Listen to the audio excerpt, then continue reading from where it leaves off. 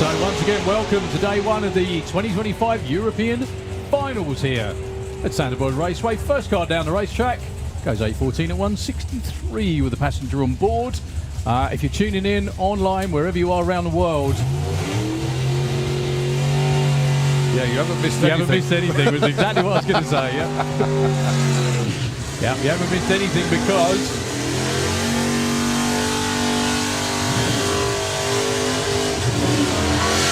Colin ran me this morning on the way in and it was absolutely hooing it down. It did stop. They got it nearly dry at about 10 o'clock, which is an incredible feat.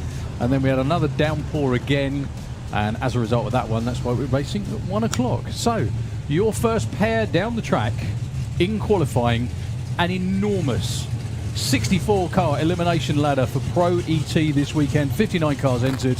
And the first pair out, Anthony Mitchell and Lee Huxley. Yeah, Lee Huxley in the first pair because he wants to get back because he's in Super Pro as well. So, double classing for Lee. And both of them with 0-1 reds. Just to remind everybody.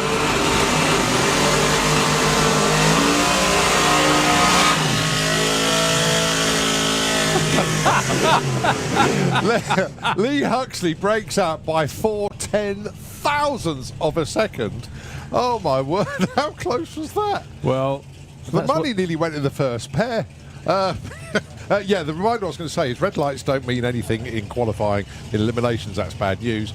And also, whilst we mentioned it, Perfect Awards, £50 for Perfect ET, £50 for Best Perfect Light, both courtesy of Dragster.com with their sponsors, of course, Team Twister Racing in memory of Hayley Hadfield, and, of course, Bad Habit Racing, Kath and Tig Napier. So, our next pair, Chris Newsom with the MG, the Pro Stock MG in the Slick Tricks lane, and John Turner. So, Darlings, 982 for Chris, 904 for John.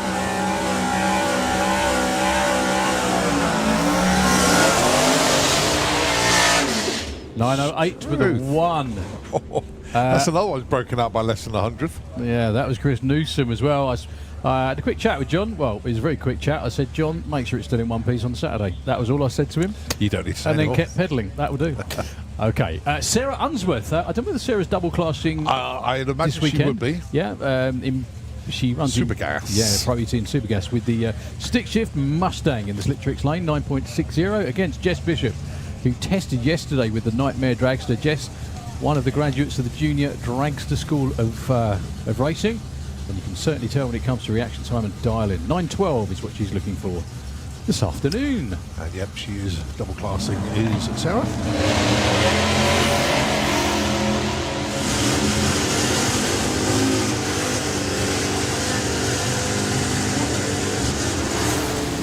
.937, way too quick. Look at that number for Sarah. That could well be her quickest run ever. 147 miles an hour in the other lane, though. Jess goes 9.15 on a 13, I think that was off the top of my head, to go to number 2 for now.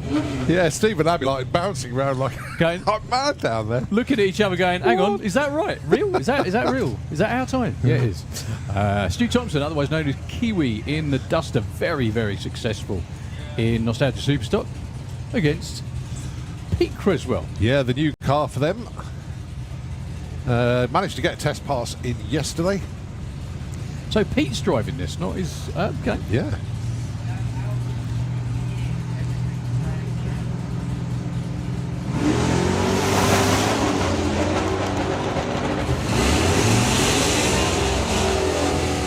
So Kiwi will be over the line first with a 995.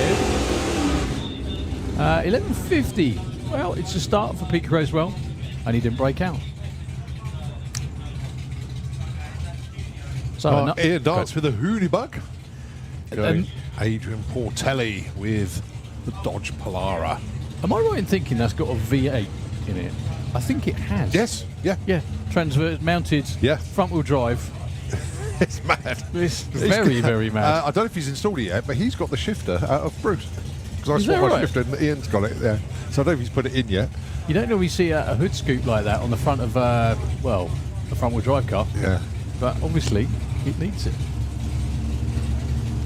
He dials 11.99. Adrian Portelli, 10.10. Another one of those immaculate cars that could, well, being anything really, but Nostalgia Superstock as well. Yeah, got to say thanks to Kiwi actually, who just did that run, and Adrian Portelli. They were two of the cars that came along to Silverstone Festival a couple of weeks ago, and represented Nostalgia Superstock very, very nicely indeed. And of course, taking part in Pro ET this weekend.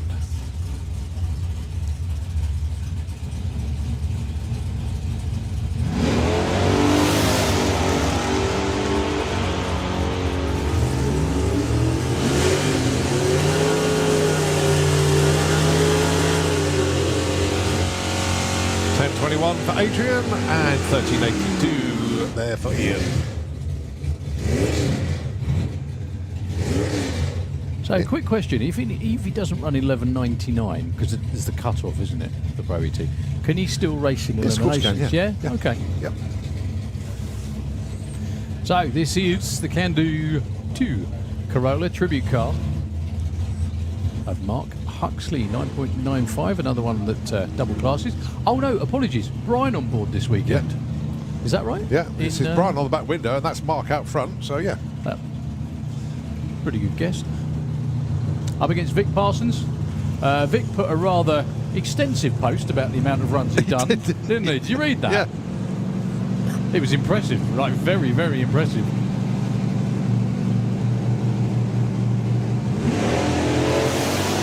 So the Darlings then 9.95 for Mark, i.e. Brian, and 9.78 for Vic. 95 and 10.11. Oh, it's a shame Vic didn't have Mark's Darling there.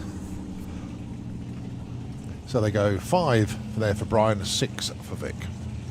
Okay, I think that's Carl Goldsmith. It is indeed with the bug. We missed Carl in Pro ET. Yeah,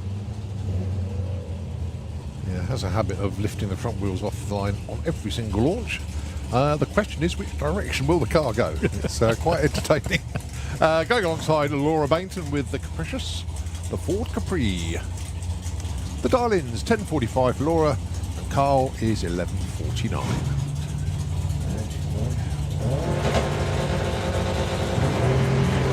Oh, it's straight.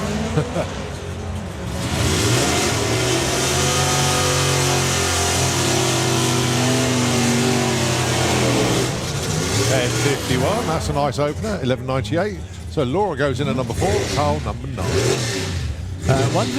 One thing I've got to mention, and probably will mention a lot more throughout the weekend, is because of the size of the field, i.e. 64 car qualified field, there is a massive amount of qualifying points to be had this weekend, isn't there? Oh, it's huge. It is absolutely huge. Nick Mugridge is your points leader in Pro ET. And as you say, anything can happen.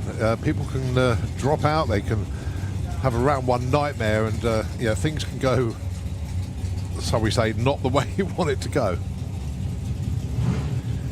There's so many in Pro ET in the points that it actually takes up 2 pages. So here we go. Nick Mugridge leads, and he's got a 500-point lead over Amy Watkins, who is ahead of Tom Watkins. So the Watkins family doing very well at the moment. So quick question then. That lead, a 500-point lead is quite serious. That can be eroded in qualifying. I was just going to say, that can almost be wiped out, if not completely wiped out, depending on how qualifying goes. So it's Alfie Ratton and John Bean.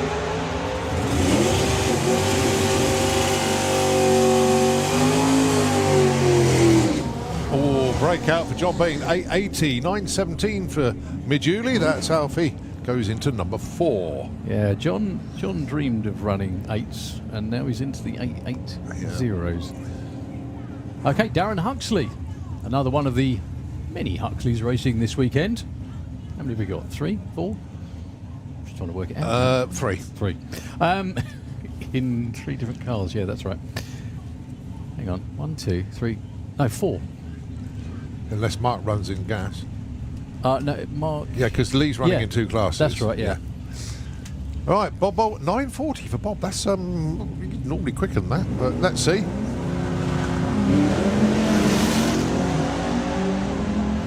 It could be a headwind thing. It could be. Or the fact he's just had lunch. 9.51 there for Bob. Goes to number 7. Darren goes to number 8 with a 11.37 on a 25. All right, Bill Wilson with the pickup truck. I had the joy of Bill and, of course, Willie, his crew chief, and myself. We basically did the whole of street weekend together. We did every checkpoint, north and south. It was a great weekend, and one for the memory banks forever. It was such a shame that Mark couldn't make the whole trip with us as well. Got towards Melbourne, and the car decided didn't want to play anymore. But Bill and I made it.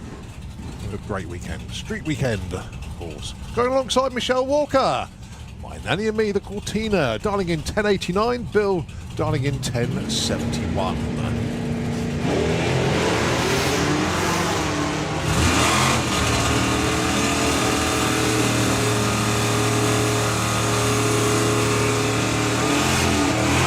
$10.94, 11.14. So Bill goes 12, Michelle goes 13.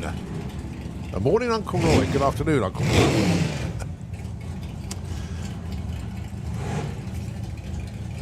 Right, it is Charlie Seward with, depending on which side you look at the car, the bracketeer or the racketeer. Going alongside Dave Rudd, Mr. Qualifying himself in the Banzai Cobra. 972 for Dave, 891 for Charlie. Yeah, that bracketeer Camaro is just awesome. Beautiful car. That's pretty much what a pro stock car in this country used to be like.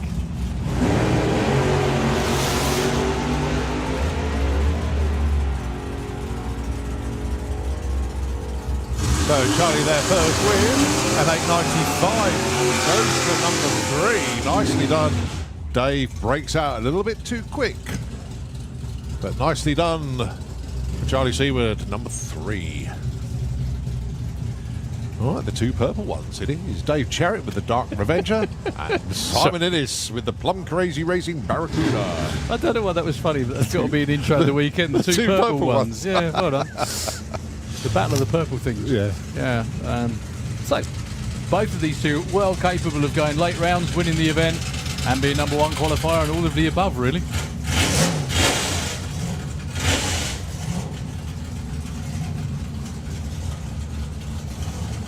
So 22 cars through so far. We've still got a whole load more to come.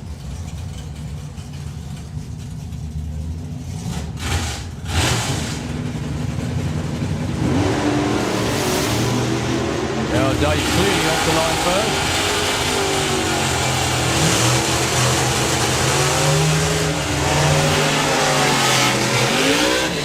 So 998 for Dave, goes 13. Simon Innes slots in at number 5 with a 1080 on a 1075. Yeah, that's going to bunch up a lot as we move through the day weekend. Okay, Jason Pickett with the Cherry Bomb. Very, very nicely turned out car. Beautiful Now car. down in the 10-1s, 10-15 is dialing against Johnny McClure with the Thunderstruck Willis. Yeah, Johnny made the final at Greenlight Nationals in the big bracket. Did very well indeed. Unfortunately came up against Scott Hauser in the final. But nevertheless, Johnny McClure took home a trophy.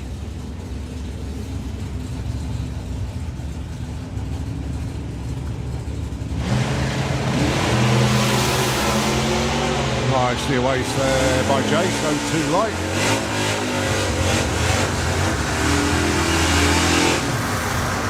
$9.89, 10.07 breakout for Jason. Johnny slots in at number 8. Phoebe Davison. Nice to see her in national competition. We normally see her in the 100E challenge. Dad Julian out front directing the traffic, going alongside Don Scott. With the Superbird, 980 dial in for Don. Always one to watch out for.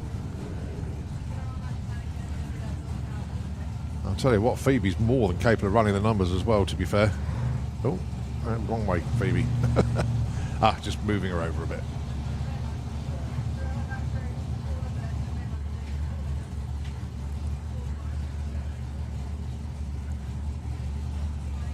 So Phoebe has run this car into the 10s. But looking for consistency. Very consistent car, to be fair.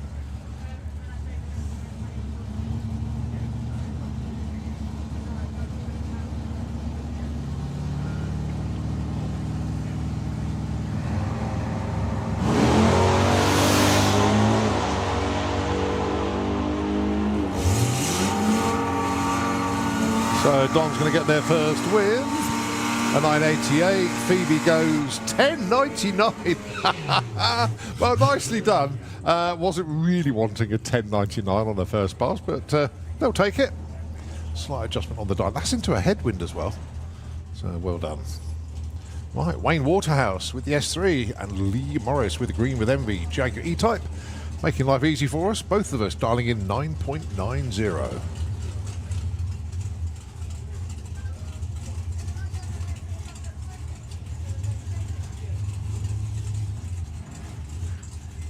So round one qualifying Pro ET.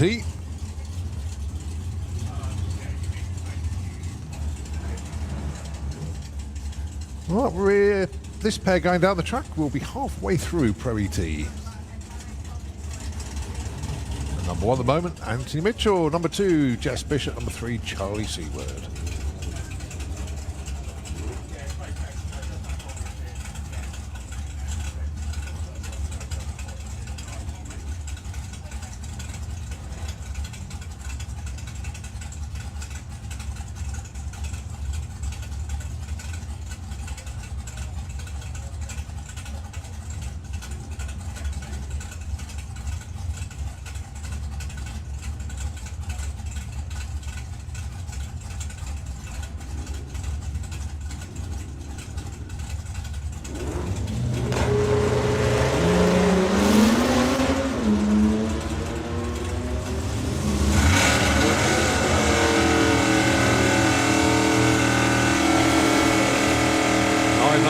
There for Lee. Problems for Wayne, unfortunately, on the run. Coasts with the 13.04.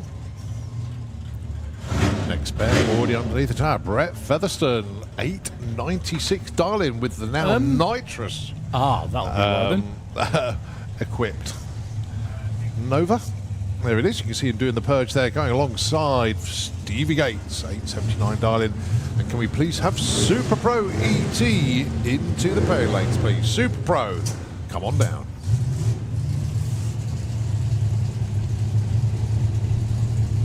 So Stevie Gates started the season very strongly indeed, but a couple of early exits have really knocked his championship chances.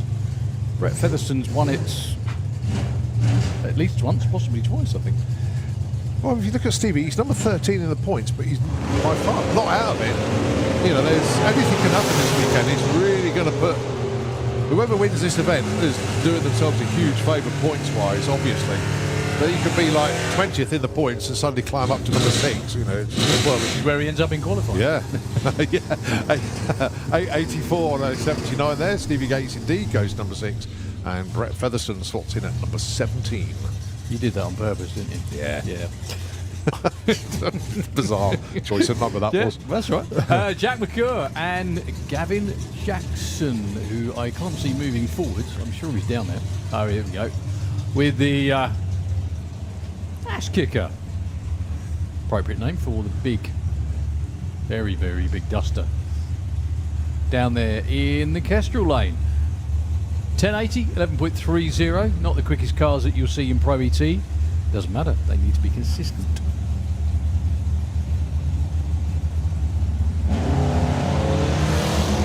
Nicely away there, Jack. 017 on the tree.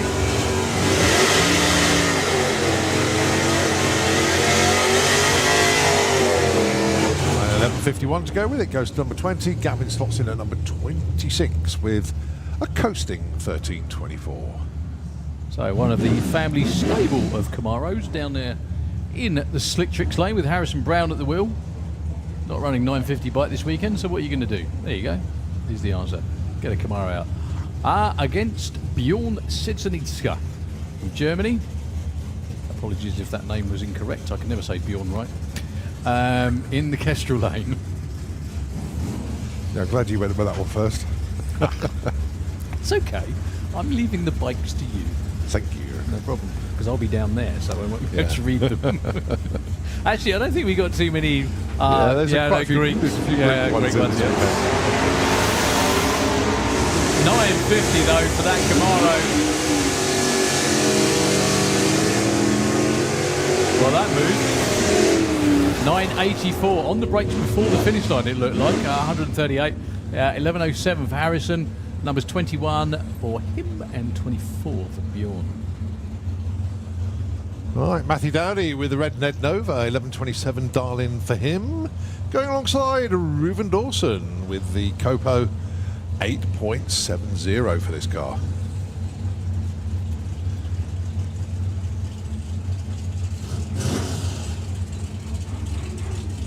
That Nova really is show quality. You never know the back window fell out of it, would you? Beautiful car. Also, 1127's a little off. Yeah, it can go into the very high tens. 007 light for Reuven. You can tell he enjoys the practice. 884. No jet lag for Reuven. He was in the States last weekend. Matthew Dowdy, though. 29 with a 9 on a 27 goes to number 2. Yeah, that might be more like 22 by the end of tomorrow, but still a good effort. Kirsty Tram and Susie McClure underneath the tower now. Kirsty with the green Camaro, which she runs in Sportsman ET, Pro ET, and Street Eliminator. Thank you very much indeed. Yeah. And Street Weekend. And Street Weekend. Could she triple class? Or is that not allowed? Rules not allowed. Oh, okay. No, I just wondered, just out of blind curiosity, I just wondered if anyone had ever done it. I know that you can if you have more than one car. Oh, okay. For example, Dave Fulton, when he's had the Nova up here and the or Roadster. he's got the ump with one, he gets the other one out. That's the way it works, isn't it? So Kirsty 11.90, which is on the keen end of what that car can do, and Susie with a 975. Susie's getting much more comfortable with this car.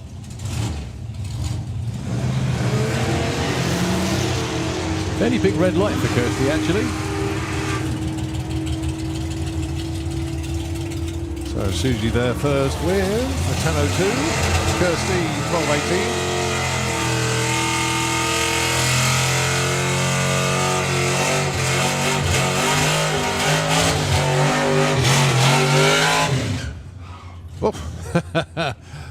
Billy just making sure that everybody knows he's here. Of course, Billy Everett with the Duster, going alongside the National Championship points leader, Nick Mugridge, with a little dragster down there. Well, both of these two came from the world of junior dragster. Probably they raced each other in the juniors league, thinking of the ages of them. So I think Nick is slightly older than Billy. Billy, I know, celebrated his birthday at an event this year, and I accused him of being 30 years old, and he wasn't. He was 26, something like that.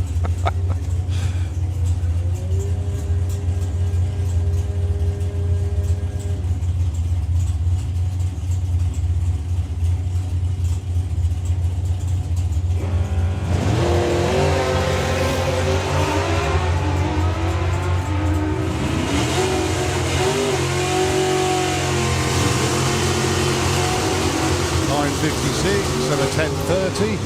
Billy, number 21, Nick, number 16. Well, I must admit, after the first pair, I thought we were going to be in for a right qualifying busting session, but everybody seems to be a tick off today. Yeah. It's not happening. They normally nail it down much closer than this. I'm sure it will happen. But then you've got Colin Morris and Amy Watkins up next. Amy, number 2 in the championship points at the moment.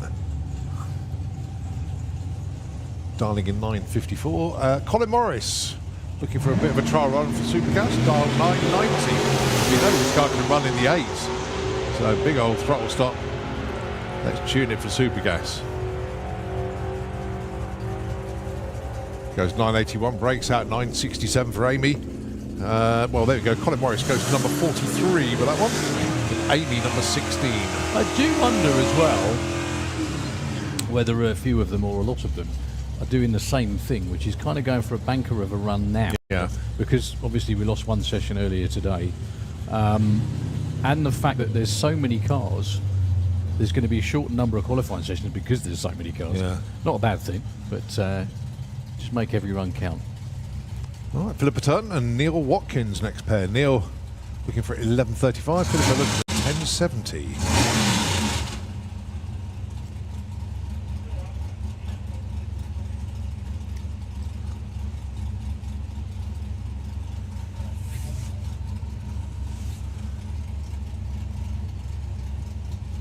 44 cars down the track so far.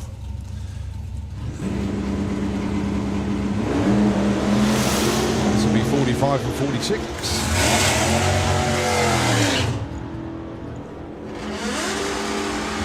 So Philippa will be getting their first win, a 10.63 breakout.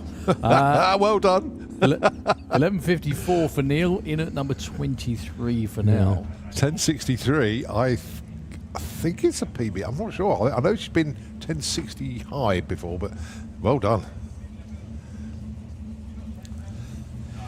All right, next up then, winner last time out, Marie Mills, took the Wild Bunch win at Excellent.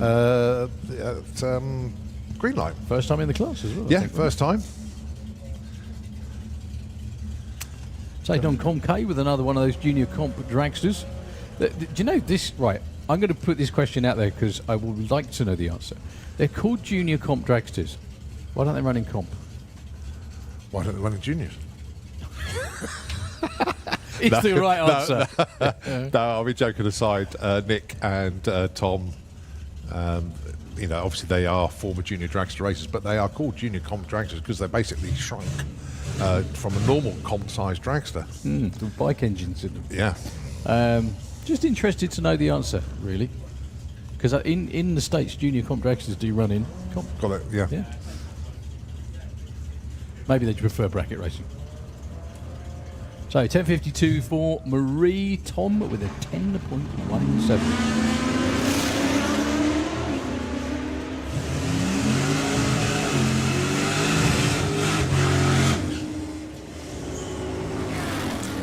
$10.23, 10.56. Marie goes to number 6 actually with that. Tom in at number 11. Okay, a couple of greenies on the start line this time as opposed to purple ones. Ian King with the big Chevelle. Is that Green King? Gotta be. Ian, you're missing the trick, mate. Get on the phone. Yeah. Sponsor alert. In the Kestrel lane. Yeah, that could be. We could have some beer wars. That'd be great. Kestrel lane for Ian. And 11.15 for Doug McClure with the Slug Cess. I think these could well be the last two cars. I don't see any. There might be two under the tower, but I think these will be the last pair for Pro ET. Oh, yeah, exactly. Well short. Yeah, we're short. Only 48 cars. So you know what I'm going to do now? Look through the entry list to see who hasn't won.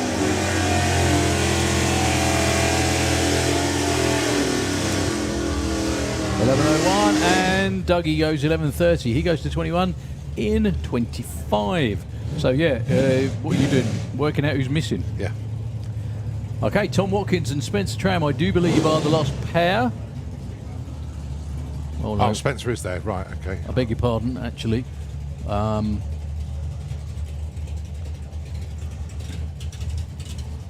That's Jeff Cowley's car. I'm not sure whether Jeff... Yeah, that is a Pro ET car as yes, well. Yes, yeah. Jeff's not in it, though. His son. Aha, that'll be why. So, Tom Watkins with Doris, the best name for a race car ever, in the Kestrel lane, 907.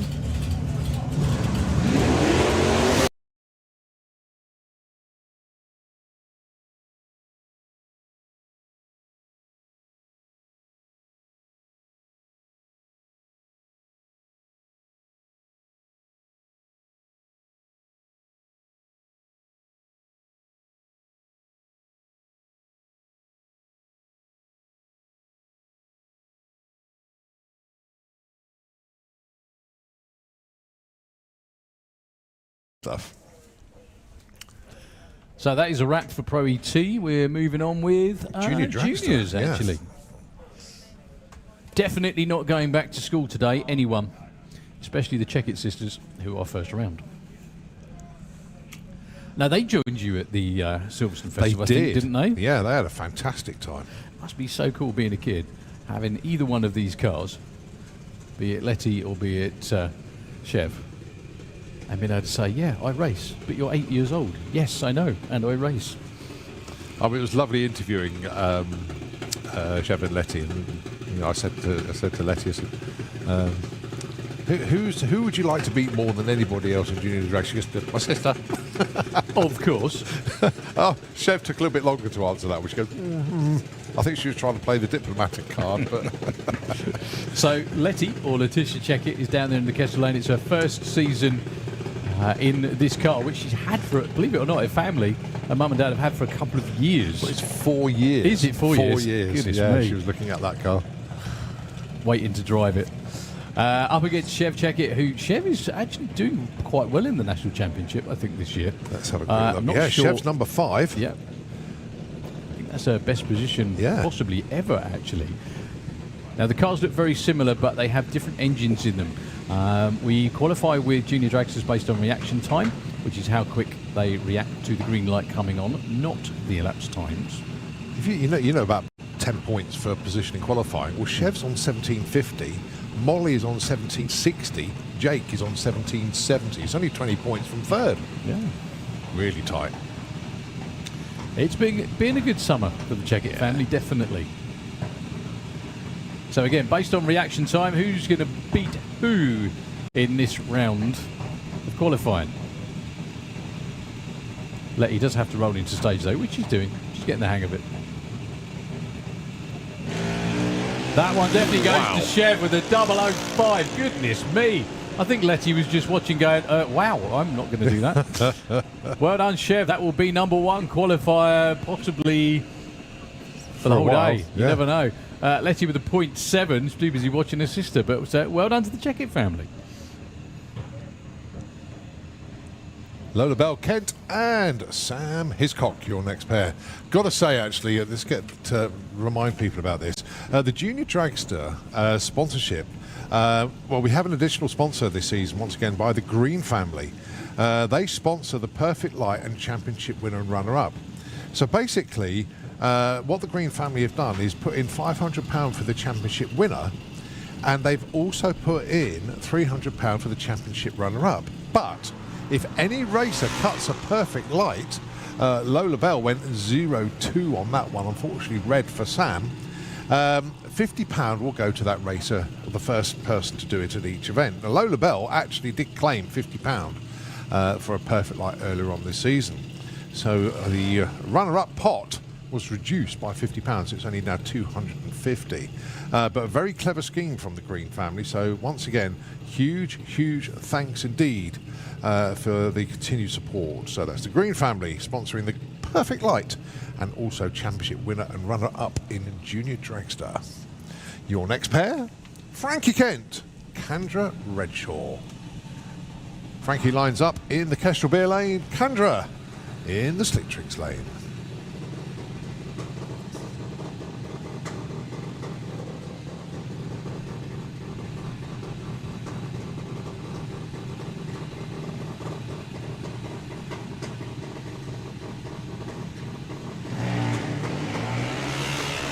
Well, both of them, the red light burning bright on the bottom of the tree. So a little bit too quick for both of them. They do qualify on reaction times, not speed or ET. That comes into it when we go into eliminations. So Luke Mugridge, he is your championship points leader, going alongside Teddy Howe.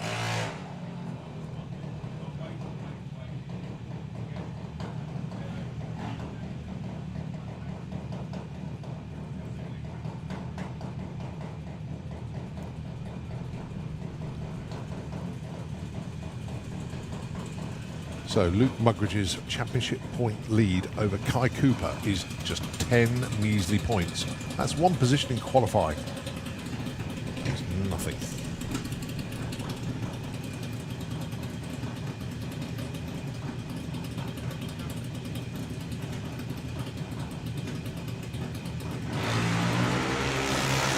Oh, 3 light there for Luke. That'll do to put him into the number 3 spot. And Teddy with an 05. That'll put him number 4.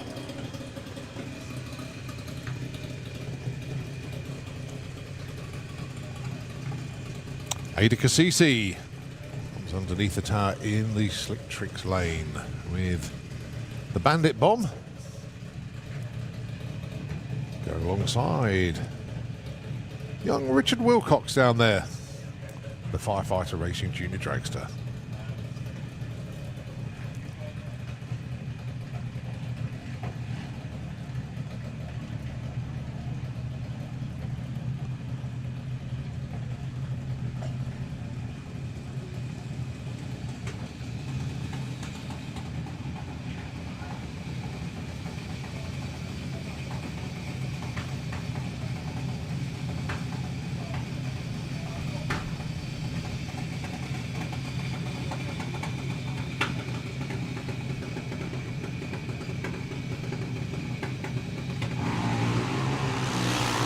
Oh, 05 the right side for Richard, 04 the wrong side there for Ada. So Richard goes to number 4. Ada slots in number 10.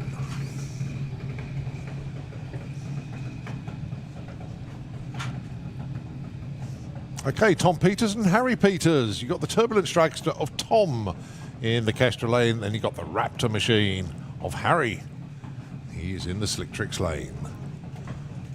So the brothers line up against each other. If you look at the two cars, it's a flip scheme. So one car is red with black and the other car black with red. And do look very good for it. 05 there for Tom Peters. So he'll slot in at number 6 with that one. Harry with a 0.18, a little bit further down. Well, 4 of the cars so far have gone red. Everybody else has been green. So our next pair come underneath the tower.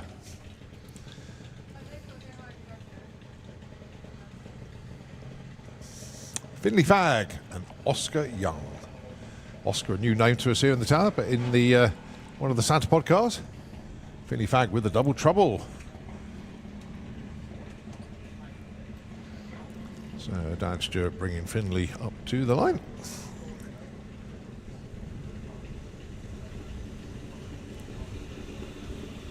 So round 1 qualifying then for Junior Dragster. Just think for day 1 of 4. The European finals. Only the second class in qualifying as well. Yeah. That was a red for Finley. Doesn't matter how big it was, it's still a red light. 0.13 for Oscar. That's a good start, actually, That's for young lads. lads. That's a very good start, actually. Considering it's a junior stock car, first time in competition with a 0.13. Respect to that young man. Who's in at number 7?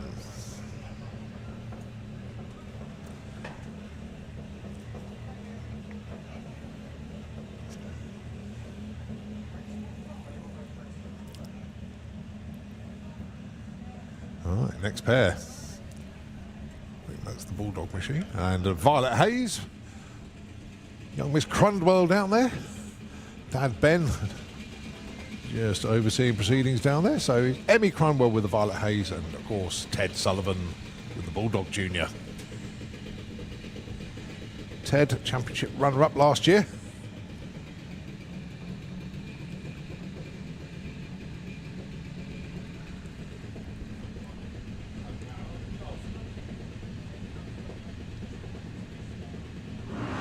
Off they go. Nice. Wow. 0-1 for Emmy for number 2. 0.1 for Ted, gets him in at 8 for now. Not bad at all. I'm guessing it's not a return to school day yet for any of these young ladies and men. Well, my kids don't go back till tomorrow. Maybe it'll be at school tomorrow, who knows. I'm guessing definitely Monday. Molly Openshaw and Amelia Innes. Molly, Kestrel Lane. And Amelia in the Slick Tricks Lane. Both junior modifieds, which is why the number on the board is 8.90, because they're a bit older, they can go a little bit quicker.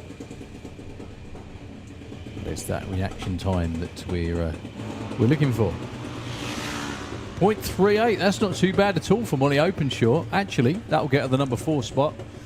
0.78 for young Miss Innes, gets her in at 9.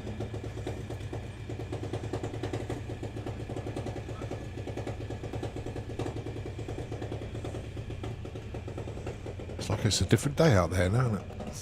Weird. Well, for the next half hour. Yeah.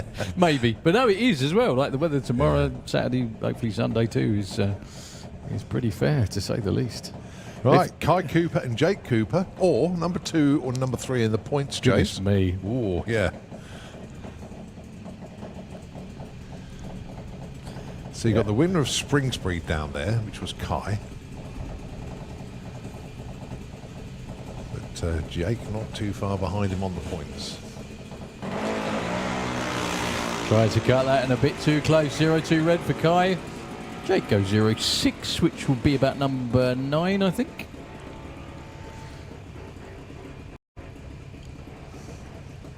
Did I hear a bit of whomping going on? Yeah, but after the finish line to keep the car going, probably. Eva Davis and Daniel Todd, 2 young drag racers with fairly famous and very, very quick and fast fathers, shall we say. Yeah. So that's Mark Todd bringing Daniel in the slick trick side, and Mr. Nick Davis will be doing the same for his little girl over there. Yeah, Nick Davis playing next weekend with a no quarter given halted at the Hot Rod Drags. Going alongside Brian Whitfield. Brian Whitfield, yeah.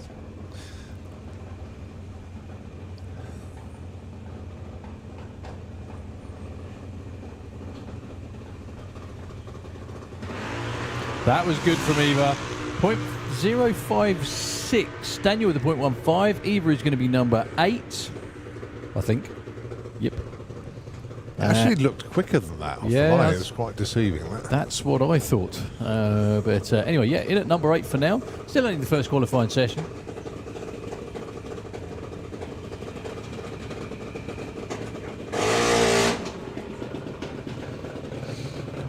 Right, Neve Deavy down there.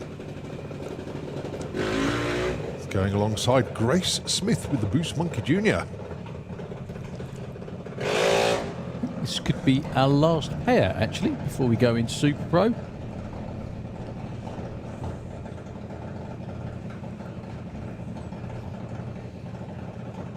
Very unusual not to see Rich down there on the start line. I'm sure he's around somewhere. We know if he is because the sun goes in. That's because he outshines with his personality, outshines the sun. Good recovery. That's what it's all about. Unfortunately, Neve goes red. Very close one, actually. 0-1. Don't be too upset, Caitlin. That was an 0-1 red. She was real close. 0.25 in the underlane for Grace Smith. Gets her in at number 4 for now. Okay, that's a wrap for Junior Dragster. Your number 1 qualifier from the first car that left the line in that session is Chev Checkit. Second, Emmy Cromwell, Lola Bell Kent, and then Grace Smith, rounding out top 4. So we can see lots, 44 cars entered in Super Pro. Going to make life very, very interesting indeed, because only 32 of them can take part in eliminations when they come round. I think the sweet spot for qualifying is about 37, because then you're almost guaranteed a final round spot. Is that right? Yeah. But you have to get in as an alternate, obviously. Yeah, we've got the real absolute cream of the crop for European Super Pro races. Quick scrape with the tractor. Whilst we got this quiet moment, I just want to pay a respect actually to a racer that was booked in this weekend, but sadly passed away last weekend, and that's Phil Toppin. Very sudden, very unexpected, and I'll tell you what, he's already been missed. An interesting character, had plenty of stories to tell, always quite a character, I think is the best way to put Phil. Lovely guy, and very, very sad indeed that he's not racing with us this weekend. So I know everybody in Super Pro ET and a few of the other classes that knew Phil will be having him in their thoughts this weekend. So Phil, I know you'll be looking down on the meeting, and full respect to you, mate. Rest in peace. And yeah, just thoughts with you, mate. Well, thank you very much, Colin. And as the track crew do their thing, actually it might be 2-seater first. I think it is going to be Paul Brown with ride number 2 of the day, just fired up behind the tower.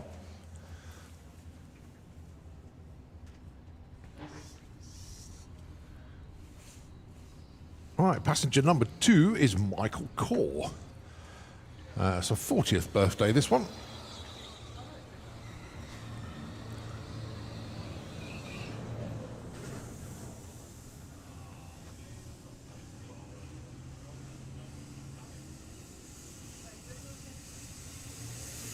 Yeah, team just getting ready to come round. You can see the car in lane number 1 of the pairing lanes. All of our Super Pro racers are in the other lanes.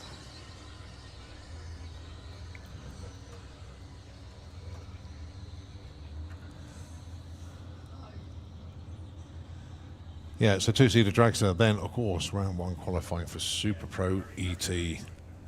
Points. Let's have a look at the points in Super Pro. Haven't had a chance to study that one in full detail yet. Let's see where we are. So it's Didwell Racing. Obviously, it's a team this year, Alan and his son. So they are on 2620. Lee Huxley is number 2 in the points. Mark Bailey, number 3. Tom Atkinson, number 4. And Callum Swinchat is number 5. Not out of the running, though. Giles and Hartley, number 6. Scott Hauser, last year's champion, is number 7. Then Josh Duncan, Dave Russell, and Team Vadadu Racing at number 10. But as we all know, with 32 spots in qualifying, if you don't qualify and you're in the championship hunt, then that is going to hurt. So really, the top 10 yeah, in the points really got to make sure they qualify this weekend. So a bit of a bump spot battle, I think, could ensue by the time we come round to getting into eliminations on Saturday. Well, on that note as well, I do think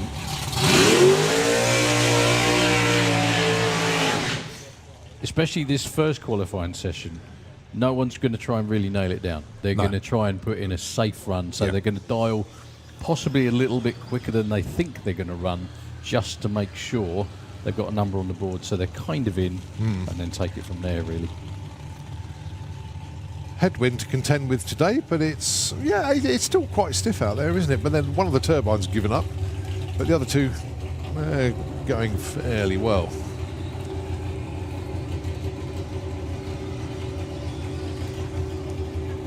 So Michael Core from Beton, or Beaton, I don't know where that is in the UK, but a 40th birthday present. Final instruction given to our passenger, i.e. push your head back, don't lean forward, otherwise when Paul launches it, you're going to have a bit of a headache. So low 8s, around about 166 miles an hour. We'll sometimes dip into the 7s, but as Paul was saying to me yesterday, that headwind in this car was nearly 0.2 of a second difference.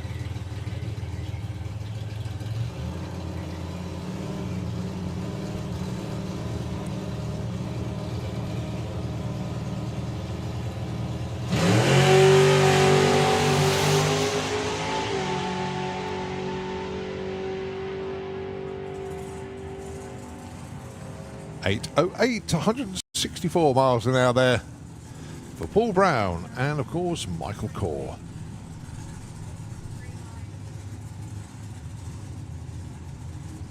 So Paul Brown scheduled for 5 runs this afternoon. That's a quick turnaround for that car. But they're more than capable of doing it.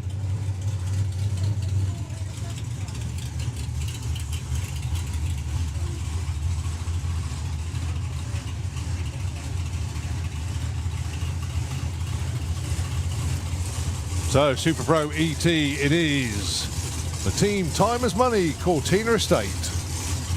Going alongside Pete Walters.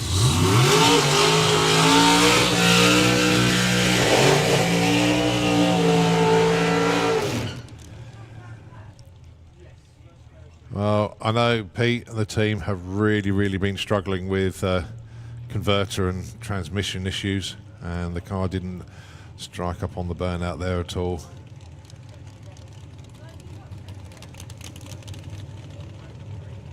To be fair to the team, I think they were just a miracle that they managed to get here at all this weekend.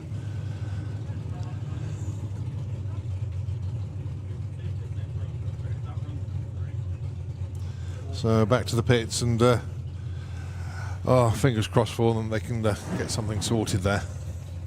So it's going to be Tom on a solo for this one. Dial-in of 8:55. Your first car in Super Pro.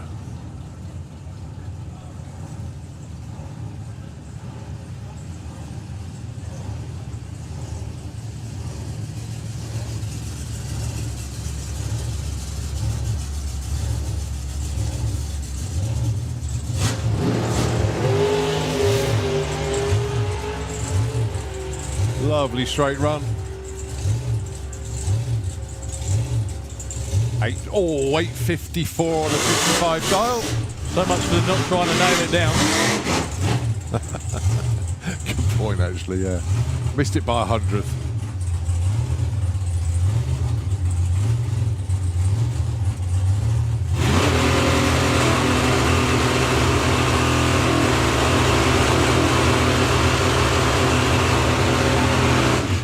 Very distinctive burnout there for Dave Russell, the van with no name, the Marina van. A couple of weeks ago was representing the world of drag racing down at Carfest at Laverstock Farm.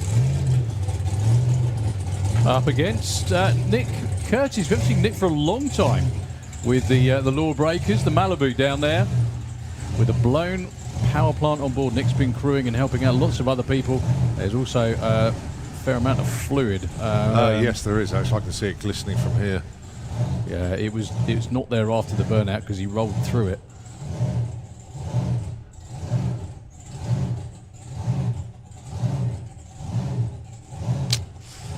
Shame, not the debut he was hoping for, but after spending all that time, money and effort on building the car, better safe than sorry, definitely.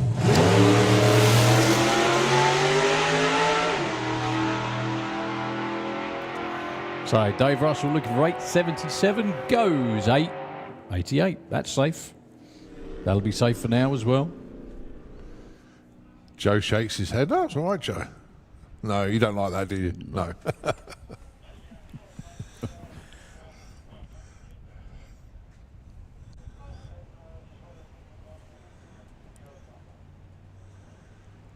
So just a little a wipe down with the billies in. Yeah, it's not still leaking, but whatever it was, obviously. I think I know. Really?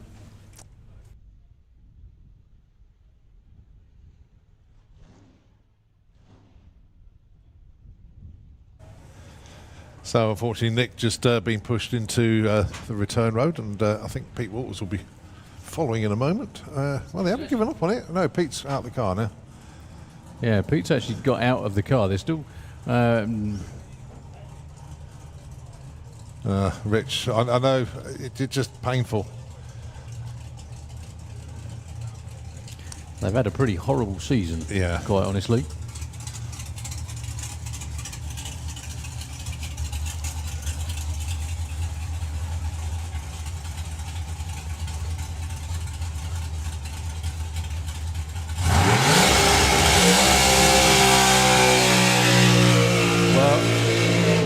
Actually going to be taking the car back to the pits, so whatever it was. Yeah, there's a tractor coming forward as well, so it's a little more than just a splash, unfortunately. Okay, Claude Knopf with the Camaro. I think from Switzerland, but I stand to be corrected. Darling 7.60.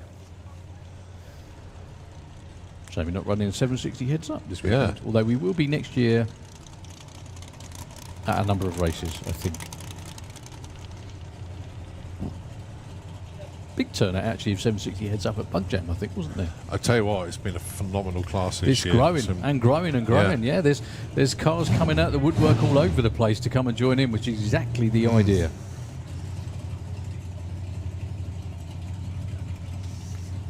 You know, and it's such a mixed bag as well, which is what I really like. You've got the likes of our blendable with the truck. You got the Supra of the Turners. Mark's over here. Yeah, he's running a Supra this weekend. Right. And then you have people like Scott Collin, Yep. with the 100E, and he's playing this weekend. Yeah. That could well be another car. Yes, Nick Curtis when they get that nailed down as well. So great to see the Lawbreakers back again. Hope things go a little more smoothly. So Claude Knopf from Switzerland, I do believe, with the Camaro in the Slick Tricks lane 760. Whoa, going for a very, very big wander indeed. The car was unsettled actually the moment it left the start line. Goes 877 at 109. Just, it wiggled when it left and it kept wiggling. Is probably the most unscientific explanation you've ever heard. There's not many races that can achieve half a mile in quarter of a mile, but you had a good go at it then. But it didn't. It wasn't settled. It wasn't planted when it left the start line, and it just kept going that way. So anyway, got hopefully another go a little later on this afternoon.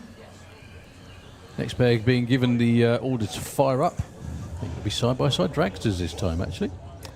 As they do, can we please have Super Gas into the pairing lanes, please? Super Gas, let's have you into the lanes. Very quickly, actually, points-wise, Super Well, Pro. this is your points leader. This is Team Didwell. Bradley Didwell and Alan Didwell share the driving duties. I think it's Bradley behind the wheel. Yeah, because there's Alan up front. Got a 200 get my maths right in a minute, 140-point lead over Lee Huxley. So that's a round and 4 qualifying spots, basically.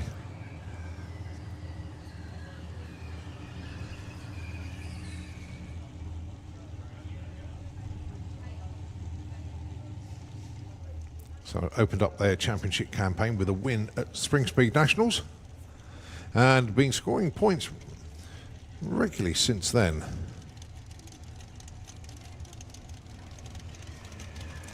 Also took maximum points out of Summer Nationals.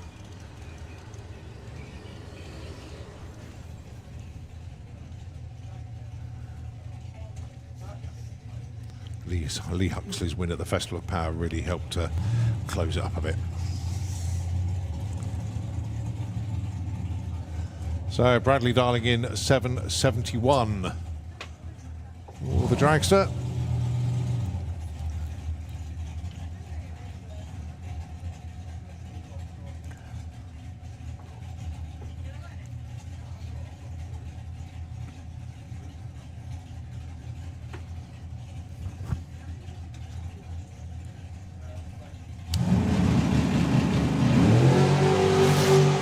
Very nicely 021 off the line, but it's the ET that's more important at this stage. Oh, wow. 771 with a 5. That's how you take points leads. You do that every single run in eliminations and you'll be virtually unbeatable. Virtually, I said. Okay, blown car and carb car coming round next. Sorry for that was his banker.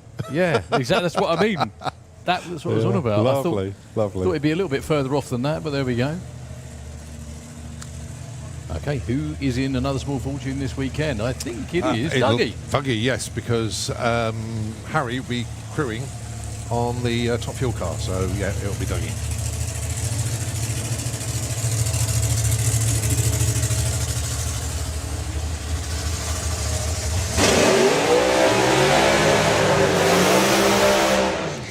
Well, this is definitely going to be the hilarious car Sean Lorne has ever raced against, I think, or been alongside. That's Sean with the Wicked Lady in the Slick Tricks lane, 8.65, the dial-in for the dragster that has been around in British drag racing for a long while now. Funnily enough, same as the car in the other lane, owned by Sid and Crunch. Yeah, that's been, you're right, yeah, that's been around a while now. Do you remember, I'm not going to say what happened when it debuted, but yes. It made a spectacular debut It weekend. But the car is, for all intents and purposes, in case anyone's wondering, a top methanol dragster. It's the same as what you're going to see tomorrow with a blown combination. However, there are a couple of key differences that mean it isn't. And the reason that, I'm pretty sure the reason that Martin Jones didn't put those options on there was because he didn't want to be tempted to try and go quicker and faster all the time. Not that his drivers take any notice. Yeah, no, exactly. I was just going to say that 6 flat dial-in is a bit optimistic, to say the least. This is the quickest bracket car on the planet. Full stop.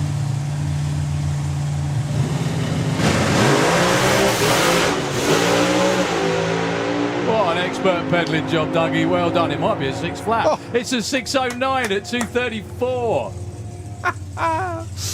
He's number 3 qualifier at the moment. In the other lane, number 2 though, 870 on a 65 for Sean Law. Fair to say that boy can drive a. You bet. That Dougie. Well, he actually pedalled it the first time, caught it really quickly, pedalled it again. There you go. That's how you run 6 zeros.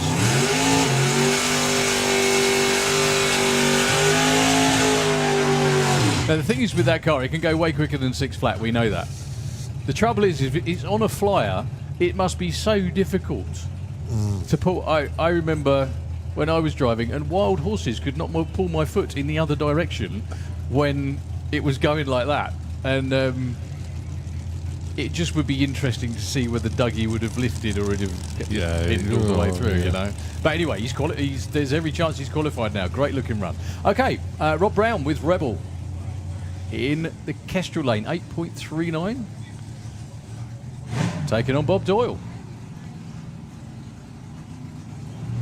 Someone stuck on the racetrack. I'm not sure who that was. It might be Dougie. Might be. So they're not far off ready to go, but it's going to take a little bit longer for the car to be cleared off the top end. We've still got absolutely packed pairing lanes, as we will have all weekend until about 6 o'clock on Sunday. We are not going to be short of stuff to watch this weekend.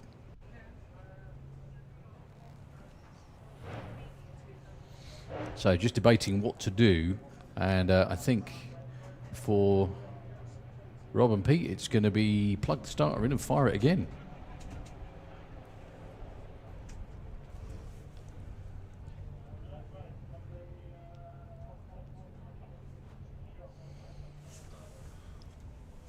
All right, so let's have a look then. Only, 6 cars down the track so far, and they're all chasing.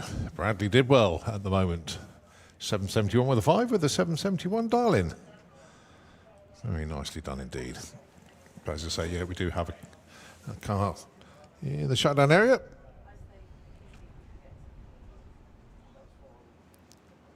So obviously that needs to move around the corner, then we can continue. Once again, just want to remind people that we got Miller's Oils here this weekend. It's what we're classing as a soft launch before their full-on launch into Santa Pod Raceway, but they are our new official oil partner here at the racetrack, and we're delighted to welcome Jody, Josh and Mark from Miller's Oils. They are right opposite the pod shop this weekend. Well, they are today, so we want to have a word with them about Miller's Oils, have a chat. UK-based company as well. And I'd like to extend a very, very warm welcome to your commitment to the wonderful world of drag racing, and we look forward to developing that relationship with your good selves. So Jody Ogden, Josh Ryder, and also their technical manager, Mark Crossley, here today as we welcome Miller's Oils into Santa Pod Raceway. And of course, their oils are available in the garage, which is of course part of the pod shop. Aha! And isn't it lovely when you put a request out earlier on in the year? No, I did put the request out. Oh, see, right. This is your fault. Yeah, this and that. Abby Bailey Unsworth has just come up with a lemon drizzle cake for us. Thank you so much indeed. We didn't get into this until a couple of days in last event. Yeah, and then it disappeared in 5 minutes. Didn't last long at all. Just went. I trust this is not going to last as long this time. because we know what it's like. Because we know it's really, really nice. But please thank the whole team. Very kind. Yeah. And was that a PB earlier on, by the way? It certainly looked like one. By the jump, it looked like it was, It was very good. Well done. And, we'll pop by and say thanks proper later on. But, nice one. Much appreciated. Thank you very much. Yes, our first food donation. No, it's... no, over this way. Mine. Lemon drizzle cake. Put it in the middle. From the Lemon Drizzle team. Of course. Where's the gold bullion team? I don't know. No, we need the money team, don't we? Actually, small fortune team. Come on. Yes. Bring it on. You've got examples. That's the one. Okay, so engines fired up once again. Rob Brown with the Rebel. And Bob Doyle with the Death Case. Oh, I'm absolutely chuffed to bits. We've got a lemon drizzle cake again. It's so nice. You and me both. Well, they actually rolled around the water box, so they're just going to go straight in, I think. Both of them. Yep. Oh, maybe not. Right, so Bob looking for 868, 839 for Rob Brown. Weather looking a little ominous again. There's one or two splats around. Let's just hope they go around us like they did before. There's plenty of clear weather for the rest of the day. Oh, yeah.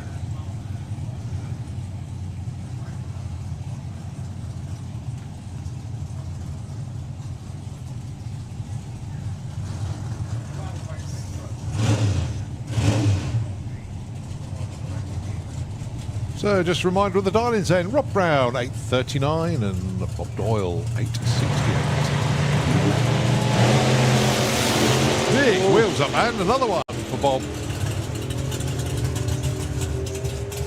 That might have been too much nitrous all at once.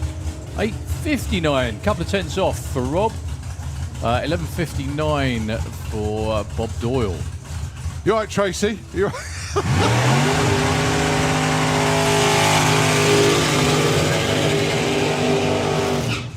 Wow, a man we see all too infrequently these days, actually, Billy Gain. Yeah. I don't think I've actually seen him out this year. He hasn't raced in 760 at all.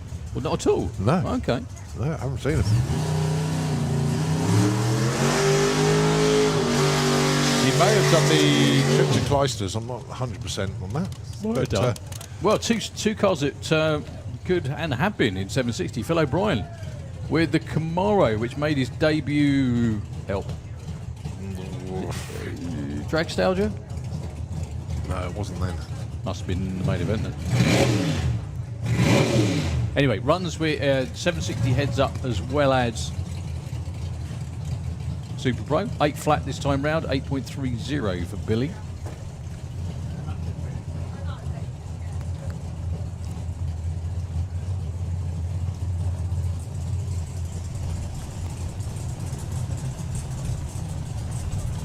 I've just noticed a little flamed pop at the head of the staging lanes. Is he going to jinx it again when he comes around? What a launch from Phil O'Brien. Brings it back off the wall really nicely, straight down the lane. I was going to say, that's got to break out, surely, and it did. 784 at 173. Yeah. Bill goes 839. Bill goes 3. Phil goes 2. I bet he's sitting in the car thinking, whee! This is fun. It does that every time now. Yeah. It's great. Really, really good. All right, Callum Swinchat with the Kings, Topolino, and Lee Huxley back round again. This time in Super Pro, though.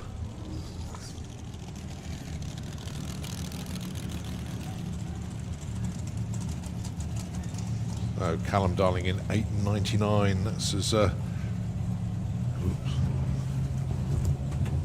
in 899 right, mate.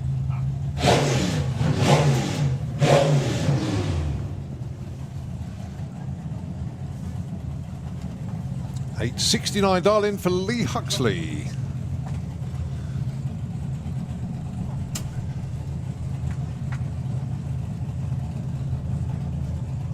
So Lee is number 2 in the points. Callum is number 5. So both of these two certainly in the running, that's for sure.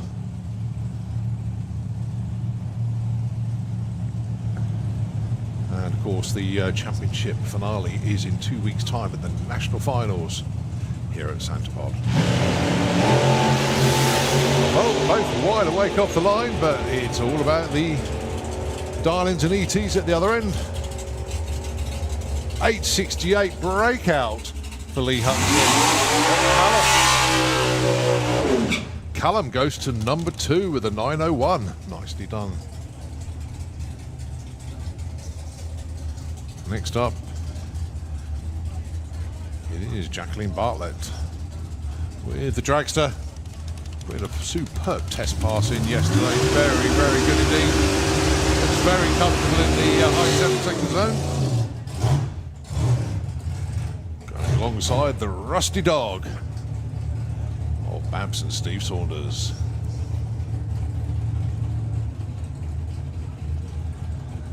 So the dragster built by John Webster, just outside the gate here, beautifully prepared, and dialing in 780. 884 the dial in for Steve. Well, this is the natural ground for anyone that's been in junior dragster, simply because dial-ins, sportsman tree, Yeah. racing the finish line.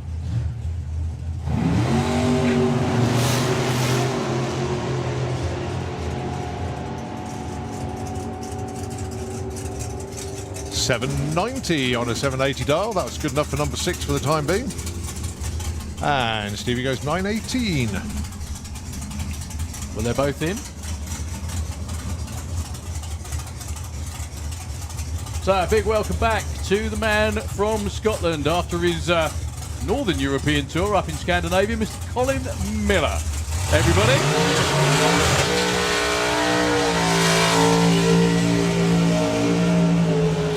It was never going to be a quiet return, was it? No. New. Dialing 745 with the Flying Fifer. If you're not a fan of Colin on Facebook, go and read about his exploits for the last 128 days or however many it might be. He does a daily update as to where he's been, what he's done. It's exhausting reading it, so imagine trying to do it. Living the dream. Yeah, 7.45 as well is the dial-in, actually. Unfortunately, should have been against AC Bell.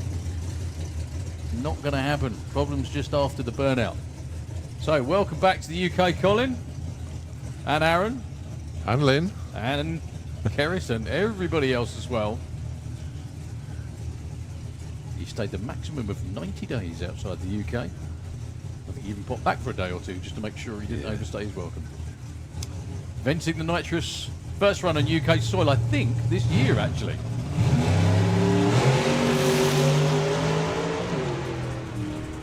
Little bit of a wander for the centre line, but he's used to that by now.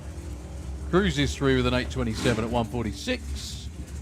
Not what he was after, but it's an 8 for all the same. 1.10 to 60 foot, which is pretty much where he always is. Welcome back, sir.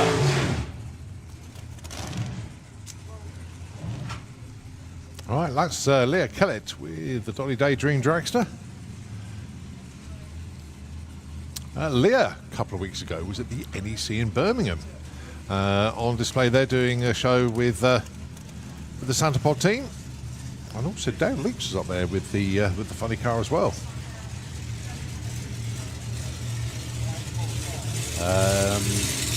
Should be again. Well, our Schofield is now underneath us.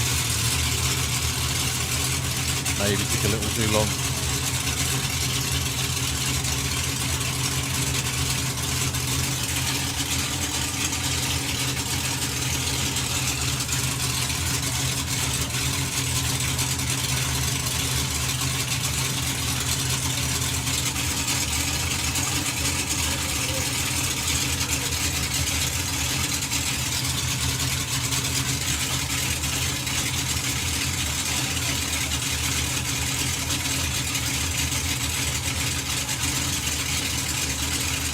Morgan just changing the dial-in. There we go. 89-second dial-in in the 6-Rix lane. That's impressive. So, 740.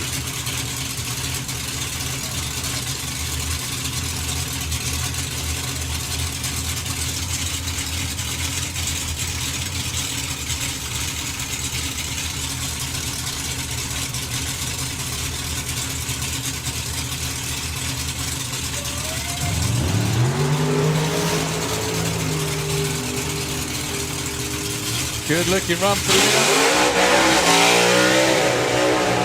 755 of the one at 173. Gets her in at 8 for now. So Alan Schofield then with the Scud Dragster. Test passed yesterday. PB 7.3. Wow. And he said that's the first time the car has really launched that he felt it. So he was pretty chuffed with that. and his 60 foot was a tenth quicker than he'd ever been. So, and that was into a monstrous headwind as well. So he was, yeah, he was pretty happy, fair to say. Hence the dial-in of 7:33. Well, both Al and Sharon do marshal duties. Just checking in the track. I can only presume that's unfortunately for spots. Yep.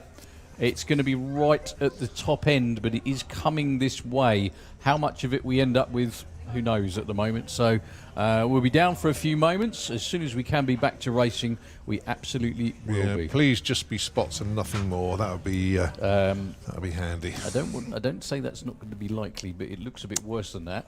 But behind it is completely clear again. Yeah. So we will get more racing in today. It's just the when part. So anyway, folks, please bear with us. Sorry, it's been a bit of a hit and miss day. But we will keep going. The forecast obviously is much better for the rest of the day and after this anyway. The rest of today, tomorrow, Saturday, and all being well Sunday as well. So please do bear with us. We'll hand back to Nitro FM for hopefully a few moments and keep you updated as we know. Thank you.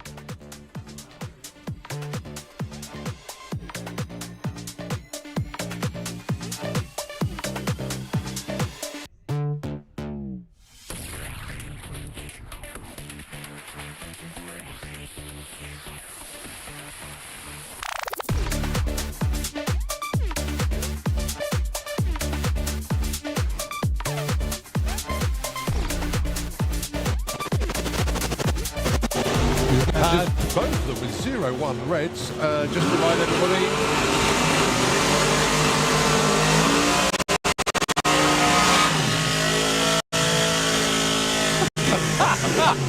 The slick tricks line is John Turner. So dial-ins 982 for Chris, 904 for John.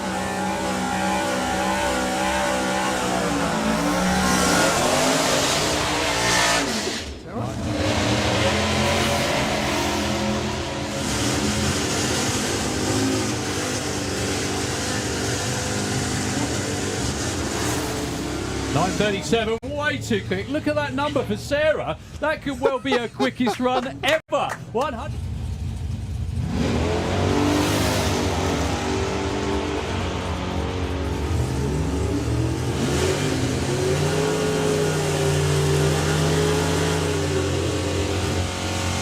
.10.21 for Adrian and 13.82 there for you.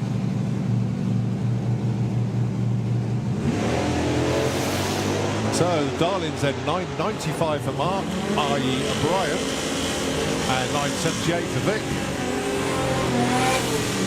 95 and 10.11. Oh, it's a shame Vic didn't have Mark's dial-in there. Oh, it's straight.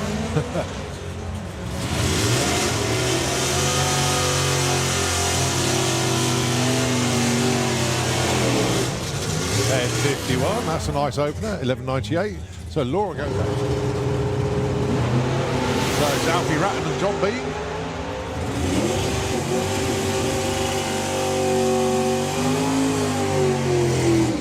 Oh, breakout for John Bean, 8.80.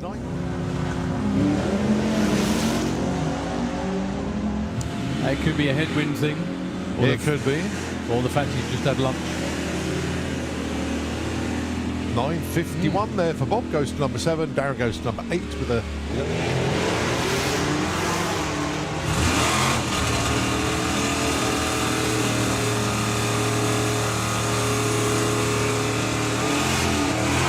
.10.94, 11.14. So Bill goes 12, Michelle goes...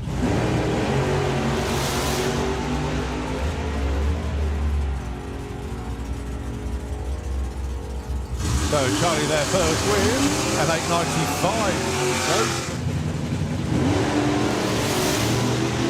Now Dave clearly off the line first.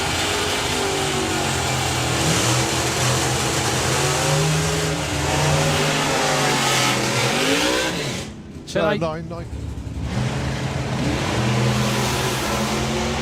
Nicely away there by Jay, so too light.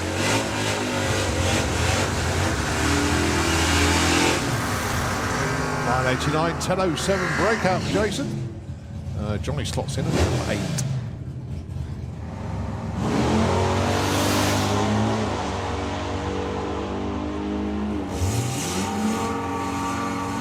So Don's going to get there first with a 988. Phoebe goes 1099.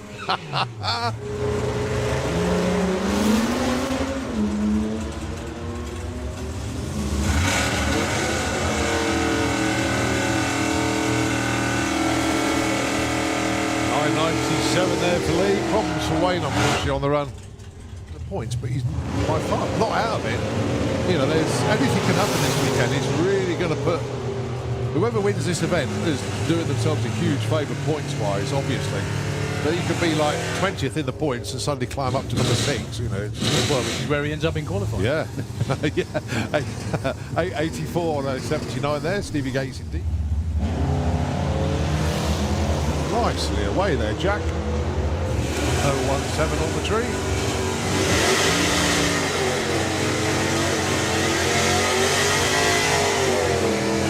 11.51 to go with it. Goes to number 20. Gavin slots in. Yeah, quick ones, yeah.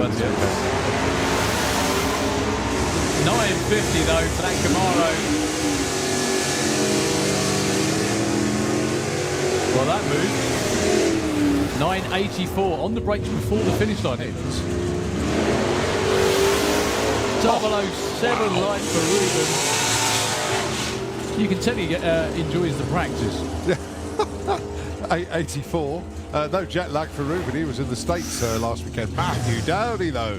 29 with a 9 on a 27 go. $9.56 and a 10.30. Billy. So you know what I'm going to do now? Look through the entry list to see who hasn't won.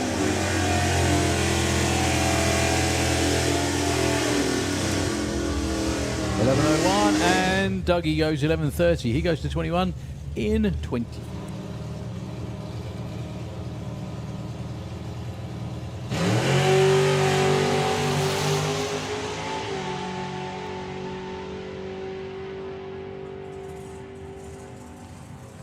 .808, 164 miles an hour there for Paul Brown, and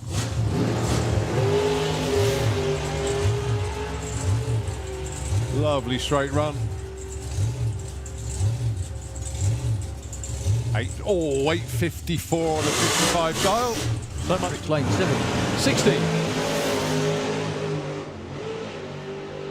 Whoa, going for a very, very big wander indeed. The car was unsettled actually the moment it left the start line. Goes 8.77 at 109. Just very nicely 021 off the line, but it's the ET that's more important at this stage. Oh, wow. 771 with a 5. That's how you take points leads. You do that every single run in eliminations, and you. What an expert pedaling job, Dougie. Well done. It might be a 6 flat. Oh. It's a 609 at 234. He's number 3 qualifier at the moment. In the big wheels up, and another one for Bob.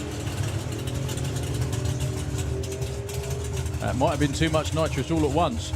8.59, couple of tenths off for Rob. 11.59 he comes around. What a launch from Phil O'Brien. Brings it back off the wall really nicely, straight down the lane. I was going to say, that's got to break out, surely, and it did. 7.84 at 173. Yeah. Bill goes 8.39. Bill goes... Well, both wide awake off the line, but it's all about the darlings and ETs at the other end. 8.68 breakout for Lee Hutton.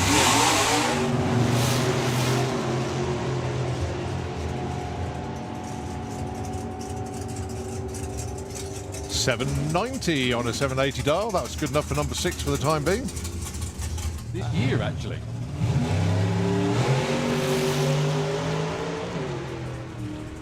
Little bit of a wander for the centre line, but he's used to that by now. Cruises through with an 8.27 at 146. Not what he was after, but it's an opener all the same. 1.1.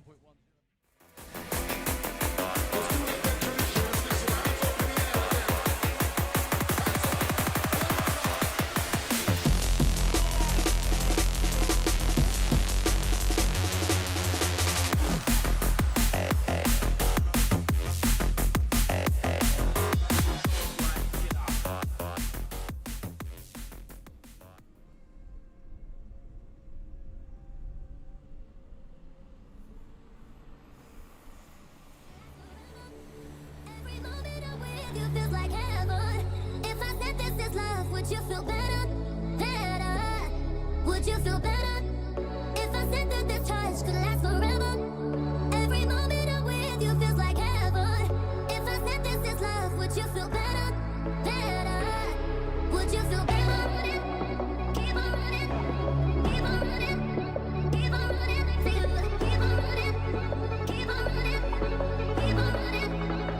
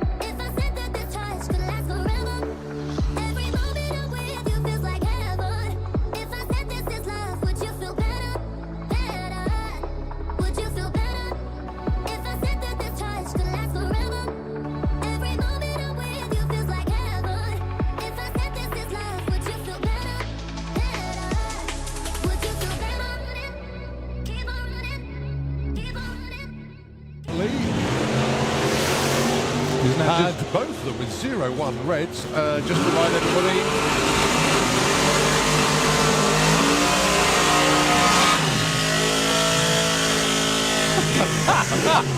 The slick tricks lane and John Turner.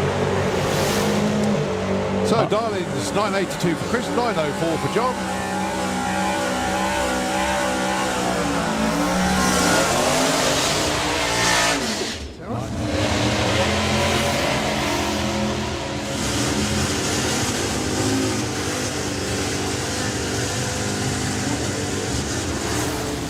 .937, way too quick. Look at that number for Sarah. That could well be her quickest run ever. 100.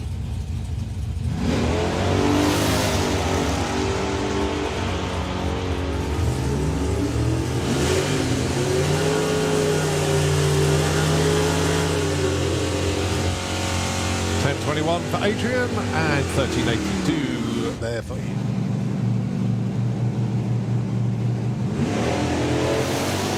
So the Darlings then 995 for Mark, i.e. Brian, and 978 for Vic. 95 and 1011. Oh, it's a shame Vic didn't have Mark's Darling there. Oh, it's straight.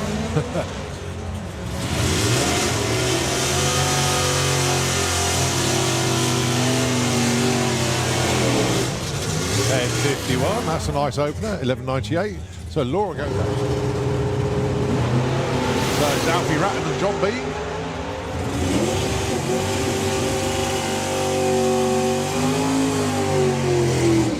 Oh, breakout for John Bean, 880.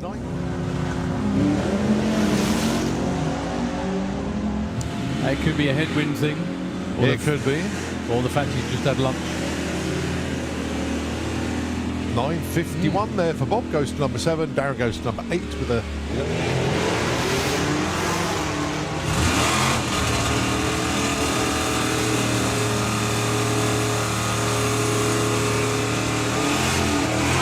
$10.94, 11.14. So Bill goes 12, Michelle goes...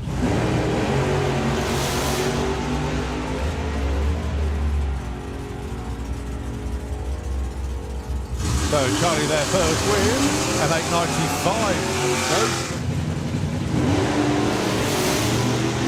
Now Dave clearly off the line first.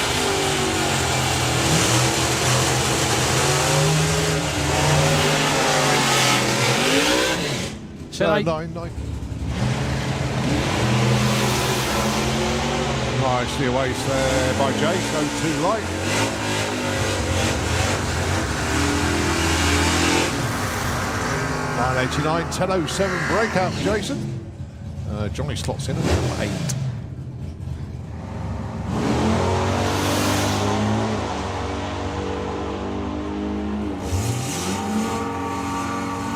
So Don's going to get there first with a 9.88. Phoebe goes 10.99.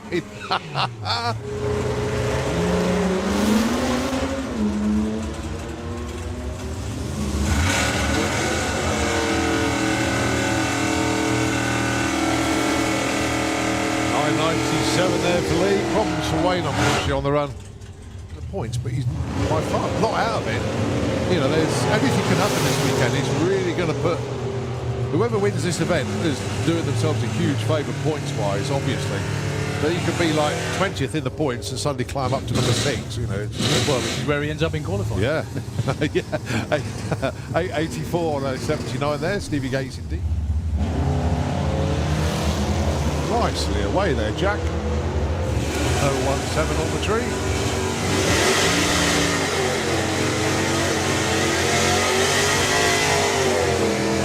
And 11.51 to go with it. Goes to number 20. Gavin stops Yeah, at quick ones, 1.72. yeah.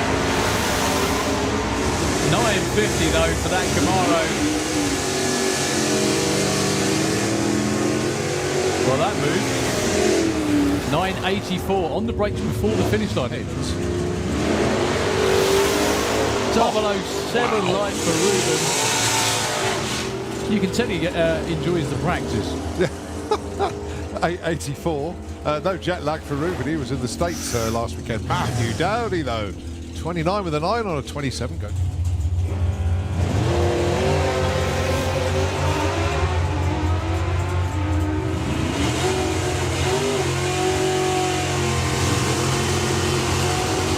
$9.56 and a 10.30.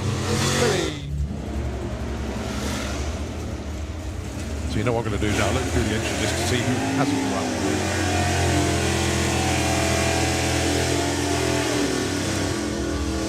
$11.01 and Dougie goes 11.30. He goes to 21 in 20.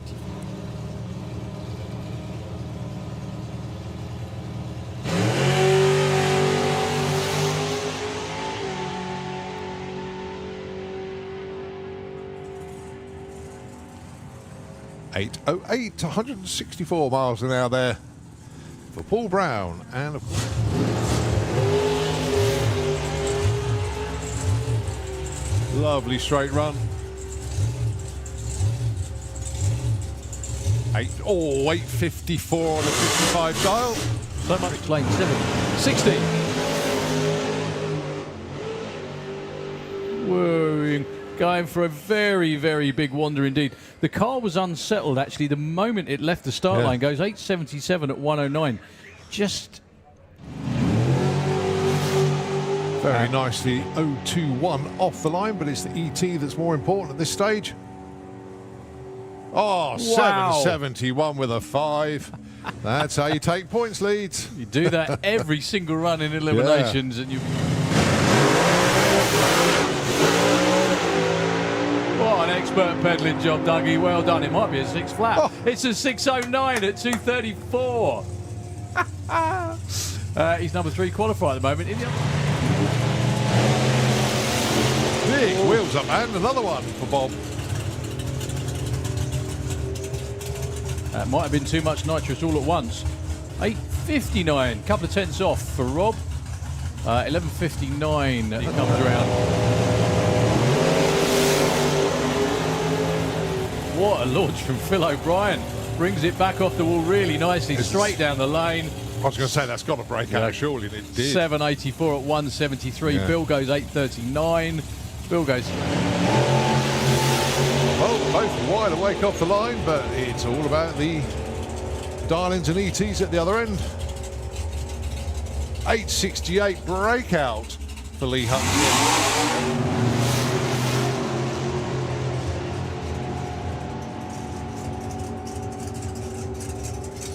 790 on a 780 dial. That's good enough for number 6 for the time being. This year, actually.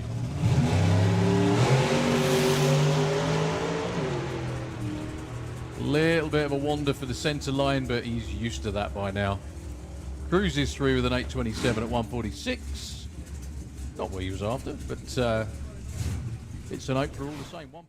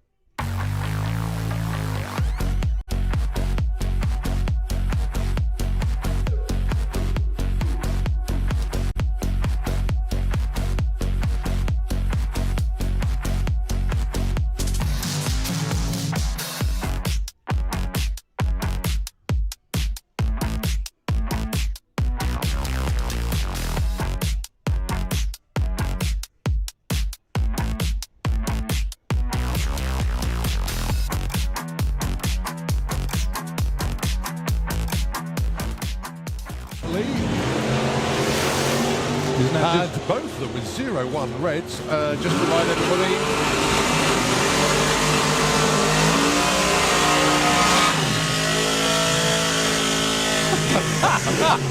The slick tricks lane and John Turner. So Darlings 982 for Chris, 904 for John.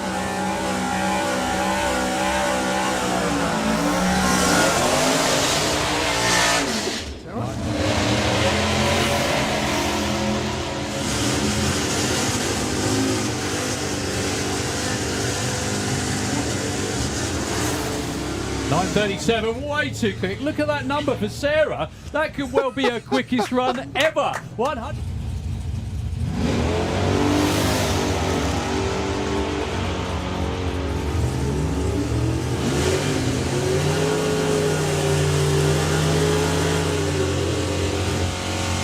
$10.21 for Adrian and $13.82 there for you.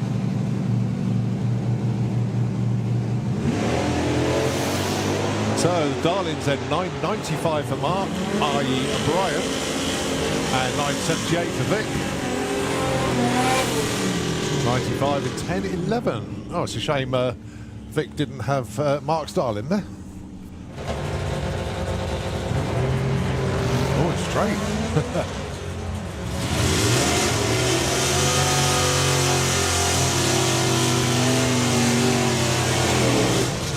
10.51, that's a nice opener, 11.98. So Laura goes out.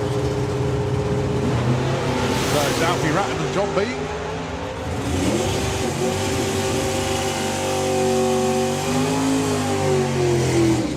Oh, breakout for John Bean, 8.80.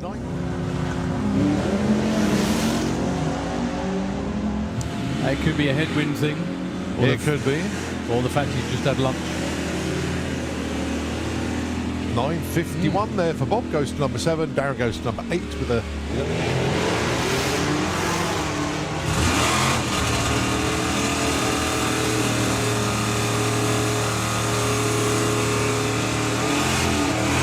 $10.94, 11.14. So Bill goes 12. Michelle goes...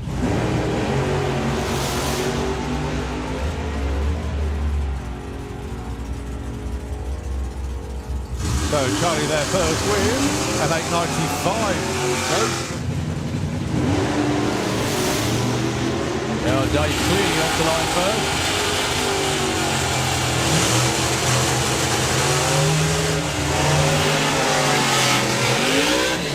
So 9.90.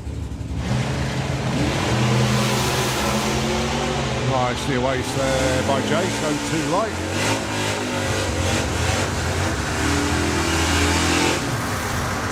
$9.89, 10.07 breakout, Jason. Johnny slots in at number 8.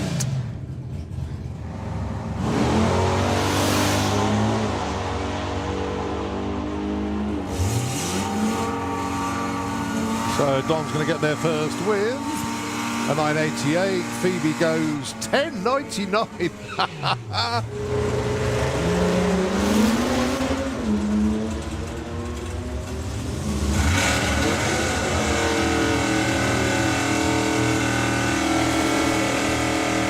97 there for Lee. Problems for Wayne, unfortunately, on the run. The points, but he's by far not out of it.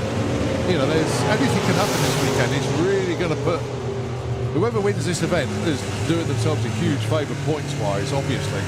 But you could be like 20th in the points and suddenly climb up to number 6. You know, Well, which is where he ends up in qualifying. yeah, yeah. 884 on 79 there. Stevie Gates indeed. Nicely away there, Jack. 017 on the tree.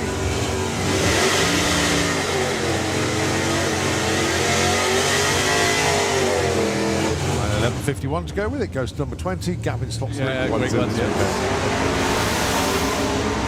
9.50 though for that Camaro. Well, that moved. 9.84 on the brakes before the finish line hits. 007 light for Ruben. You can tell he enjoys the practice. 884. No jet lag for Ruben. He was in the States last weekend. Matthew Dowdy, though. 29 with a 9 on a 27 go.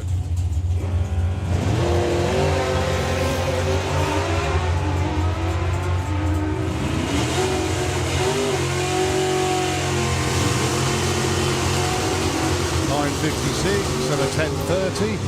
Billy. So you know what I'm going to do now? Look through the entry list to see who hasn't run.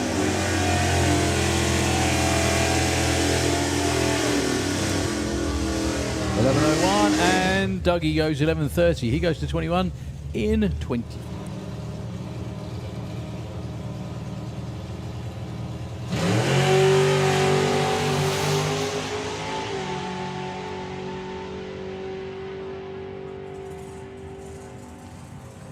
$8.08, 164 miles an hour there for Paul Brown. And of course,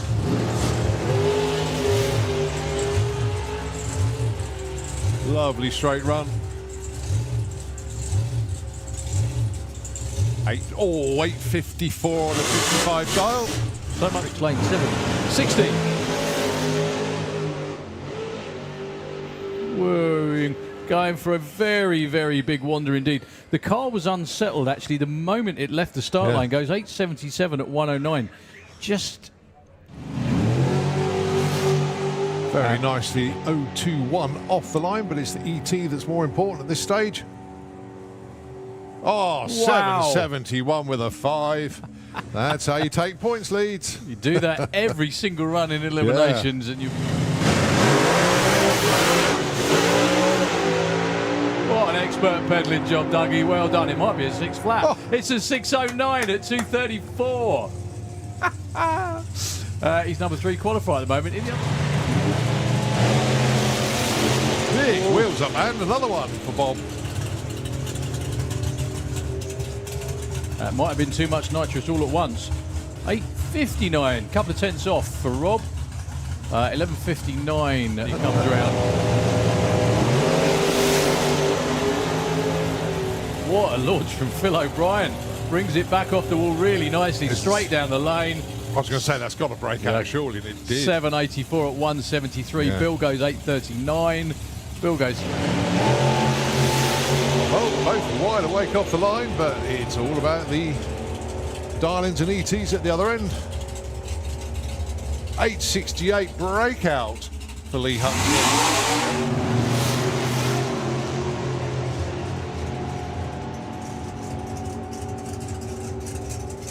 790 on a 780 dial. That was good enough for number 6 for the time being. This year, actually.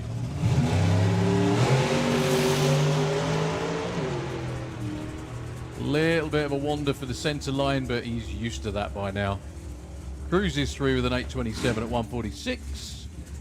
Not what he was after, but it's an 8 for all the same. 1.10.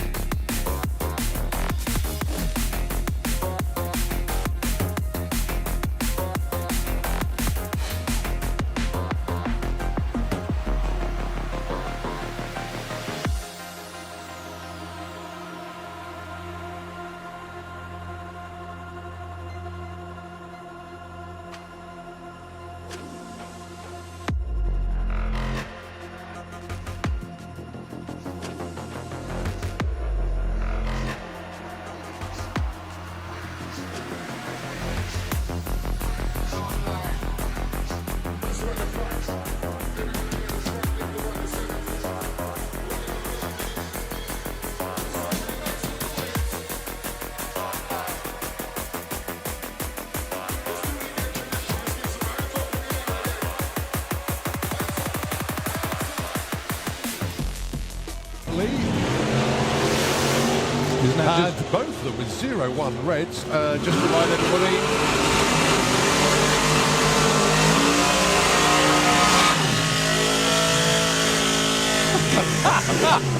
the slick tricks lane and John Turner. So Darlings 982 for Chris, 904 for John.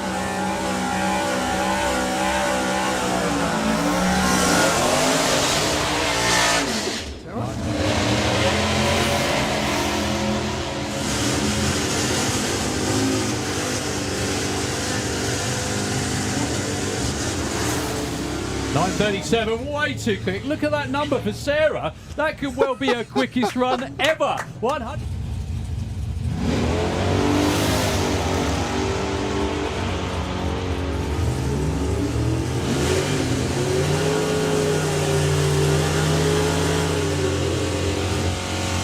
.1021 for Adrian and 1382 there for you.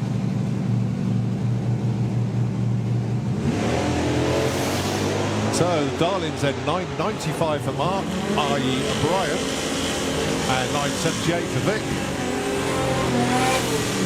95 and 1011. Oh, it's a shame Vic didn't have Mark's Darling there. Oh, it's straight.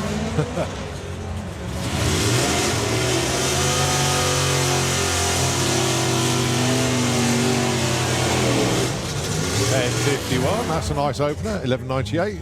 So Laura goes out. So it's Alfie Ratton and John Bean.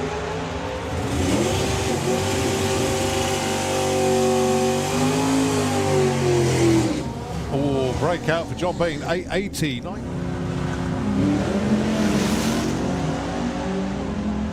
It could be a headwind thing. It could be. Or the fact he's just had lunch. 951 there for Bob, goes to number 7. Darren goes to number 8 with a...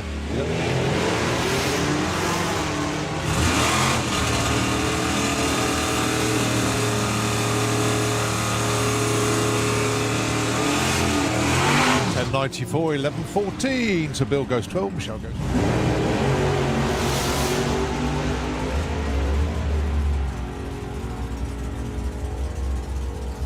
So Charlie there first win, and 895. Now Dave clearly off the line first.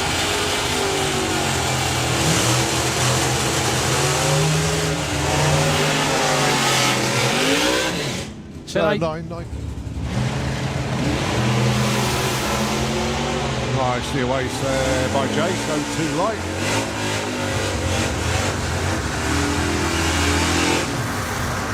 989, 1007 breakout for Jason.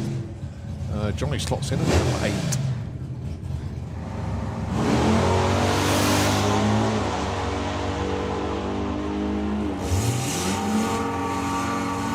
So Don's going to get there first with a 988. Phoebe goes 1099.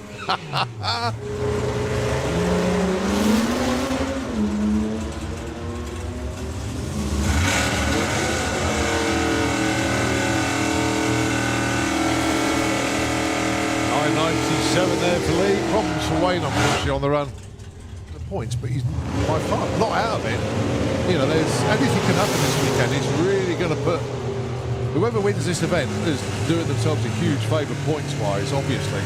But you could be like 20th in the points and suddenly climb up to number 6. You know, well, which is where he ends up in qualifying. Yeah, yeah. 884 on 79 there. Stevie Gates indeed. Nicely away there, Jack. 017 on the tree.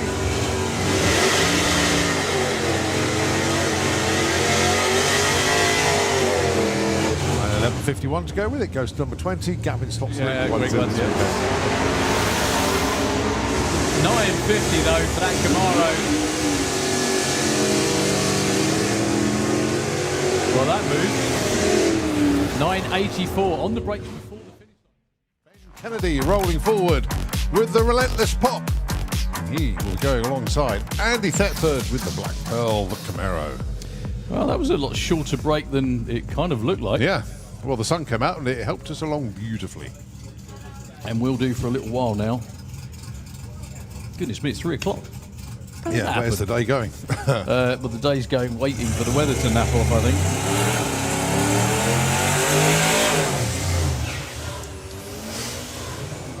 How cool is this as well, to see 2 Outlaw Anglers in the Super Pro ET? Yeah, it's pretty cool, actually. Ben Kennedy, totally different way of doing it to Colin, obviously. 8.60 with the... remind me what engine. Lexus. I thought so. Yeah, Lexus.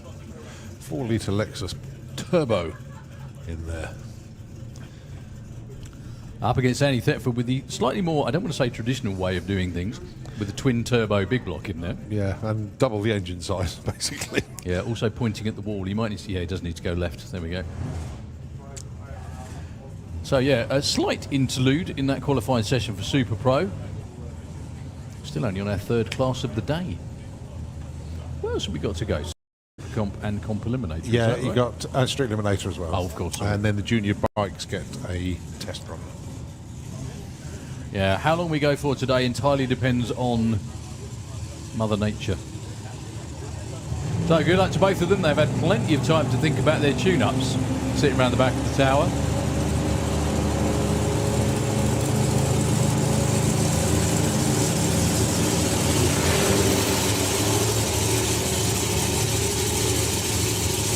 Well, Andy Thetford unfortunately bumped through stage trying to get it all the way in. Good looking run for Ben with an 8.68. That'll work. Yep.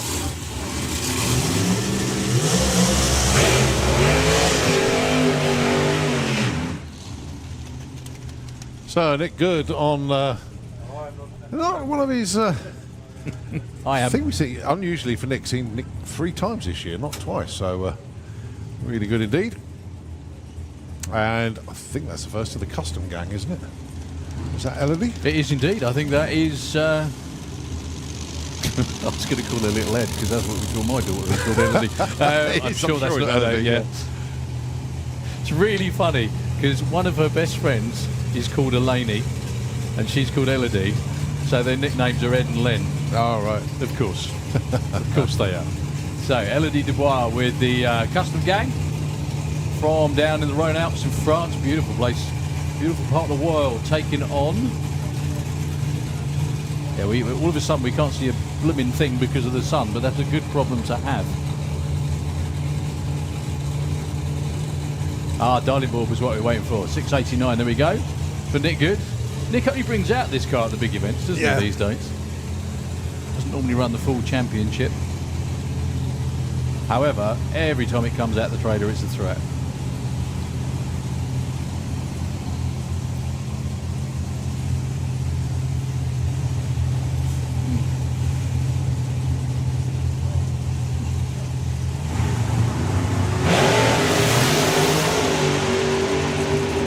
Oh, 1.8 off the line for Nick.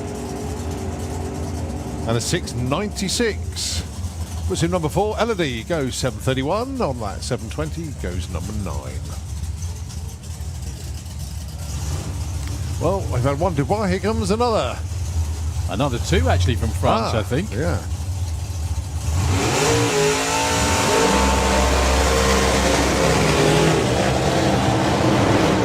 So the drag race scene in France is healthy, to say the least. Now they have a pretty much semi-permanent racetrack in Clastres in northern France. Not that far from Calais, actually. It's grown in leaps and bounds, and the Pro and Super Pro ET championships they have, the European-wide ones, are massive. They have 32 car fields more often than not. These are 2 of the cars that compete in that. That's Laurent Arnaud with Corvette down there in the Slicktrix lane, 780, taking on Patrick Dubois. Also on a 780, that car's way quicker than that. That should be 680, I'm sure. Well, if he rolls into stage, he accepts the dial-in, but that leaves a second locked off of that, I think. Yeah, well... You can see the board? Yeah, can you see the board? No. Okay. Well, he's going to accept the dial-in because he's going to roll into stage. It's too late now. Austin is actually pointed straight at the 330 block. I'm sure a bit of right hand down will cure that, though. the end, it doesn't make any difference. Patrick might even run 780. No, he goes 813. Right, there yeah. we go. 789 with a 3 for Austin. Sorry, Laurent, I beg your pardon. Takes him to number 7. Well, we knew Patrick and the team knew something we didn't know. I'd have double-stepped it a little bit off the start lane too. Matt Peters and Elaine Hancock.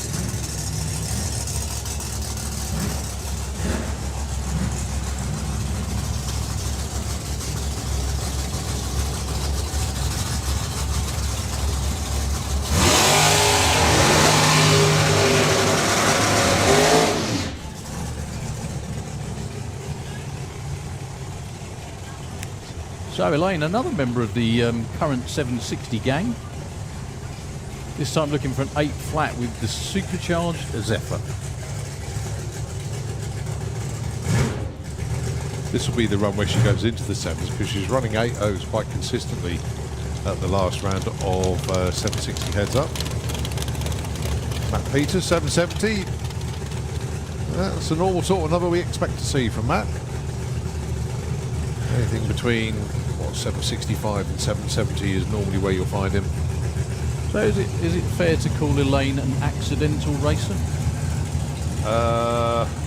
Well, she bought Craig's Civic on a bit of a, I'd say a whim. Bit of a night out in a pub. There you go. That's a whim then. That's a whim then, and then thought, hang on a minute, this is fun. Yeah. And then it got more expensive from there on, really. So it's Elaine with that gorgeous Zephyr over there in the Kestrel lane against Matt.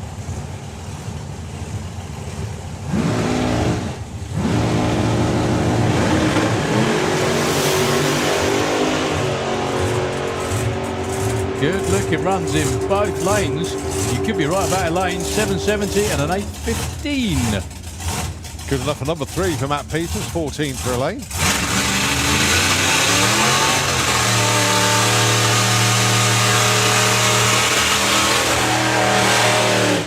And the first time I've said this today, can I have Street Eliminator into the pairing lanes, please? Street Eliminator, let's have you into the lanes. Well, Elaine's car is obviously capable of a lot more than that. It's just set very softly. It is, yeah. Which is not a bad thing. She's getting back into driving it after a bit of time out due to engine damage. Okay, another car I haven't seen for a long while. Do you remember this in its previous guise? Yeah. Looks killer now. Wow. I told you, matte black is the only colour for a race car. When will people listen? Yeah. I don't know. Anyway, in the slick tricks lane, 7.35 is what Jack's looking for. If anyone's wondering, this is Ian Hanson's Corvette from quite a while ago now, actually, isn't it? Yeah, go alongside Mark Bailey, who dials 879.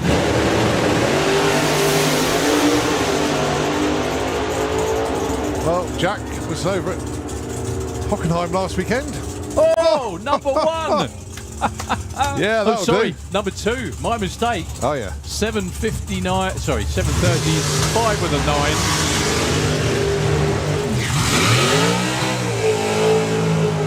9. Sorry, mate. You were saying he was at Hockenheim. Yeah, he was at Hockenheim last weekend. Well, he's been since the car's debuted. I mean, it's literally Flawless. strange in the sevens. It's been phenomenal ever since. It's just a shame it took the demise of the Nova to to bring it around. But well, what a good job that was. 187 miles an hour as well. All right, the last of the Dubois family. This is Fabian with Milwaukee Red. Going alongside Scott Hauser, defending national champion in Super Pro ET. And the dial-ins, 7:05 for Fabian and 7:37 for Scott. Scott winner last time out of the Green Light Nationals to win in the big bracket.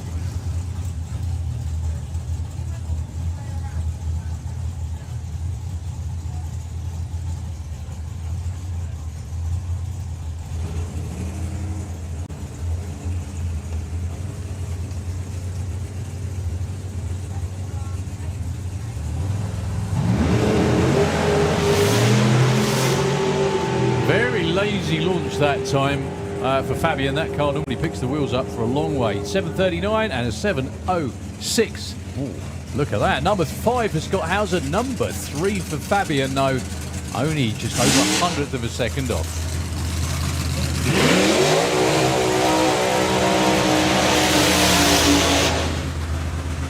That's the ball breaker slingshot of Mark Roussel doing his burnout.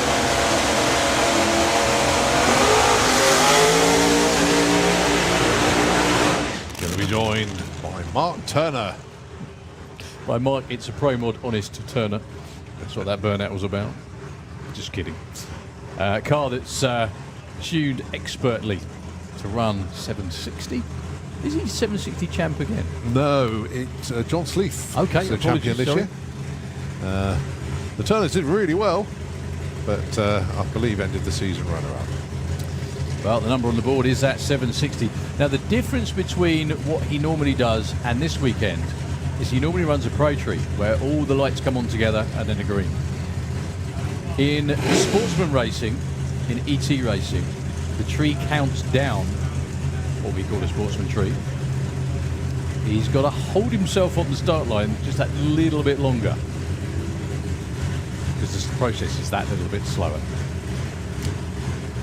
760 door car, 8:24 for the dragster. I'm sure Thomas is watching on. Good afternoon, sir. Almost looking forward to seeing you tomorrow. Don't overdo it. There you go. Mark Turner goes red. Couldn't wait long enough. 7:72 and an 8:49. 21 for Mark Coulsell and number 17. I'm not entirely sure how Mark Coulsell's improved because he hasn't run yet. That's a good point. Yeah, that's weird. All right, Josh Duncan lines up underneath the tower. Pits lane, and it's the Charles Hartley dragster.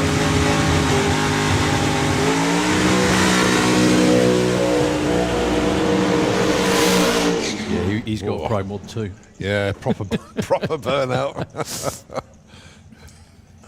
I think he. I know the car's called Financial Mistake Number 2. However, I some renamed mistakes. it. Yeah, I renamed it. It was Sound Investment. Yeah, that's very. I think they go with that a little bit now, but it's still on there as financial. That's really mistake good, number Colin. Do 2. you want a job? I've got to know the team really well, actually. Great bunch of guys. They really are. I would say Sound Investment is about it, really. Yeah. You know. So, 787 for John. He's not far off joining 760 as well. With the little Rover. Yeah. Not sure what he's doing all the way over there, though. I don't think that's where the burnout tracks were. In fact, the burnout tracks are nowhere near that. Yeah, they're in a different county, aren't they? Yeah. Against which Giles is on board this weekend? It says Barry. It says Barry, yeah. I can't see Daniel, though. He could be around. Anyway, the Giles family in the Kestrel lane. Yeah, he's miles off his burnout tracks. Like at least 2 tyre widths away. Yeah, Dave's going to turn him around and get him straight. That's the one. Now he's almost on him. That was an awful lot of left hand down. He's also rolled through stage 2. Not really going to plan. He can back it up, which I think is what he's doing. No? Okay. Yeah, there we go. Make sure he's in forward gear. Yeah, for the make launch, sure you please. put it in forward when the tree runs. He did.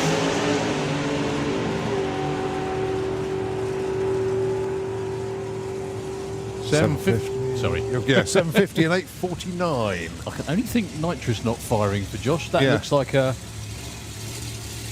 Well, if that's a non-nitrous pass, 849, 155. That's Pretty good, yeah.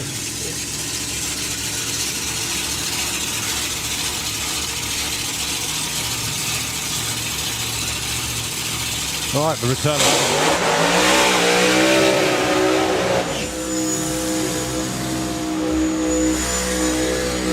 And Scott Collin with the adrenaline rush. I think this is the last weekend for the Scott and the car, isn't it? Yes, it is. Yeah. Is that right? The new ride appears next year. The car's actually sold. It was already sold. Yeah, it's already sold. Oh, he's a brave boy, still racing it. It sold a while ago, actually. Okay. Before or after he doinked the wall? Before. Well, okay. No. I can't remember now. Well, anyway, the car doing what it was kind of built to do originally as well. Yeah. The little Adrenaline Rush 100E was originally Paul and Stanley Atkins Pro Rover with a Rover engine in there. Very quick and fast car. Ended up with a Hemi, a Ford Hemi engine in that thing. Now got a twin turbo big block, as you can hear.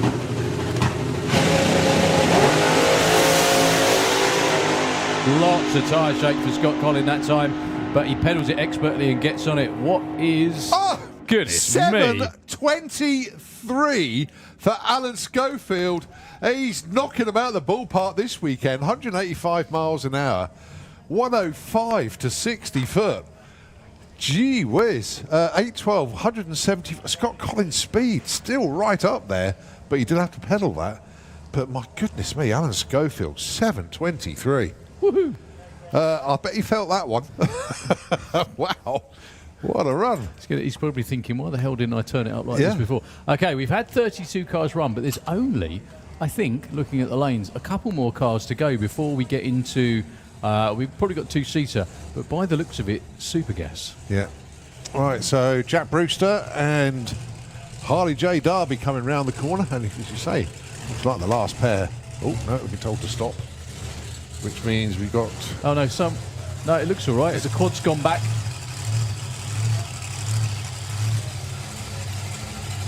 Oh, no, they're checking the lane. They're checking Scott Collins' lane up there. And that's what's occurring. All right.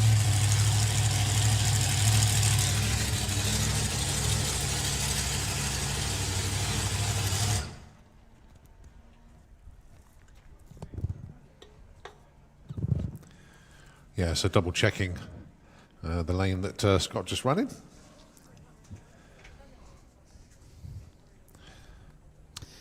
But certainly the car certainly flew at the top end there, 812, 174. And so Alan Schofield, 723 over 185 miles an hour. Scott ends up number 25, Alan 31. So that's where we are. Yeah, we've had 32 through, but there's only a couple more cars left to go. So let's have a look at the list to see who we've still got to put a run in then. Let's have a look at the Super Pro list. Someone left before the tree was activated, and I can't remember who Haven't that seen Brian Pateman. He's on the entry list. Mm-hmm.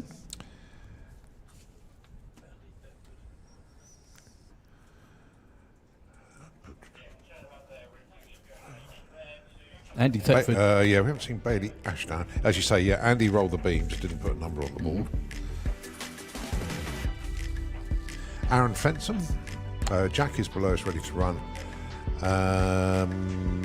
Nick Curtis went back to the pits. Pete Walters went back to the pits. That's basically it.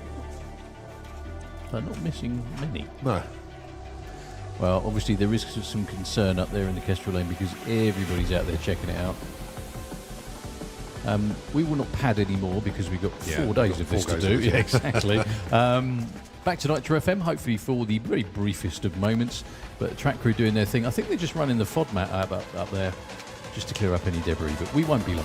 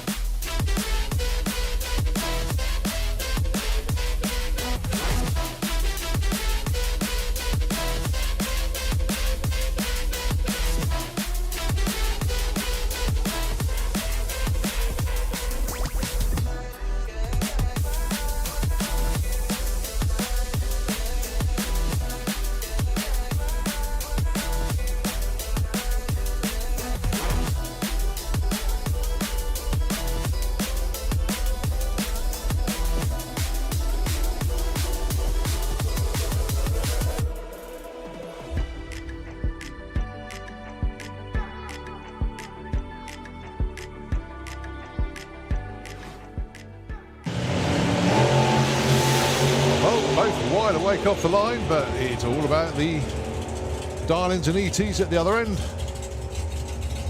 868 breakout for Lee Huxley.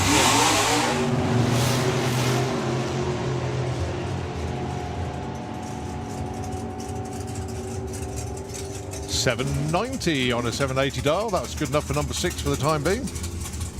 This year, actually.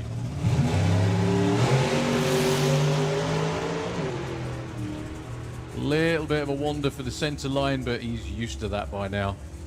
Cruises through with an 827 at 146. Not what he was after, but so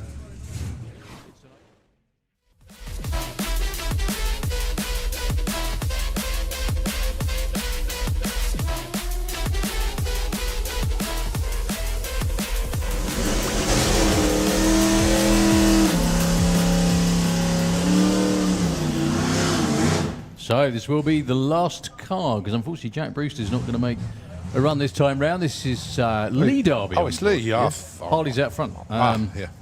The old man's got the truck back. Do you know what? One of the great things about going to Malta, I've got to say this now, is just who you end up either in a cab with or chatting to that you wouldn't normally. I've never bumped into them before, and I ended up in a who to give you?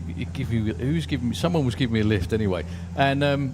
They were in the car as well, and I think they were staying in our hotel. And we're having a long chat about their other car, what they're doing as well. Because I don't think I'm telling tales, but do you remember Neil Taylor's Probe? Yes, I do. Nearly ready to go, painted. Oh, right. Yeah, absolutely. So Lee's first time in the truck for a while. Doesn't sound that happy though. 932 at 135, no nitrous, but yeah, at least he's qualified for now in at number 24.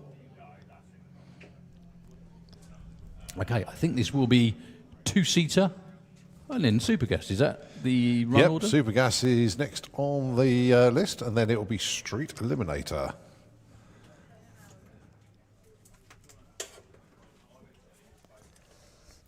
So, if it's the two-seater, the passenger is the third run of the day. There's Alan Rowett from Peterborough. And it's a retirement present. How about that? So, yeah, it is Paul Brown coming around the corner.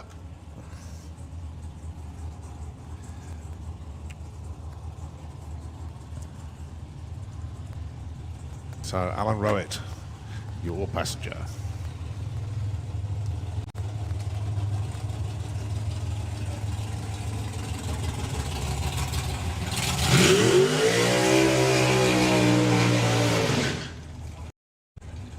And whilst that burnout takes place, the next class will be Supergas. And Wayne Hiscock's messaging saying, could we do a shout out to Mark Rumble, our top crewman? It's his birthday today. So, Mark, many happy returns. And I'll do it again when the car comes around the corner. Thought I'd get one in early.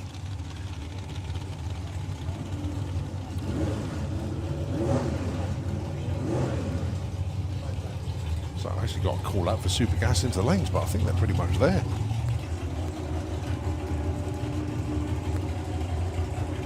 So, Paul Brown, the driver of the two-seater dragster, and Alan Rowett. What a way to retire and get a ride in the two-seater dragster as a retirement present. Very nice.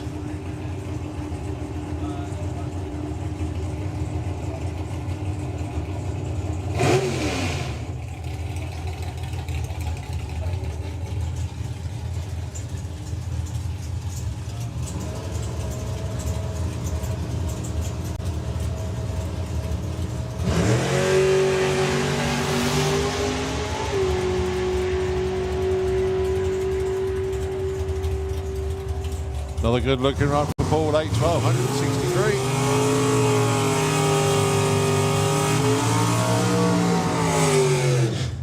And here we go with qualifying round 1 for Supergas. And our customary hello to Tony Morris. A very good afternoon to you from Santa Pod Raceway. To you in, I'm guessing, Florida at the moment, but Tony, we know, has a very busy race schedule. And of course, he's a UK arm of TMC. That, of course, Mr. Dave Gibbons. Very good afternoon to you too. Your first pair, Mark Huxley and Stuart Morris. The aim of the game is 990.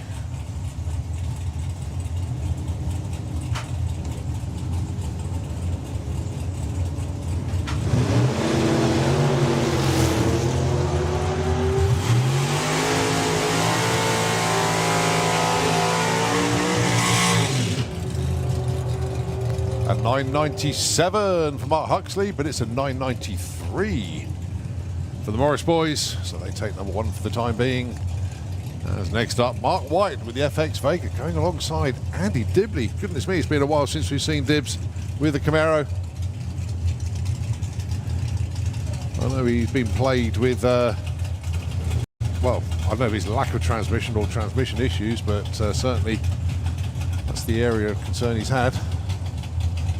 But anyway, he's here.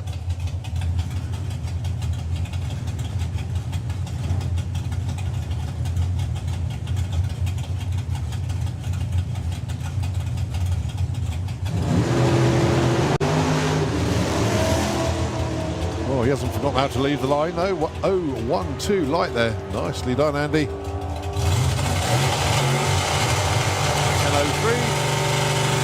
And Mark White slowing to a 13.03.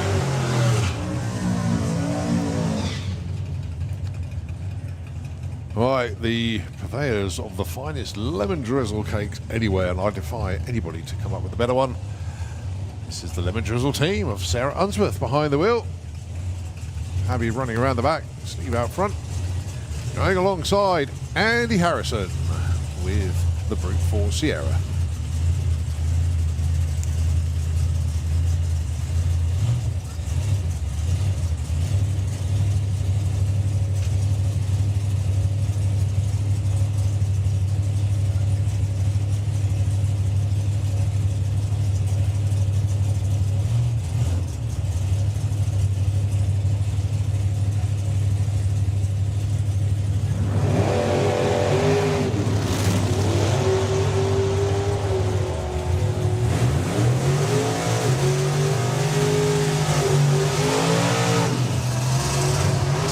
.17 for Sarah Unsworth, slots in number 5. Andy Harrison goes 10.04, goes to number 4.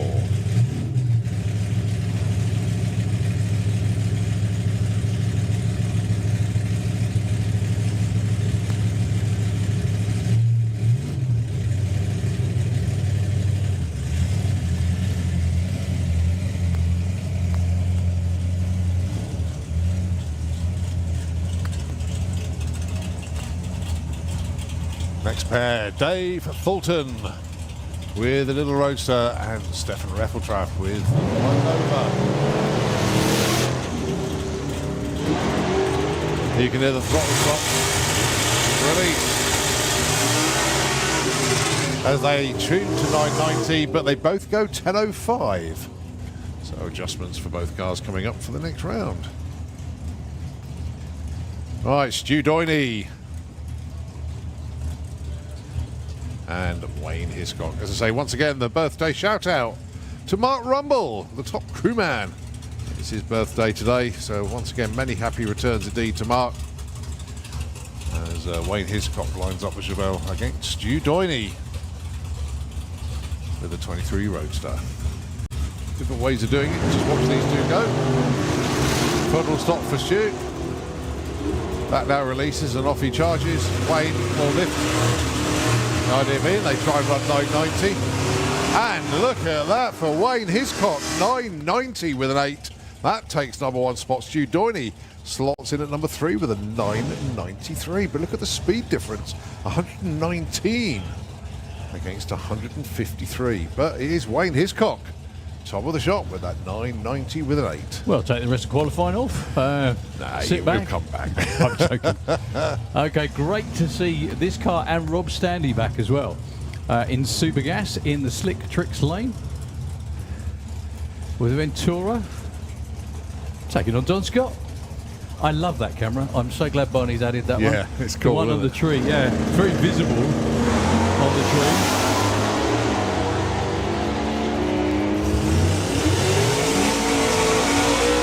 Well, either Don is way too quick, which he isn't, which means Rob's having problems. 11.78, 10 flat. Don Scott goes to number 5. for now. All right, John Dalrymple with the full tilt Willis, and Lee Morris with the green with envy, the Jaguar E-Type.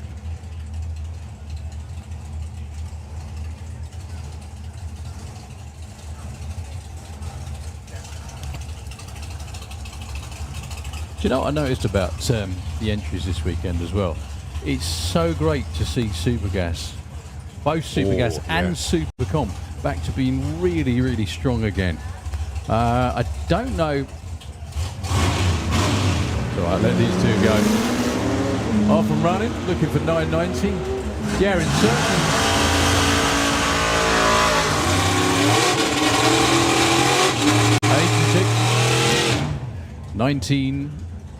14 and 11. Yeah, in certain parts of the world, they've had to, due to numbers, they've had to combine. They have a super class. Oh, right, okay. Okay, so they have 390 classes racing in the same Eliminator. So you have Supercomp, Supergas, Super Street, excuse me. Yeah. They all qualify based on their normal indexes, right. Okay, and then they run on their normal indexes based eliminations. So, but no, I'm just anyway going back to that. It's really great to see it so healthy again over here. Ronald House and Martin Kirbysley with that absolutely gorgeous roadster. Oh.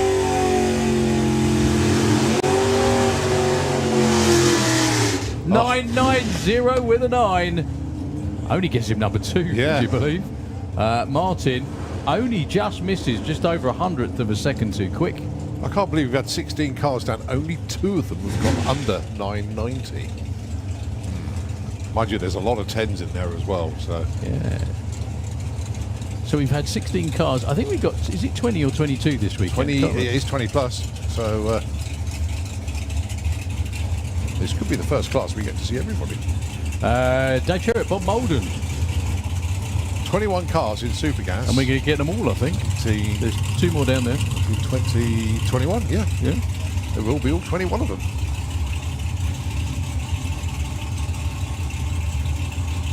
So Dave Sherritt, Bob Molden. 2 guys that will lift it close at the side.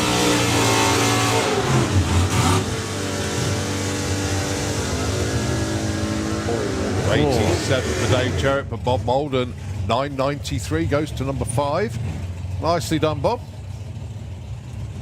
Okay, Vic Parsons, who we've already seen in Pro ET in the Kestrel Lane, against Tim I'm Retired More. Is that right? Yeah, and he's coming back next year running methanol, so he's stepping up his campaign. Sorry, I don't know why that was so funny. He tried to, he really tried, didn't he? Yeah. He really tried. Put the car up for sale, everything. Sold the motorhome, sold the trailer. Oh, did he? Yeah. Oh, okay. And now he's bought another motorhome and he's looking for another trailer. Cracking. Oh, dear. Love it. Oh, Vic's rolled the beams. Not going to get a number. That's going to muck up his stats, isn't it?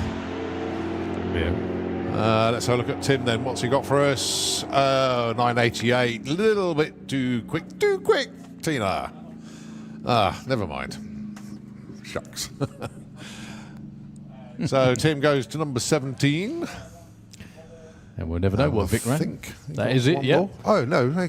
We got Supercomp and Street Eliminator. So I'm guessing it's Street Eliminator next, then Supercomp. Yes, it is, yeah. A Comp Eliminator running today as well. Yes, they are, yeah.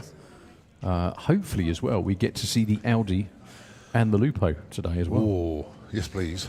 That'd be good. Well, according to Luke, they are, but just checking. Yeah, so it is Street Eliminator up next. There you can see them head of the lanes. And then obviously you can see Supercomp there as well. Right, I believe it's a little bit of track prep. Indeed it is. Yep, the tractor goes out there. This is scheduled, actually. So let's head over to the radio station 96.2. Of course, that's Nitro FM. And we'll take it back when the fun continues here at the European Finals, day 1 of 4.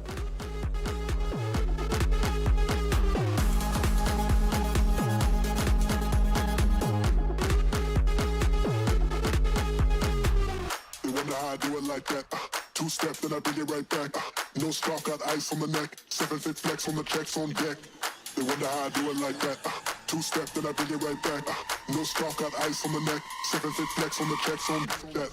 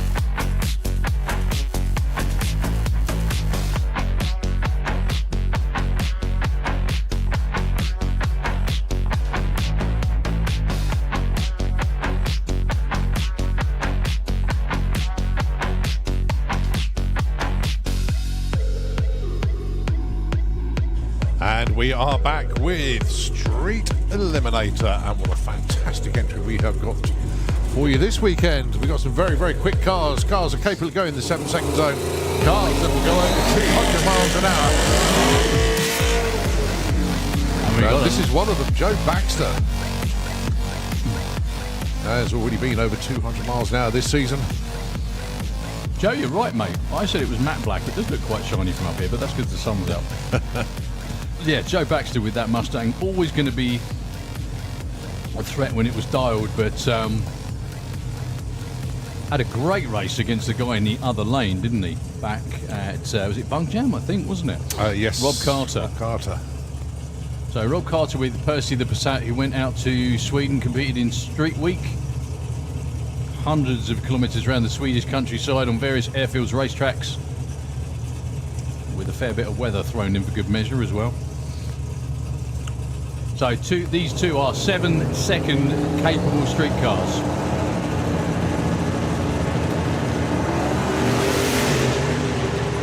Both hooked up really, really well. Joe streaking away at the finish line. 7:45 at 200 miles an hour again. What a way to open your account at the European Finals. 200 mile an hour off the bat. And 24,159. Andy Bond, are you watching? Well, you probably are thinking, that looks fun. Maybe I can do that again soon. Let's have Comp Eliminator into the pairing lanes, please. Comp Eliminator. Let's have you. As we look at Mark Sheridan and Rob Slater. So tell me about the weekend that Mark Sheridan had at Bug Jam. It all came together. It did, yeah. He was running 7.4s, I think it was, 200 miles an hour. He's taken home a victory trophy, finally. He's taken that top spot.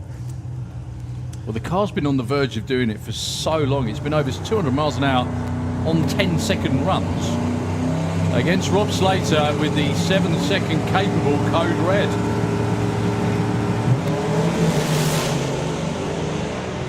Now watch, blimey, they're both really going for it this time. This could be side-by-side sevens, folks. 7.95. Rob's there as well. 175 miles an hour. 7.68. Almost a slow 175. Yeah, that was off the gas at the strike for Mark, definitely. Well, there we go. We've had two pairs of cars down the racetrack, 3 7-second runs. That's the way, it's sort of the way forward, I think, really, isn't it, you know? Well done to Rob and Trudy, of course. As it's Tony Higgs with the Capri, another 200 mile an hour car. I think he's been in the sevens before, hasn't he, Rob Slater? Yes, yeah, has dipped in. But again, 175 miles an hour, they drive that car here. That's what always blows my mind. Yeah, has a tow bar on it as well. Mad. Okay, Tony Higgs with support from Hilsey Tyres. His lovely wife Jenny out front, directing him into stage and then promptly closing her eyes, I'm sure. That's him in the Kestrel lane, defending Street Eliminator champion. Taking on James Murray, another one who's been knocking PBs out the park again all year. That might look like a rather ratty looking Cortina, but it does not go like one.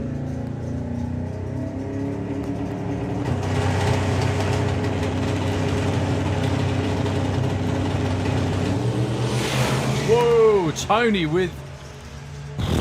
Yeah, that was not going the right direction, was it? That so broke it's all really James loose. Murray. 9:35, 143.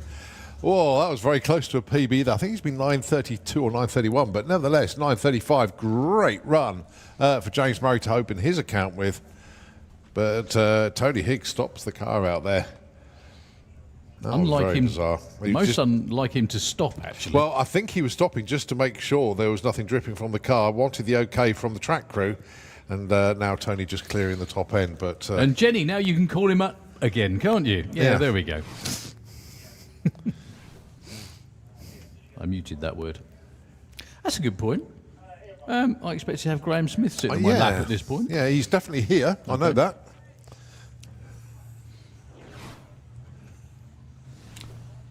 Well, still loads more to come. Michael D'Souza underneath the tower, just backing up.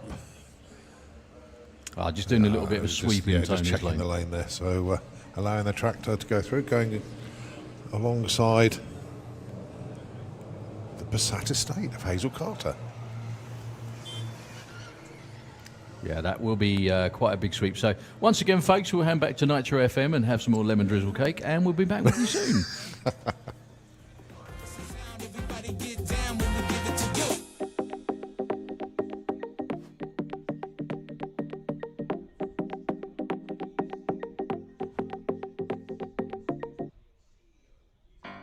Haven't we made it, my love?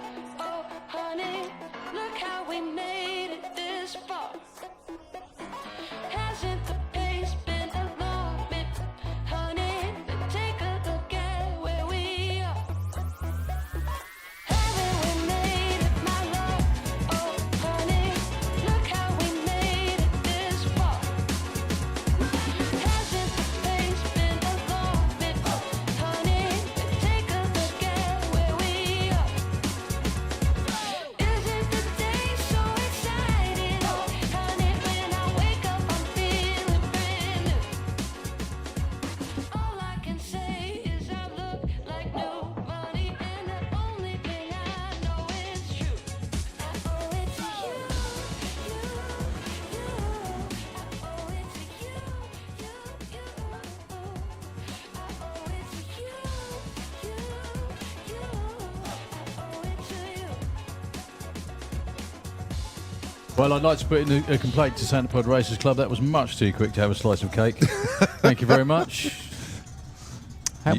So you wanted a Colin-sized gap, not a Darrell-sized gap, is that what you said? That's the one, yeah. Right, Hazel Carter and Michael D'Souza up next. Now, Michael D'Souza has got this car into the nines now, and the way they found the extra performance was the rear wheels and tyres from Graham Smith. And look at the difference. And that. It's hauling. Oh, what has Michael got for us here? He's got to be in the nines, surely. 962 and 136. Very nice indeed there for Michael. Hazel Carter goes 1504 at 65, but she's well and truly off the throttle at the top end. But very nice indeed, Michael D'Souza. So Michael slots in at number 6, I think that is. Phil Winstanley down there with the Morris Minor. This is one car that you've really got to go and check out in the pits. It just looks like an old heap. But you peel back the skin, Yeah. and you see all the engineering that's gone into this car. Yeah. It's absolutely phenomenal. I love that car. And how he's managed to get everything in there is quite remarkable. Top bloke as well, actually, to be fair. As Phil Winstanley's Morris Minor. I think that... Oh, no, that's actually Billis going out there. Oh, well, maybe we can finish the cake. Yeah, Nigel Hale is actually being sent backwards too.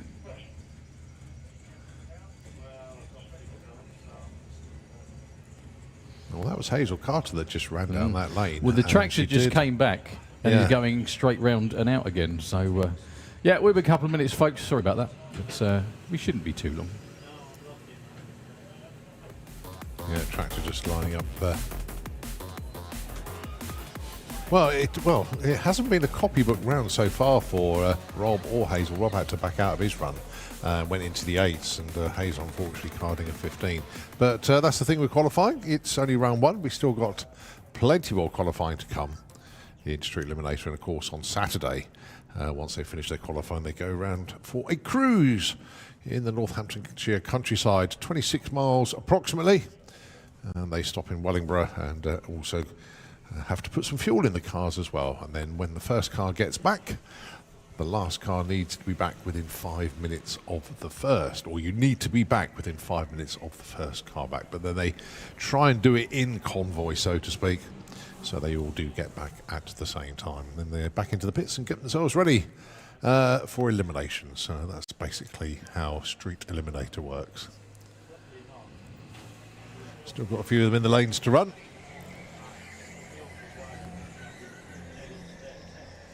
I can see the Boost Monkey Buick of Victoria Smith, and Vix is oh so close to 200 miles an hour. She's been north of 195, but say very, very close to 200 miles an hour. And tried a couple of things this weekend and looking good, hopefully to get over that 200. So Joe Stevens is down there as well. So a real good mix of cars in the lanes for Street Eliminator. You can also see Kai McSweeney's down there with the OG Monte Carlo, and I think that's Dave Murdoch down there as well. So still plenty of cars to come in Street Eliminator. And obviously you've got Nigel Hale with the big pickup truck, and Phil Winstanley down there with the Morris Minor. I'll tell you what, I'll let the track crew do their thing. There's a little bit more work than we initially anticipated, so we'll give the airways back to Nitro FM. Don't worry, we're not going anywhere, and we'll take it back as soon as as soon as qualifying continues in Street Eliminator. Nitro FM, it's all yours.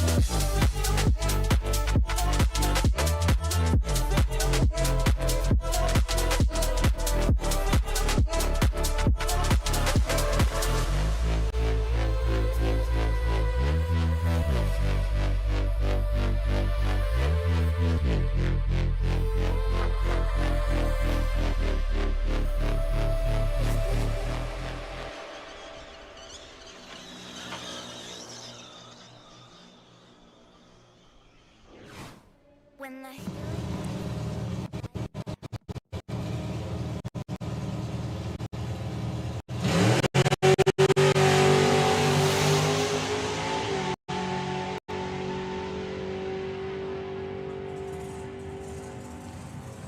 808, 164 miles an hour there for Paul Brown. And of course,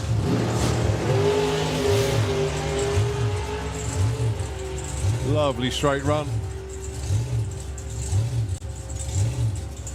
854 on the 55 dial. So much lane 7, 60. Whoa, going for a very, very big wander indeed. The car was unsettled actually the moment it left the start line. Goes 877 at 109. Just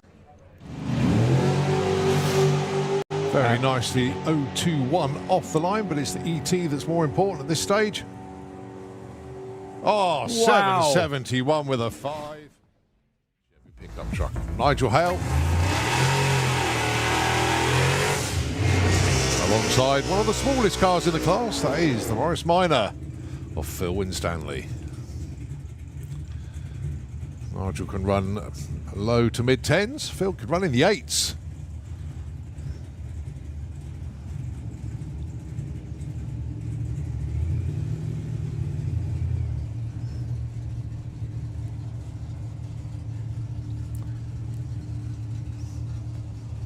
So literally a heads-up class. The fastest will go to number 1 spot.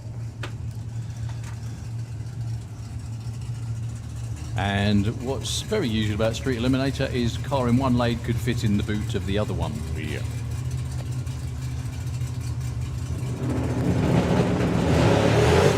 Oh, beautiful launch there for Phil.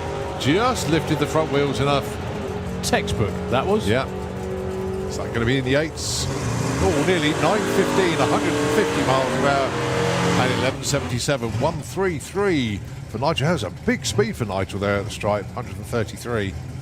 Considering it has the aerodynamics of a bungalow, so very nice. I don't know, bungalows have got sloped roofs. That's true, yeah. Okay. I'd say more like a detached 4-bedroom house. Yeah. Okay. Right, the Boost Monkey Buick. Well, looking forward to seeing how Vix gets on. Say a couple of tweaks. If you take a look at the car, you'll spot them. Go alongside Joe Stevens with Call Me Al, the Cresta. Now, Joe posted a photograph the other day. I think. He did. Yeah, it's nearly back together.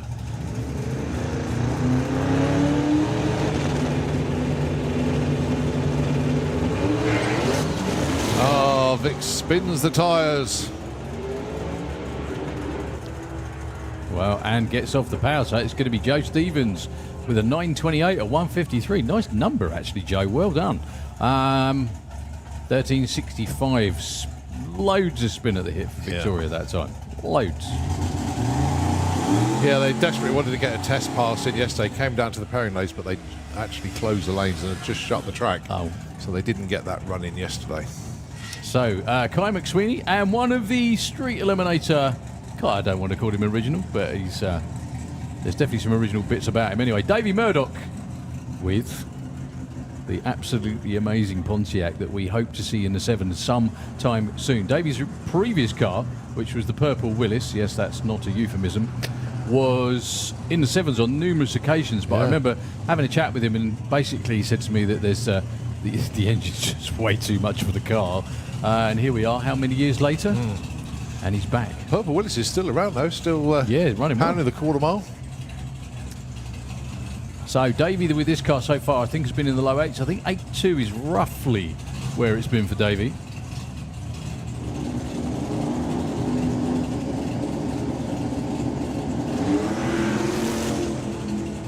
Still looks very soft off the line. 136 to 60 foot. Lovely smooth looking run. Low 8, high 7. 8.15 at 175, slowly chipping away at it. Well done, Ben. Well done, Kim. And well done, Davey. Yeah, number 4 for the time being. And Kai stranded, I think. He's rolling forward very, very slowly. In fact.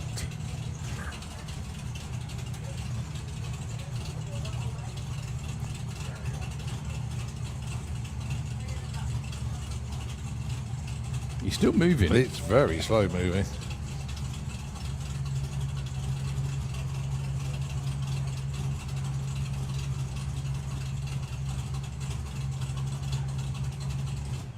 That almost tells me, like, obviously the engine's running. I think it's probably something daft, like his throttle cable has snapped and he's stuck in verse. Still going. And just using the momentum to carry on. Yeah, 17 miles an hour. Well, I think that was the last car through the finish line. They won't get a time in Street Eliminator before we move into Super Comp. It is, yes. And then after Super Comp, it's Competition Eliminator. And then once we're on Comp, it's going to rain. Is that what you meant?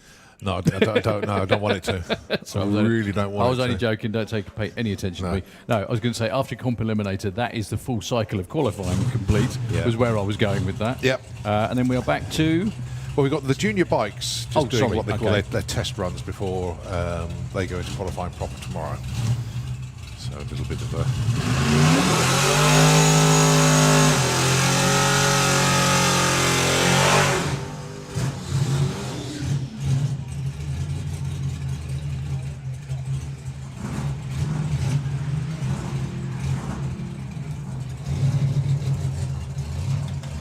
John Turner, Nathan Hulks, your first pair.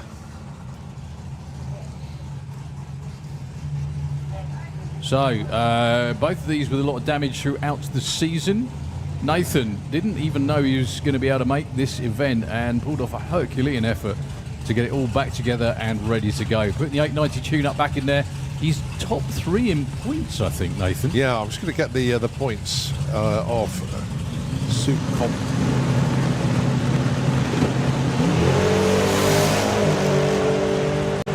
So Procharge and Turbocharge. Pretty even, actually, all the way down. That's a good-looking race. 9:34, a bit off pace for Nathan. 9:06 for John Turner at 1:47. However, the car looks straight, strong, and it appears to be in one piece. Yeah, you're right. Nathan is third in the points, only 150 away from first, which is a tie between Warren Watts and Leah Kellett. Yeah, Warren Watts' season was almost over before it started, wasn't it? And here he is, business end of the season. He won the final at Springsmead at the cost of an engine, and that was it. He was done for the season. But then Paul Hudson came to the rescue with the engine out of his car, because Paul was sitting out the season, so he's had Paul's engine in his car. Ooh, Andy Clifford Nicely done, Andy. Well going held. for the other lane. Sorry. Yeah, Charlie Seaward. Both should be on the 890 number. Charlie goes, 889 with a 2. Ooh. Oh, it was that much. It was that much. 9:21 for Andy Clifford, taking the long way round to get to it. Yes. Colin was saying it's that distance, not how big Charlie is. 9:21 for Andy Clifford.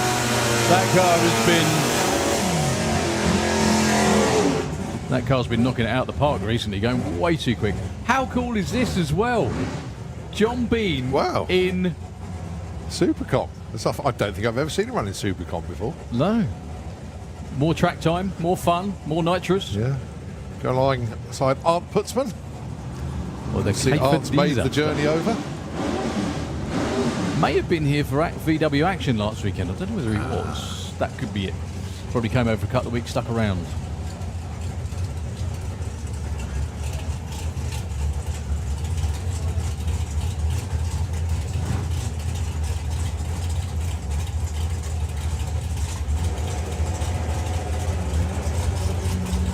So this Beetle in the Slick Tricks rain, when it goes, it flies. Just a when part. Hopefully this will be one of them.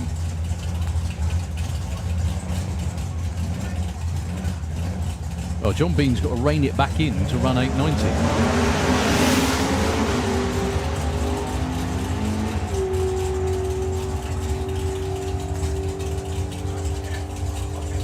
Oh, it's close. 887 John Bean.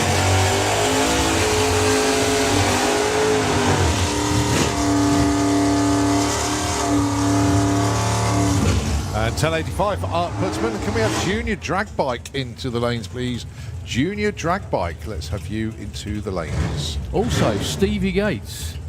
How cool is this as well? Stevie Gates normally runs in Pro ET. Yeah, but he's done the whole season in Supercomp. Has he? Yeah, Okay. he's number 6 in the points.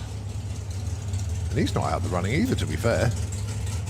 He's 490 away from top. One of the reasons people like Supergas, Supercomp, I remember talking to a couple of them about it, they like heads-up racing, as in 3 comes together, go. That's what they really enjoy. Running a number, maybe not so much. Warren is the all-tide championship leader.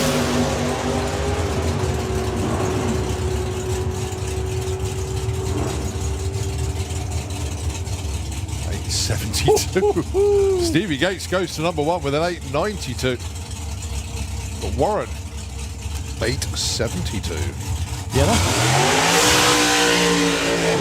Andy was off it. Look at the speed. Yeah. Only 43, beg your pardon. Stevie Gates was off it as well. We just judged it better, I think. All right, Ellie Mae Brown, the Mystic Dragster. Ellie, number 4 in the points chase.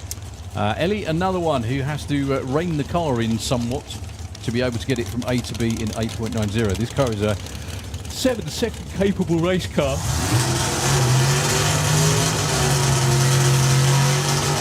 This is when you know you're knocking on a bit doing this job, right? So I've known Ellie's dad down there, Lee. I've known Lee for decades. I remember when Ellie was in her mum's tum Really? Right? Wow. Yeah, think about that for a minute. She's out there, 4th in the City Supercom Championship in her first year. There we go. So Ellie's been doing a cracking job. Tracy, if you're watching at home, very good afternoon. Hope you are doing very well indeed. Let's see what your little girl can do this time round. Up against Dave Fulton with a Roadster.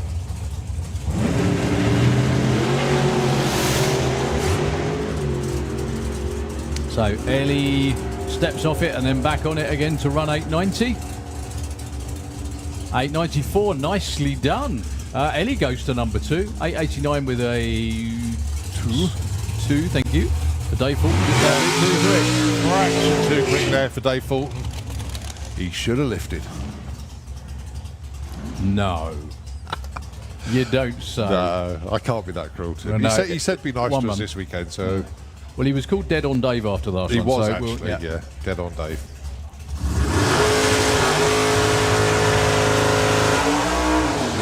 There might be a chance once we'll get to call him defending champ Dave. But that's not happened yet, has it? No. Okay, anyway. Jeff Cowley back on board the Pontiac, the ex-Ricky Smith Pro Stock Pontiac, I might add. Kestrel Lane, 890. Same as Leah Kellett. Well, Leah is the other one tied for the lead in the championship points with Warren. They're only 150 ahead of Nathan Hulks. Jeff Cowley did some nationals in this car, but that was the only round that he's done in Supercom this year.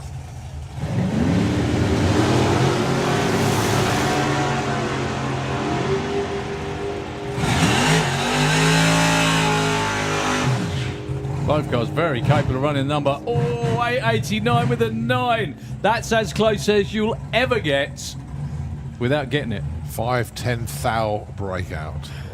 Jeff Cowley went 9:15 at 1:48. He was the right side. That was close. Breath of wind, Pete. Bit more for lunch. You know, another cup of tea, whatever. Okay, Ronald House, I think, will be the last car. So we've got, I'm sure we had 16 or 18 entered, and that'll be 13. Let's have a look. Maybe people taking the day off because it's not warm. 903 into number 3. So Stevie Gates, number 1. Go on, mate. Yeah, I haven't seen Richard Tunstall, but then we didn't see the car At all. in gas either. Got towed back. Thank you very much indeed. Thank you. Didier, we saw him in Super Pro, but he hasn't run in comp. And actually Pete Dodd. That's another one that was down there. 16 cars entered. That's it. All right, the two-seater. Back round for another one. Paul Brown with his, I believe, his 4th run of the day. So the passenger this time is Stefan Spiteri from Malta. Basically, just always wanted to go in the back of the car. And why not? Yeah, exactly that.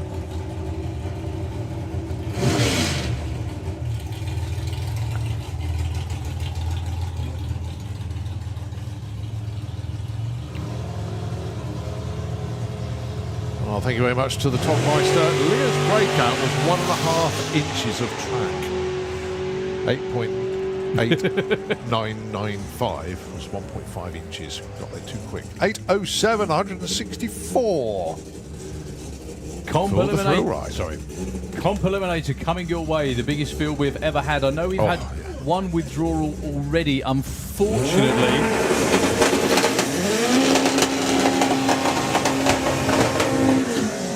Unfortunately, Dash Packet himself, Mr. Goff, just did everything they possibly could to make it. Didn't quite. Sorry you didn't make it, mate. So looking forward to it. We need to do that interview at some point. Just sit round your house and do it instead. Spencer Tram, Terry Newton. This is Index Racing, not Diadem Racing. 1168 for the Camaro. Tune it up, go as fast as you can. Same with the Fat Pig in the Slick Tricks lane. The world's quickest Ford-powered van.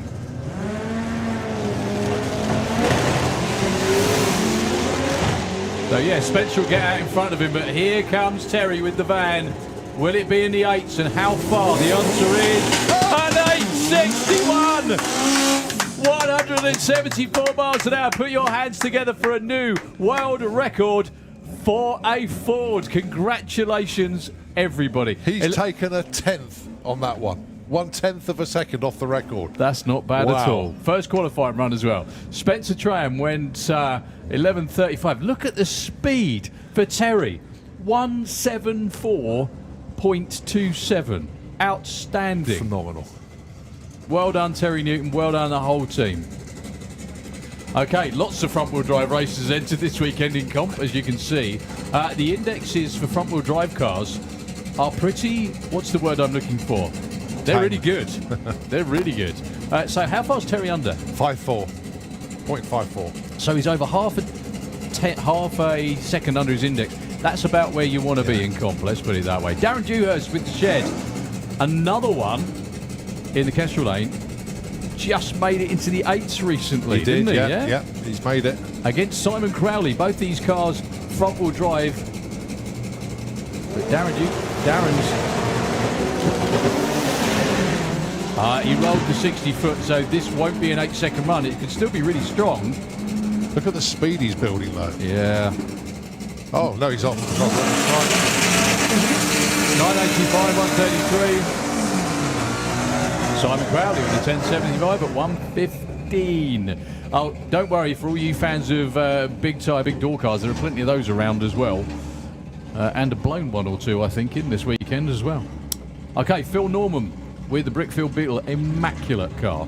Look at the index, 11.30. Basically translates to very doable. Taking on Emma Goddard, who could well be number 1 after this run, maybe even after today. Yeah. Gordon just wants to check out something on the car before the glitch goes into stage. That's the car, not Emma, obviously. He wants to check out what's... That's good. Right, so Emma has been in the 8.6s with this car, an index of 9.5. This will be another 8-second run. Just how far into the 8s? 8.89 at 163, your new number 1 qualifier. Phil Norman goes 13.54 at 101. That car is gorgeous. Well, Emma Goddard is, I think, enjoyed her time in Comp Eliminator this summer. Yeah, it was the front-wheel drive at the Greenlight. It was just phenomenal class for her. What, everyone going... They're just going mental in the 8s. It was just incredible to watch. All right, next up then it is the Fiesta-Roo of Chris Todd. Another 8-second car. Oh, yeah. And who's he got for company down there? Is that Luke? I think it is. Luke Stevenson.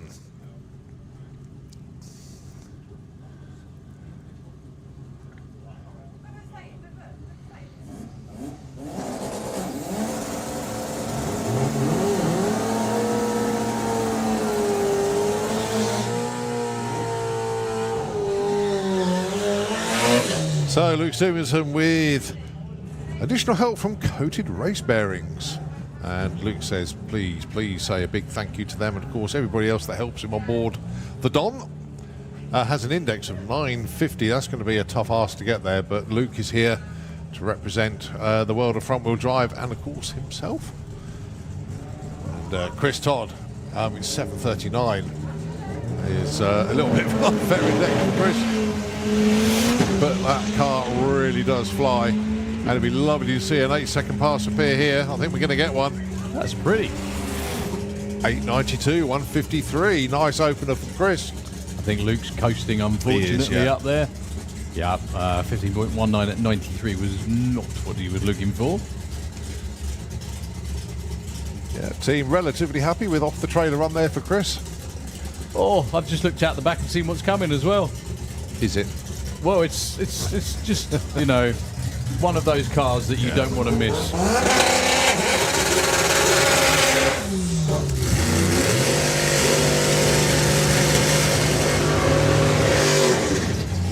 One of the stars of Silverstone Festival, actually, was Matt Davison with the Mr. Boost Honda Civic, frightening the crowds when he put 1.6 Honda VTEC on full boost and scaring everybody with the noise it makes. We've got about 900 brake horsepower in that car. Going alongside Rob Smallworth, the Dirty Dog, that beautiful 55 Chevy. See, matte colours just work. They don't do. They really do. I love that car. It's really, really cool. And I love saying that because it annoys people. But anyway, Matt Davison, I very, very interesting to read recently. I can't remember where I read it, but it was regarding Matt's history with the car. And he's had this car for years and years, and the progression of it. So it started out, he's just made it a bit quicker all the time. And it's got to the point now, he's another one in the 8-second zone. I think the wheelie bar on adjustment for, yeah, there we go. Rob Smallworth, all done. Rob's car is super modified class, which is 7.99. Matt Davidson, another front-wheel drive car, 9.50. However, you're about to see one of Europe's quickest and fastest front-wheel drive cars. But we'll get to that in a moment. Yeah, Matt's been over 170 in this car as well. And, well, so has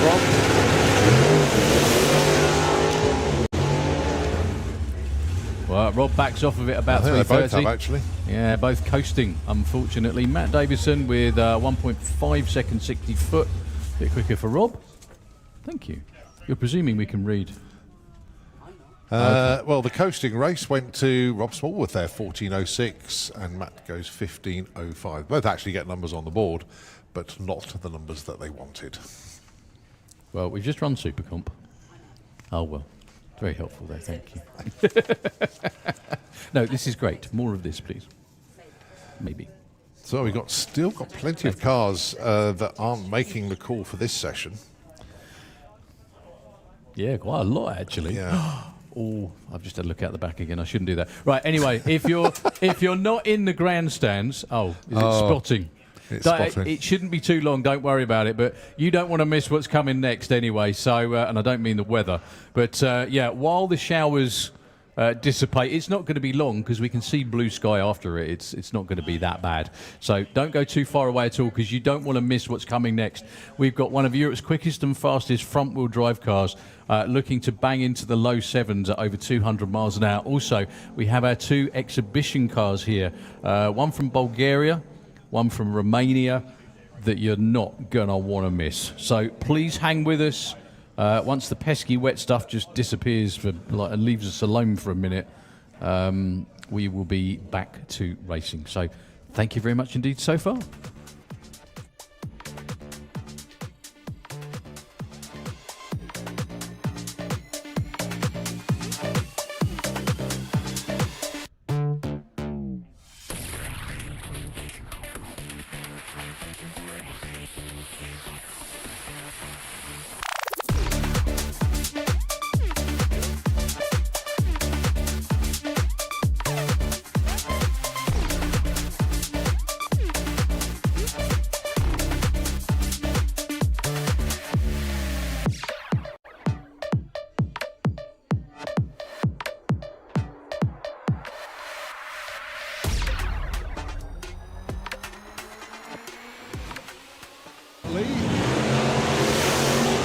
And both of them with 0-1 reds. Just to remind everybody.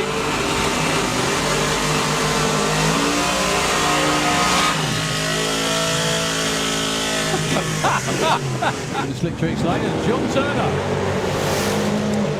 So Darling's 982 for Chris, 904 for John.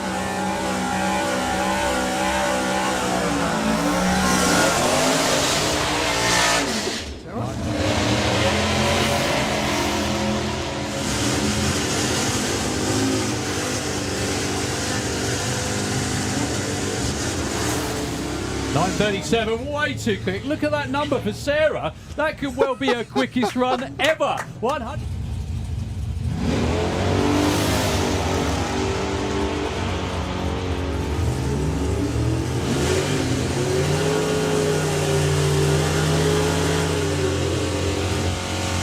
.1021 for Adrian and 1382 look there for you.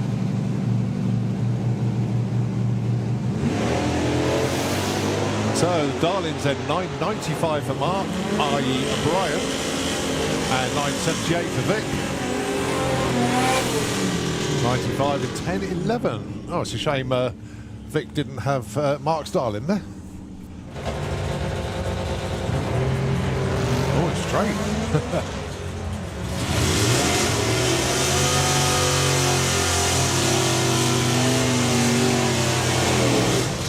10.51, that's a nice opener, 11.98. So Laura goes out. So it's Alfie Ratton and John Bean.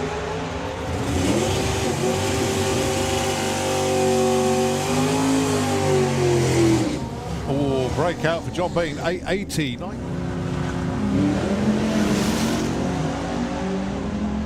It could be a headwind thing. Or It could be. Or the fact he's just had lunch. 9.51 there for Bob, goes to number 7. Darren goes to number 8 with a...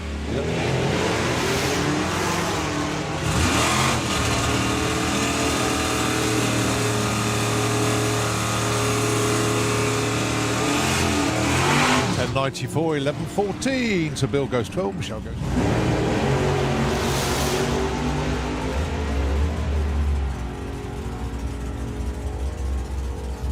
So Charlie there first win, and 8.95.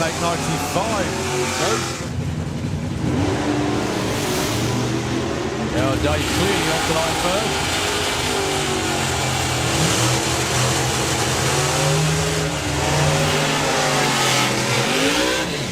So 9. Nicely away there by Jace, no 2 right.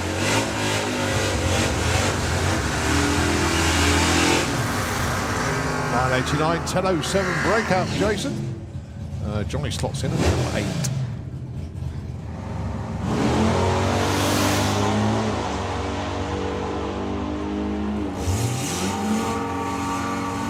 So Don's going to get there first with a 9.88. Phoebe goes 10.99.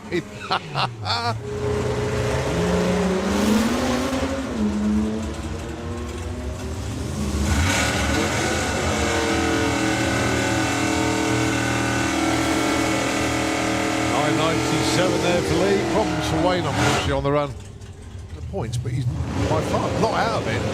You know, there's anything can happen this weekend. He's really going to put whoever wins this event is doing themselves a huge favour points-wise, obviously.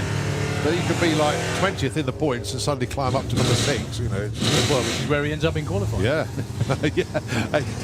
884 on 79 there. Stevie Gates indeed. Nicely away there, Jack. 017 on the tree.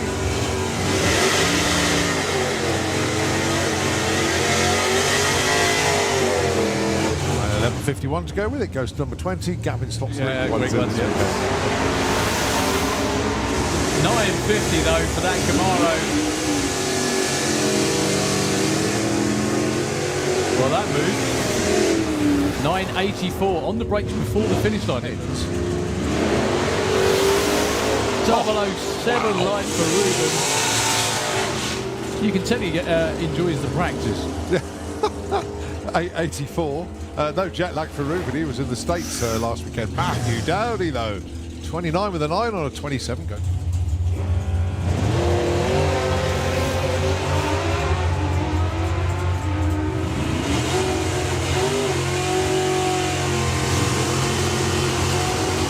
$9.56 and a 10.30.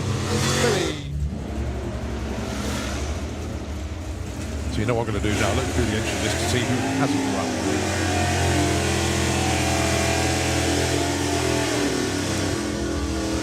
$11.01 and Dougie goes 11.30. He goes to 21 in 20.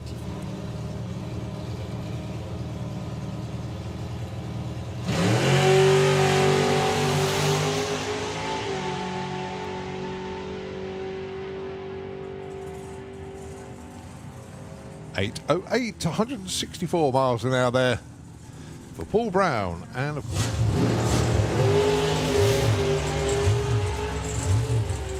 lovely straight run.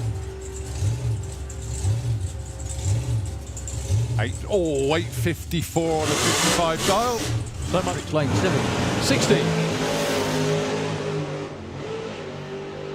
Whoa, going for a very, very big wander indeed. The car was unsettled actually the moment it left the start line. Goes 877 at 109.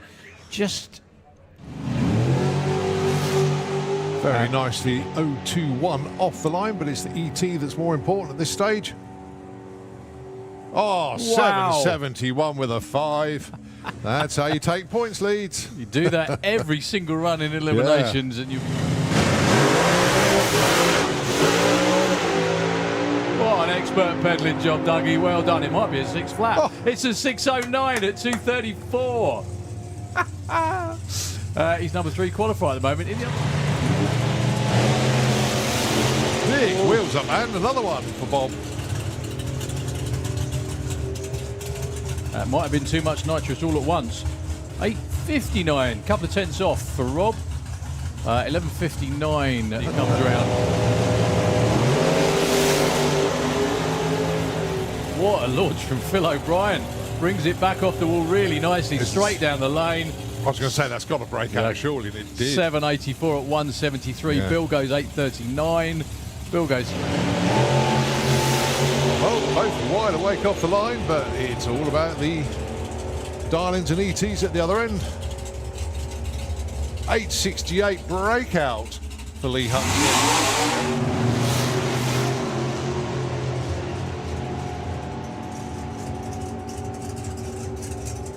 790 on a 780 dial. That was good enough for number 6 for the time being. This year, actually.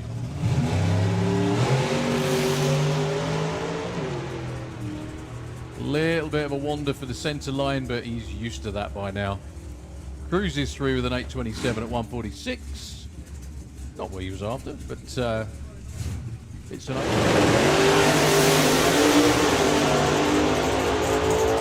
Well, Jack was over at Hockenheim last weekend. Oh, number 1. Yeah, that sorry, do. number 2. My mistake. Oh yeah. 7:59. Sorry, 7:35 with a.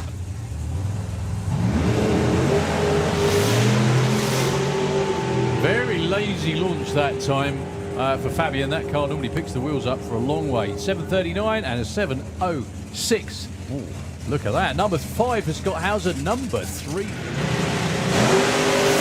There you go. Mark Turner goes red. Couldn't wait long enough. 7:72 and an 8:49. 21 for Mark Coulsell and number 7. He did.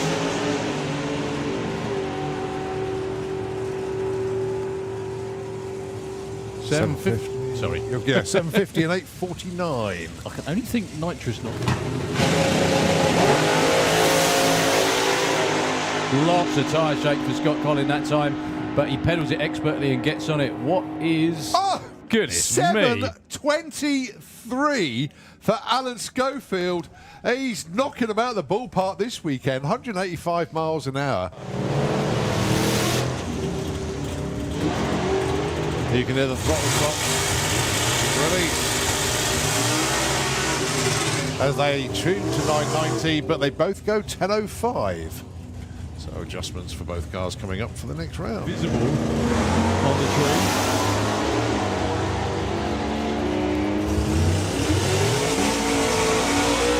Colina's on his way too quick, which he isn't, which means Rob's having problems. 11:78. All right, let these two go. Off and running, looking for 990. Garen Turton.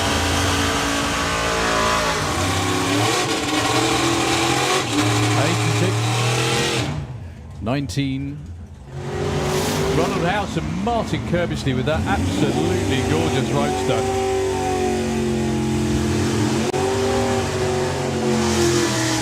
Oh. 990 with a 9. Of Comp Eliminator qualifying.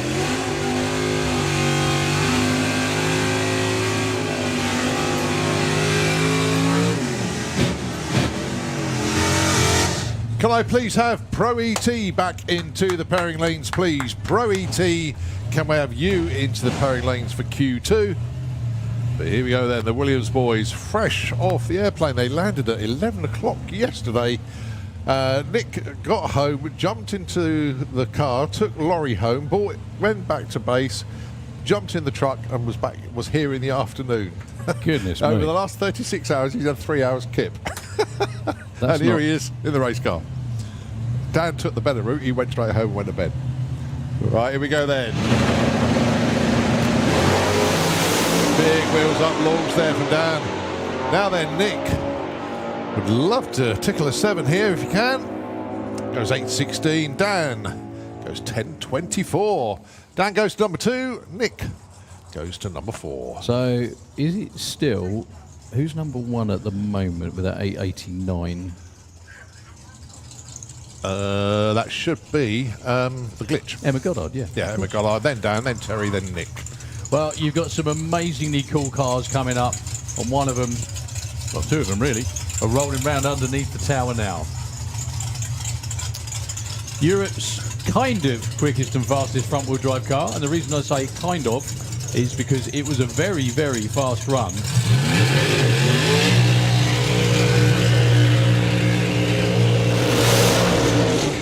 All the way down into the 7.2s for Petros Taxopoulos with the RTMG Seat Ibiza in the Kestrel lane. Now, his index is 7.98. He can absolutely obliterate that. The problem with this car is that it's a bit fickle, shall we say. And sometimes it goes like a bandit. Sometimes it finds the weak link more often than not. And that's what happens when you're at the edge of development. However, once they find the combination, this thing will be absolutely killer. Watch them set the wheelie bar. They lift the car off the ground. And that's not actually a wheelie bar. I do apologise. It's called a traction bar. Make sure that the weight doesn't shift from the front to the back too much and unload the front tyres.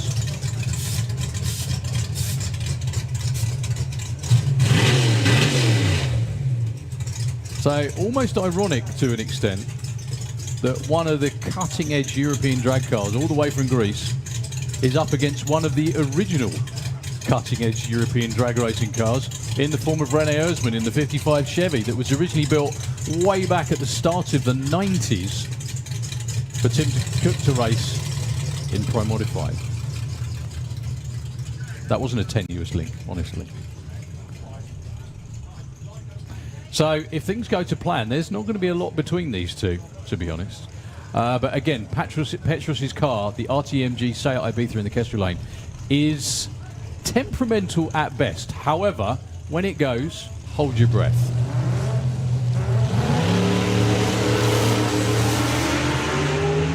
.138 60 foot for Petros. I think he's off the power already, unfortunately. 871. Very sedate looking run for René Erzman. Yeah, Petros crawls through with the 1341. Not a bad launch, but at least that's something to build on, and they've got to run down the track, so they're in the show.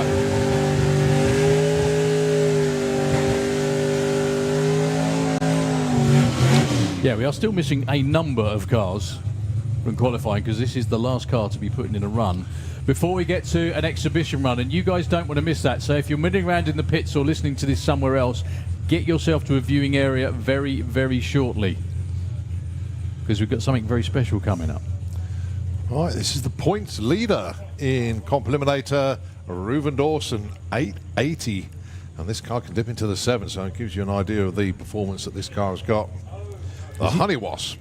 Has he been in the 7.8s or 7.9s? Certainly been in the 7.9. No, I think he's been 7.8.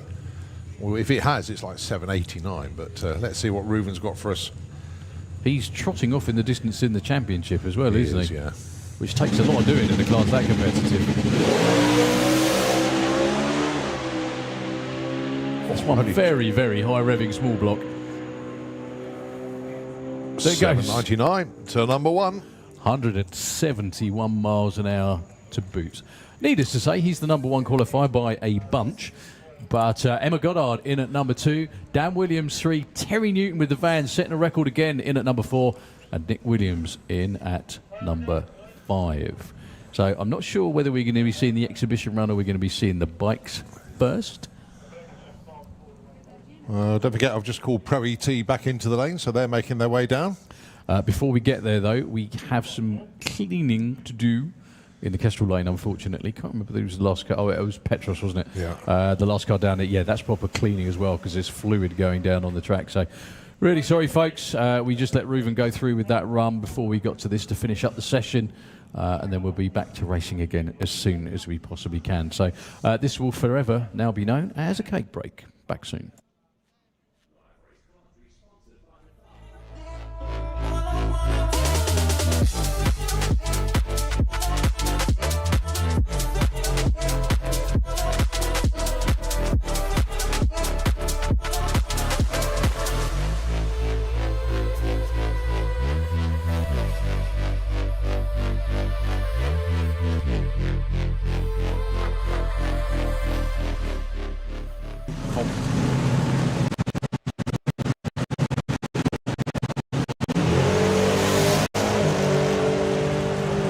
Procharge and turbocharge. Pretty even, actually, all the way down. That's a good-looking race. 9:34. Ooh, Andy Clifford Nicely done, Andy. Well going held. for the other lane. Sorry. Yeah, Charlie Seaward. Both should be on the 890 number. Charlie goes, oh, 889 with the 90.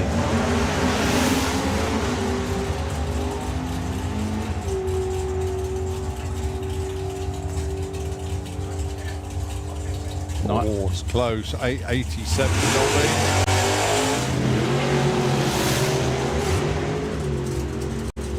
So Ellie steps off it and then back on it again to run 890. 894, nicely done. Ellie goes to number 2. 889 with a 2, thank you.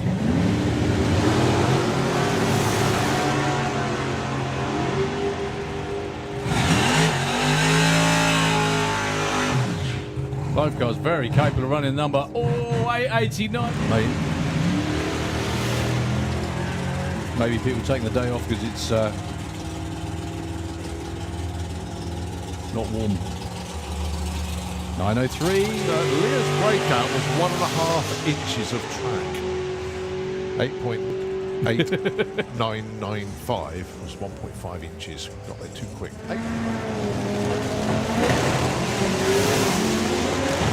So yeah, Spencer will get out in front of him, but here comes Terry with the van.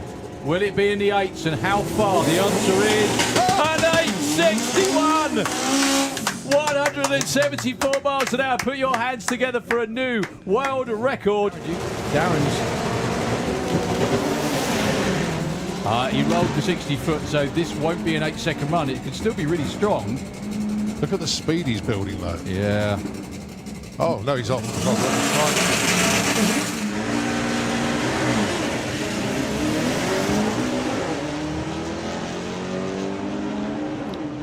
This will be another 8-second run. Just how far into the 8s? 889 at 163. Your new number 1 qualifier. Phil Norman goes 13. A little bit very next, Chris. But that car really does fly. And it'd be lovely to see an 8-second pass appear here. I think we're going to get one. That's pretty. 892, 153. Nice opener from Chris. I think Luke's coasting, unfortunately, He is, yeah. up there. And well, so is Rob.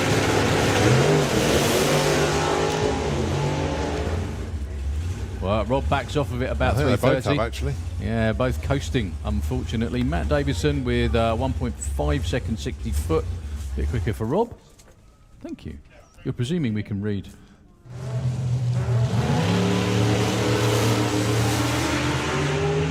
.138, 60 foot for Petros. I think he's off the power already, unfortunately. 871. Very sedate looking run for René Erzman. Yeah, Petros can't do it in a class that competitive. That's one very, very high revving small block. There it goes. 799 to number 1. 171 miles an hour. Would you feel better if I said that this touch could last forever? Every moment I'm with you feels like heaven. If I said this is love, would you feel better?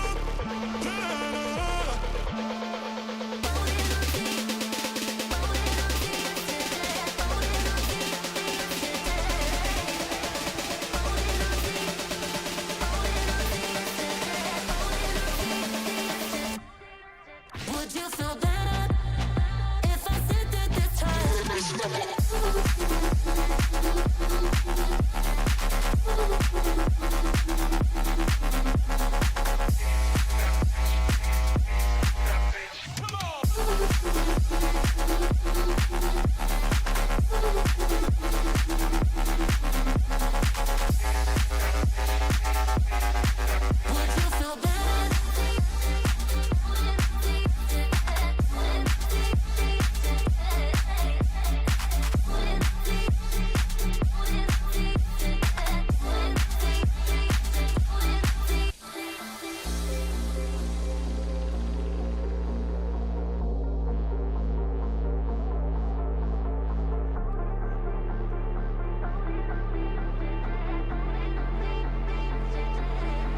Would you feel better? Would you feel better if I said that this touch could last forever?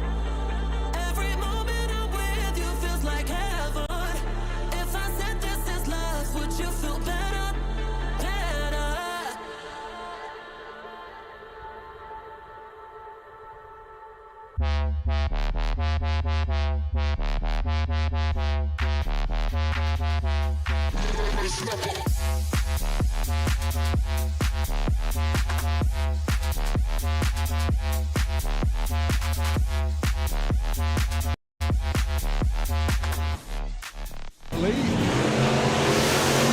Isn't that And both of them with 0-1 reds. Just to remind everybody,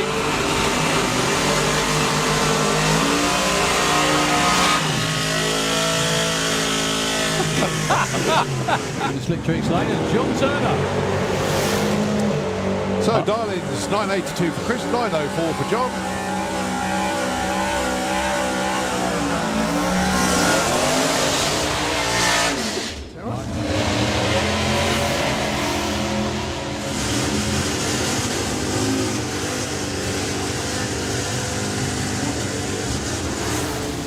.937, way too quick. Look at that number for Sarah. That could well be her quickest run ever. 100.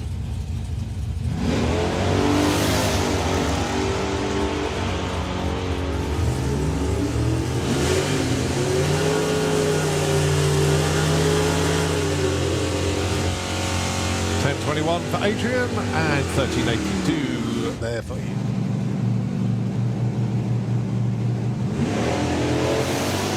So the Darlings then 995 for Mark, i.e. Brian, and 978 for Vic.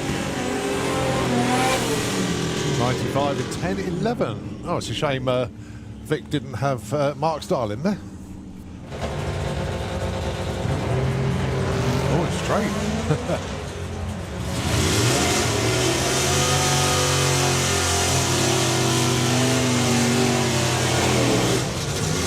1051, that's a nice opener. 1198.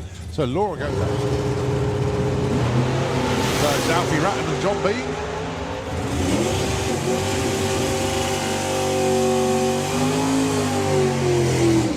Oh, breakout for John Bean. 880.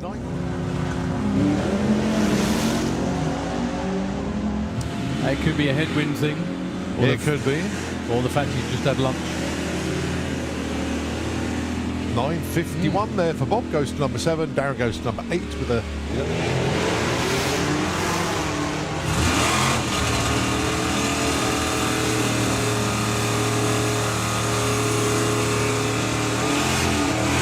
.1094, 1114. So Bill goes 12. Michelle goes...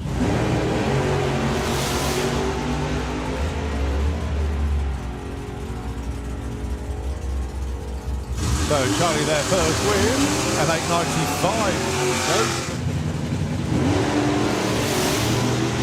Now Dave clearly off the line first.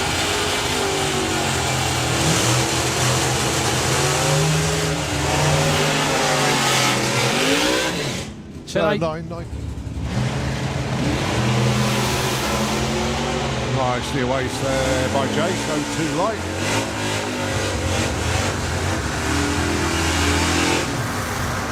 .989, 1007 breakout for Jason. Johnny slots in at number 8.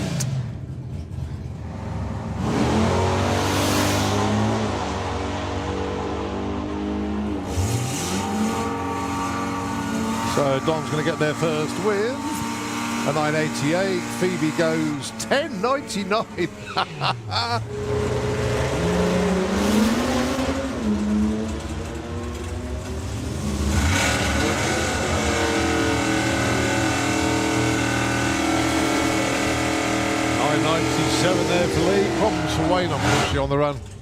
The points, but he's by far not out of it. You know, there's anything can happen this weekend. He's really going to put whoever wins this event is doing themselves a huge favour points-wise. Obviously, that he could be like 20th in the points and suddenly climb up to number 6. You know, well, which is where he ends up in qualifying. Yeah, yeah. 884 on 79 there. Stevie Gates indeed. Nicely away there, Jack. 017 on the tree.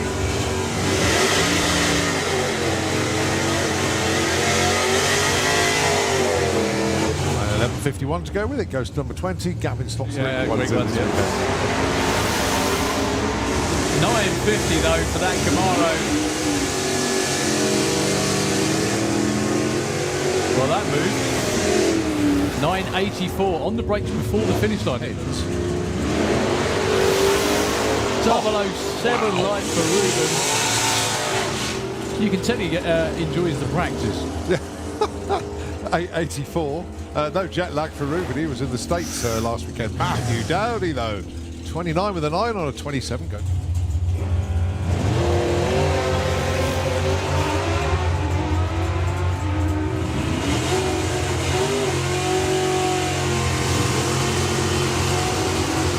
.56 and a 10.30. Billy. So you know what I'm going to do now? Look through the entry list to see who hasn't run.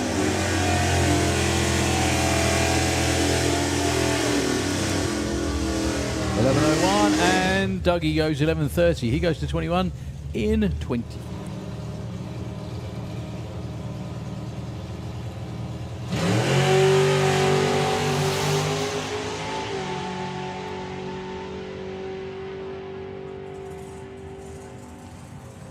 .808, 164 miles an hour there for Paul Brown. And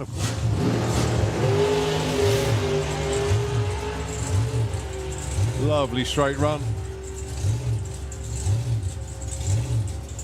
8.54 on a 55 dial. So much lane 7.60. Whoa, going for a very, very big wander indeed. The car was unsettled actually the moment it left the start line. Goes 8.77 at 109. Just very nicely 021 off the line, but it's the ET that's more important at this stage. Oh, wow. 771 with a 5. That's how you take points leads. You do that every single run in eliminations, and you. What an expert pedaling job, Dougie. Well done. It might be a 6 flat. Oh. It's a 609 at 234. He's number 3 qualifier at the moment. In the Big wheels up, and another one for Bob. That might have been too much nitrous all at once. 8.59, couple of tenths off for Rob. 11.59 he comes around. What a launch from Phil O'Brien. Brings it back off the wall really nicely, straight down the lane. I was going to say, that's got to break out, surely, and it did. 7.84 at 173. Yeah. Bill goes 8.39. Bill goes. Well, both wide awake off the line, but it's all about the darlings and ETs at the other end. 8.68 breakout for Lee Hunt.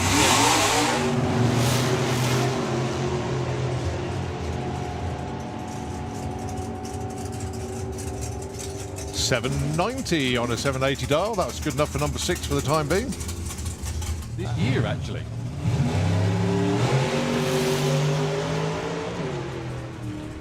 Little bit of a wander for the centre line, but he's used to that by now.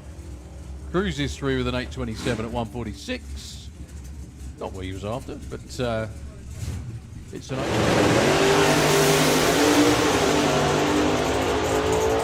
Well, Jack was over at Hockenheim last weekend.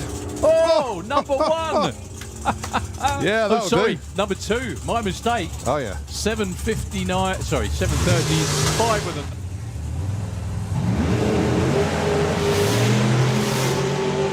Very lazy launch that time for Fabian. That car normally picks the wheels up for a long way. 7:39 and a 7:06. Ooh, look at that. Number 5 for Scott Hauser. Number 3.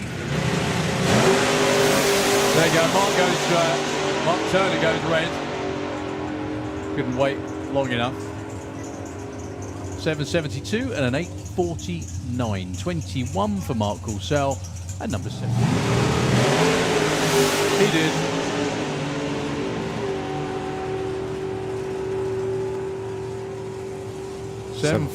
Sorry. Yeah, 7:50 and 8:49. I can only think nitrous not. Lots of tyre shake for Scott Collin that time, but he pedals it expertly and gets on it. What is... Oh, goodness me. 7:23 for Alan Schofield. He's knocking about the ballpark this weekend, 185 miles an hour. You can hear the throttle drop. Release. As they tune to 990, but they both go 10:05. So adjustments for both cars coming up for the next round. Visible on the train.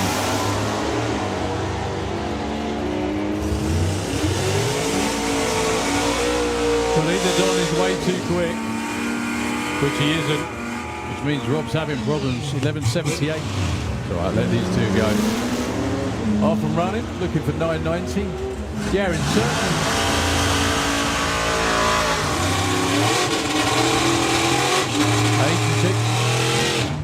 19. Ronald House and Martin Kirbysley with that absolutely gorgeous roadster.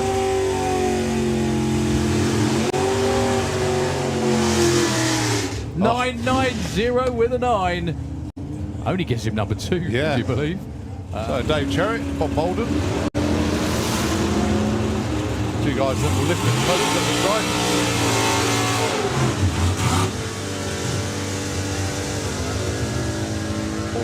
87 for Dave Cherritt for Bob Bolden.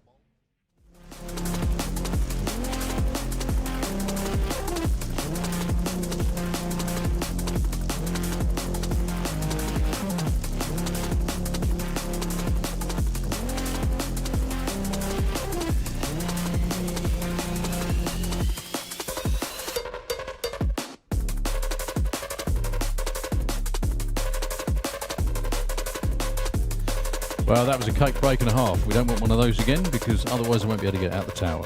Yeah, and we'll have no cake. Yeah, that implies we have some. Yes. Okay, up next, these two will be putting exhibition runs in throughout the weekend, and you are not going to want to miss them whenever they come near the racetrack. They are primarily here to promote drag racing in the eastern part of Europe, if you will. We have 2 amazing vehicles for you. The first car coming round underneath the tower is, again, it's just incredible. Silvio Guita with a VW Upo. They're twin R36 3.6 litre VW Passat engines capable of producing around about 15 to 1800 horsepower. Now, combined.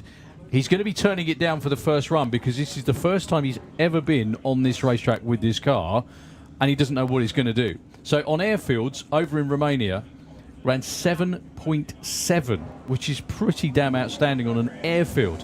He's going alongside. So that's Silvio with the Lupo. He will be going alongside Konstantin Denev, who is underneath the tower at the moment. Now, Konstantin was here.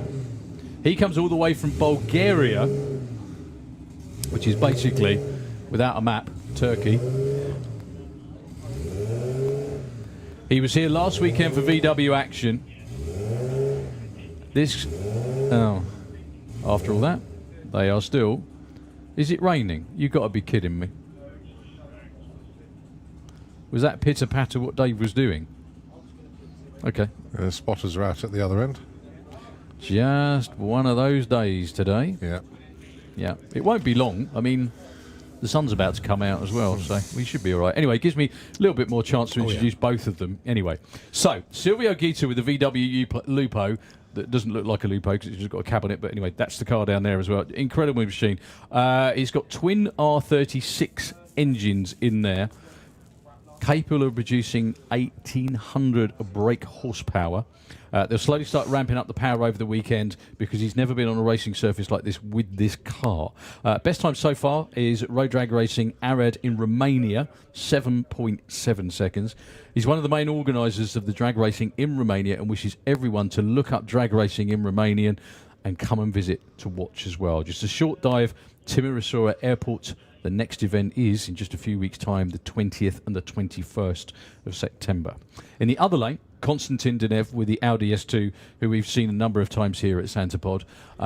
Winner of the six-cylinder class at the Door Slammers, if anyone's ever seen that before. Last weekend ran a new personal best and world record for a four-wheel drive Audi of 6.72 at 214 miles an hour. This is the first weekend, or the second weekend now, with the new billet cylinder head. So when they ran at the Door Slammers, they damaged it before in testing before they even started. So they had to go back to the old setup. He still went 678 with that. But anyway, this is with the new billet head on medium boost, and fingers crossed they can turn it up even further this weekend. That is just outstanding.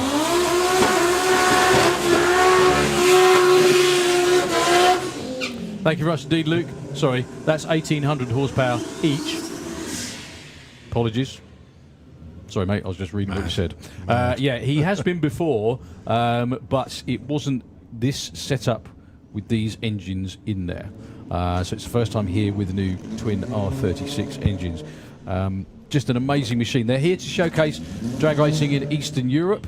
Now, one of the reasons both of these cars they're both four-wheel drive, which is something we don't commonly see here in the UK, simply because they race a lot on airfields. And one thing that has to be said as well, Konstantin, on the same airfield that Silvio ran 7.7, Konstantin went 6.99, which, again, on an airfield, is mind-boggling for a door car. Absolutely mind-boggling. So, Silvio's first run with it turned down. We'll see how he does. Konstantin was here last weekend in the 6.7s. Let's see what they can do for us here.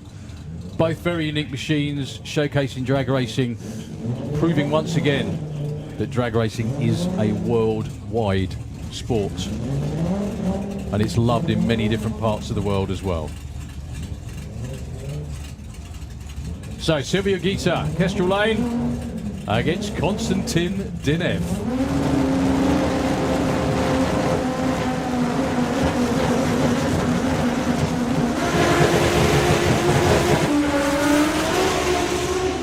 .115 to 60 for Konstantin. He is absolutely long gone to a 6.71. It's a new world record again for Konstantin Dinev.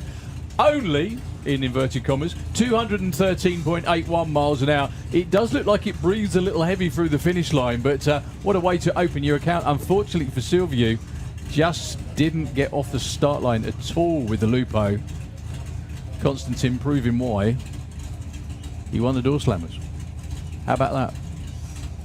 Some numbers for you. 1.15 to 60 foot. 8th mile, 4.40 at 70 miles an hour for Konstantin Dinev. Put your hands together, team, for the team, please, from Bulgaria, ladies and gentlemen. What a show. Don't leave him behind. Yeah. Don't leave him. No, he's going to get in the boot. No, he's not. Yeah, come on. The world's quickest Audi four-wheel drive.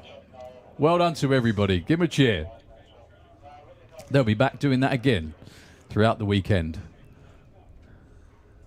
provided he didn't spread it all over the racetrack at the finish line, which is what the spotters are checking for. Yeah, as you say, that was breathing very heavily. As it always does that, but that was a little heavier than usual, let's put it that way. But they're just fine-tuning all the new bits in there, and yeah, what a run. I still can't believe the Lupo. That is monstrous power output of that thing. Yeah, let's just hope he gets it stuck.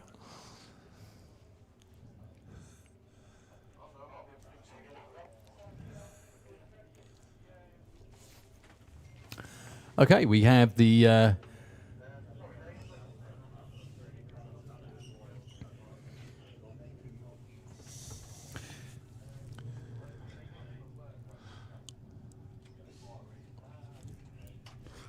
Going for a jog to get the tractor, unfortunately. That's Chris just jumping in. not sure which lane it's going to be though, but all the attention at the top end seems to be with Constantine. Yeah.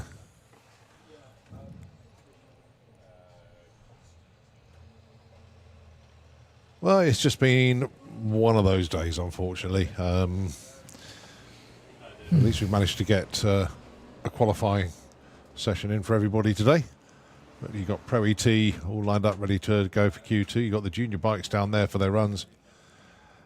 But yeah, just a little pause whilst the track has some attention from the tractor and, of course, our immense track team here at Santa Pod Raceway. Tell you what, we won't waffle. We will hand the airways back over to Nitro FM. We'll take it back very shortly when we continue the qualifying here at the European Finals.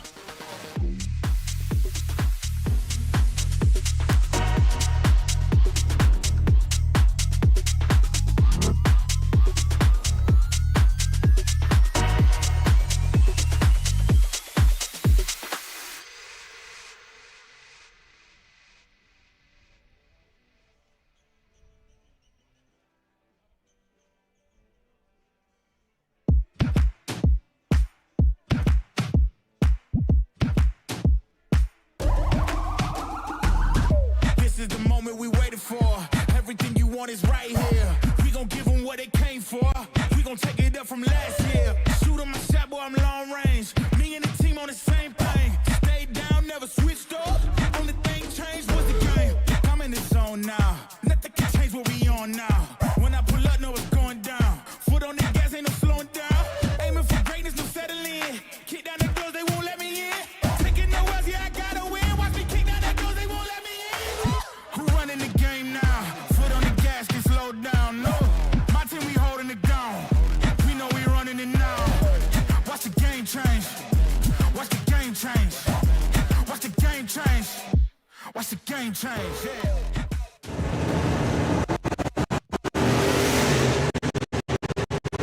Both hooked up really, really well. Joe streaking away at the finish line. 7:45 at 200 miles an hour again. Now watch, blimey, they're both really going for it this time. This could be side-by-side sevens, folks. 7:95. Rob's there as well.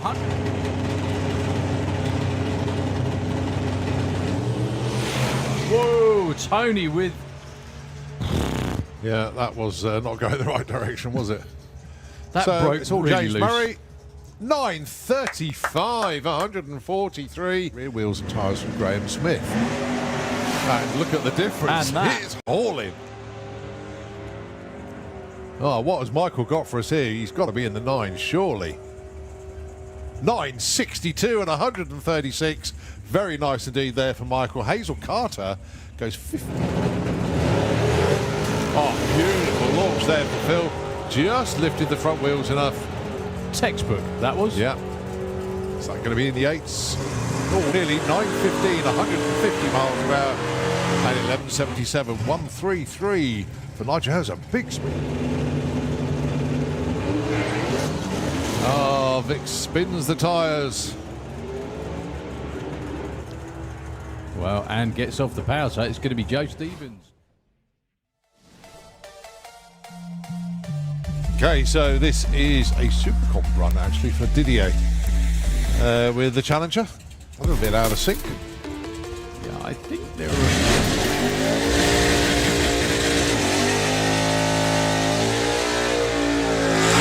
There's still another one as well. I'm sure to come as well. So, well, crack on with Didier. I think it's because he somehow didn't get the call to run. So he's got the track to himself then. 8.90 super comp. is the index. He should have come down when he was supposed to run, because the sun's come out as soon as he's come down. You know, we wouldn't have had any of that, would we? Anyway. We'll let him off. That's beautiful out there, isn't it? Yeah, just press pause on the weather. Yep. For 4 days.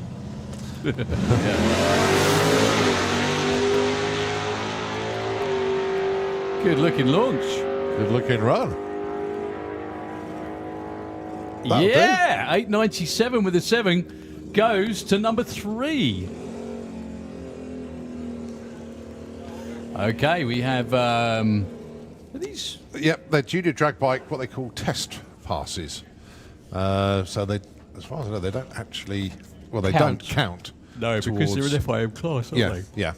So they would then, in effect, only get 4 runs. So that's Jackson King. Yeah, and then we're on to qualifying session number 2. Yeah, Pro that's ET right, round yeah. the back of the tower again.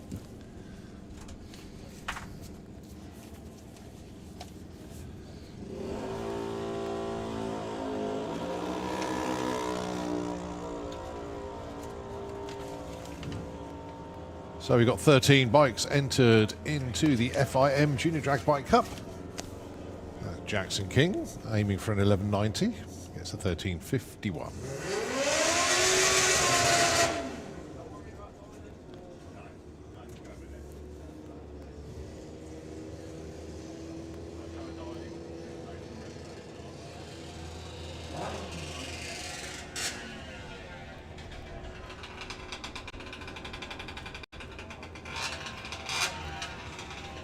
Okay, that's Holly King down there and Alia Lester.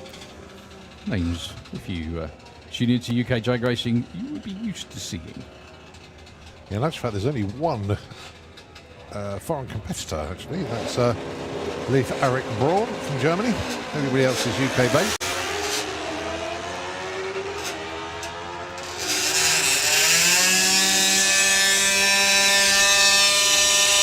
.77 and 955.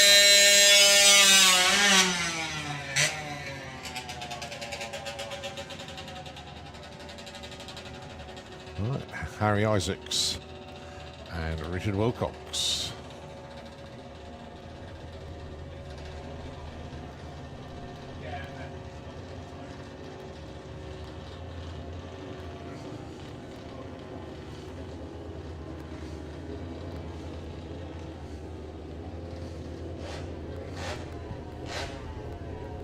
Yeah, I don't think Richard's double classing this weekend, actually. I think he's just in the bikes. I didn't see him in junior dragster earlier. I think he was in junior dragster, yeah. Apologies if I'm missing him.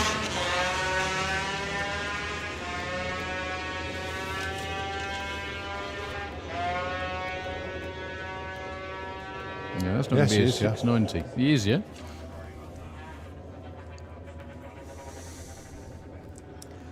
As far as we know, the world's only double-classing junior.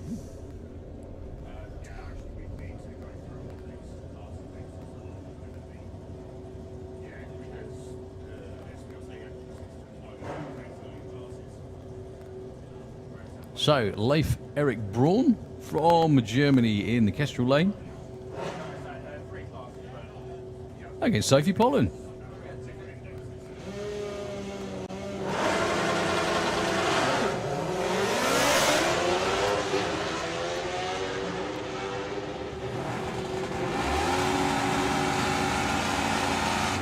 Well, again, test runs. Leif breaks out. Not too close for Sophie.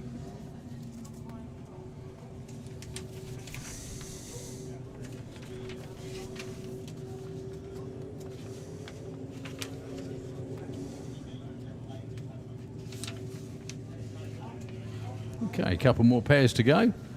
This time it's Declan Butt and Leah Morrison. Morrison clan doing very, very well on the FIM stage recently.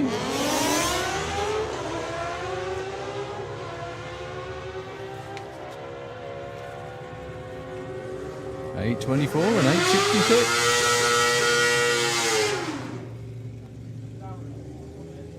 82 miles an hour for Leah Morrison as well. That's not bad.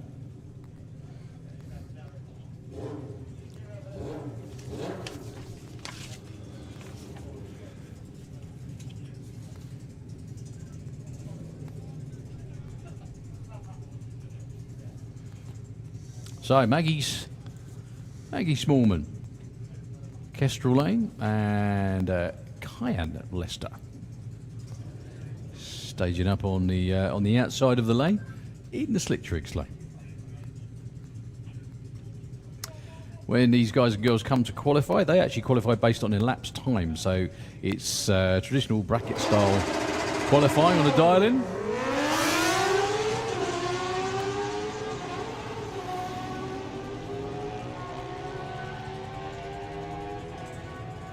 Maggie goes 8:26, not bad.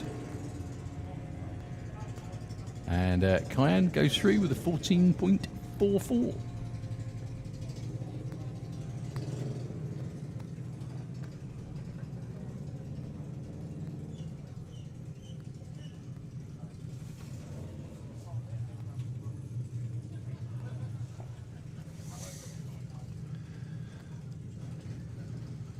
Okay, last pair of bikes. I think we have a run for the two-seater, and then we're on to Pro ETQ number 2.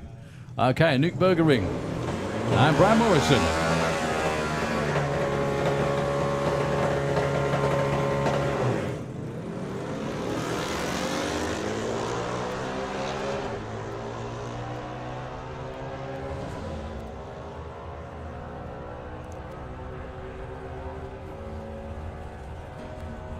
Well, 11-second run for Brad and a 12.8 in the other lane for a Nuke. Okay, I can't remember which passenger run number this is actually. It's number 5. Aha, you've been keeping tabs, Thomas, good man. yeah, Thomas Higby from Gillingham in Kent. Birthday present, he's 23 today. So many happy returns indeed to you, Thomas. And here's present then, a ride in the two-seater dragster with Paul Brown.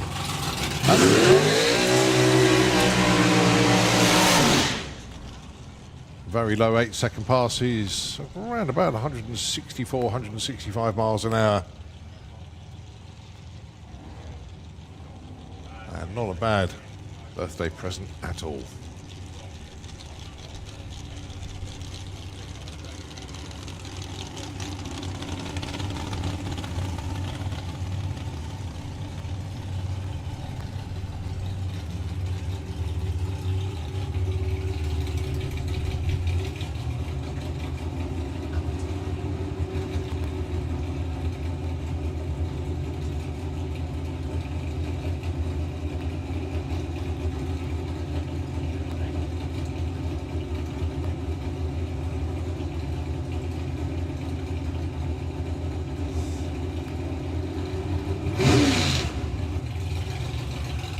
So the pre-run checks all completed. Passenger checked in on, and Thomas is looking forward to his 23rd birthday present. And you get a nice timing slip to frame as part of this experience.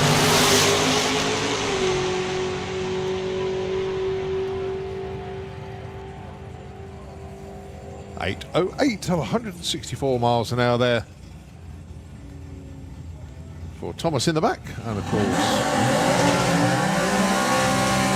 Paul Brown then. Right, here we go then. It is Pro ET, your second qualifying session. And your first pair. Carl Goldsmith with the Beetle. And it is Sarah Unsworth with the Lemon Drizzle.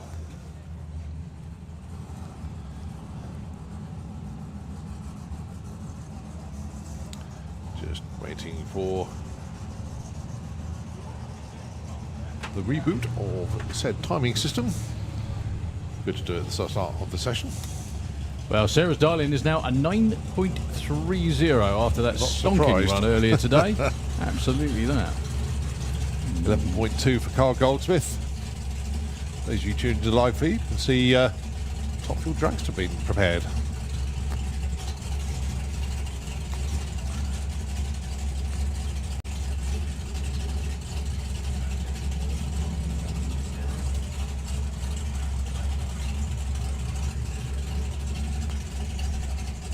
There we go. 9:30, 11:20.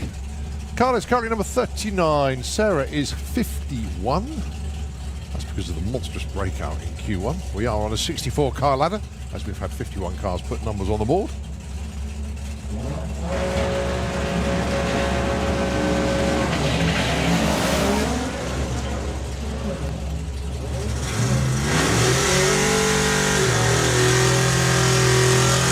Another good one for Sarah. Well, the right side. 965 at 147 this time. The right side actually moves her up to 38. And if we haven't said it before, thank you for the game. So thank you for the game.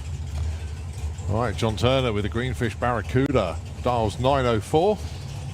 He went 908 in Q1. He's currently number 5. Jess Bishop with the Nightmare Dragster adjusts the dial-in to 914. She went 915 in Q1. Well, Say, number 3 spot. Yeah, I was going to say she should be fairly safe at the moment. Yeah. Well, I say safe. No one's going to get bumped, are they? But Nice they'd to like be at the top of the pile. they'd like the Q points, I'm sure.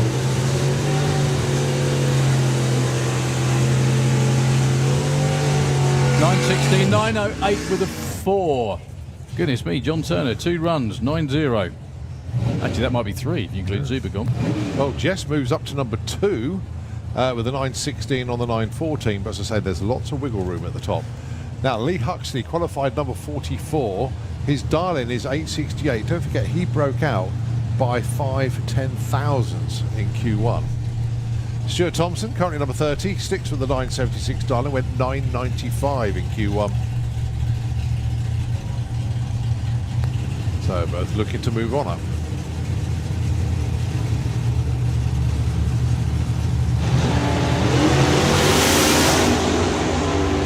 Couple of spanking looking lights.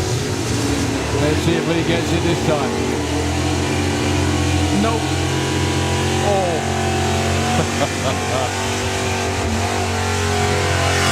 Well, yeah, it's Stu's turn to go just that annoying bit too quick. 14 10,000ths too quick there for Stuart, so he stays 30. All right, your number 1 qualifier at the moment is Anthony Mitchell with the Buick down there.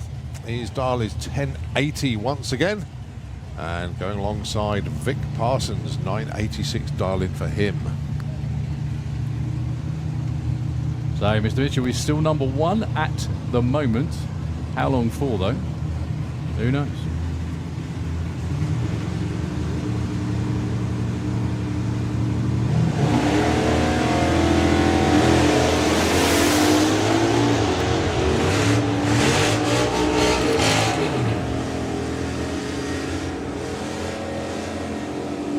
Oh, 987. Vic Parsons goes to number 1, sneaks in front of Anthony Mitchell, who now drops to number 2. Well done, Vic.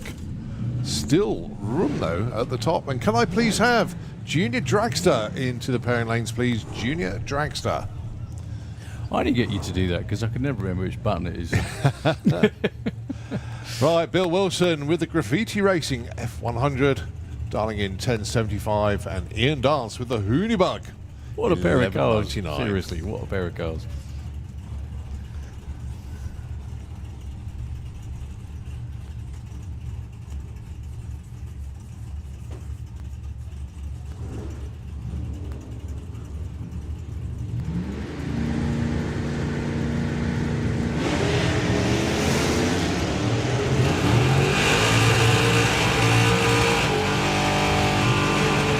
So Bill's going to get there with a 1091. Ian Dance in 1341. A move up to 25 from 33 there for Bill. And Ian stays put at 42. Okay, Lee Morris and Laura Baton next. Currently 14 and 12. Like you said, Colin, loads of wriggle room at the top. Frankly, tons, considering how many cars there are and how good these guys and girls are. Well, if you hit your dial-in, you're going to go number 1 for the time being, that's for sure.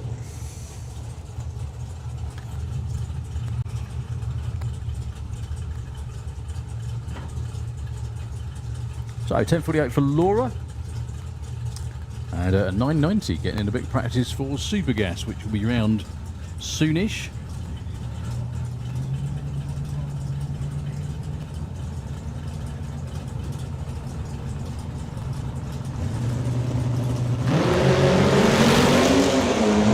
nice lights, but still the perfect reaction time money's up for grabs, as is the perfect ET. Right, 89 with a 4 and a 990 dial. Liam just misses it. Law breaks out by nearly a tenth. Right, Phoebe Davison, not surprised she's adjusted the dial in, 1094. And Chris Newsom looking for a 968.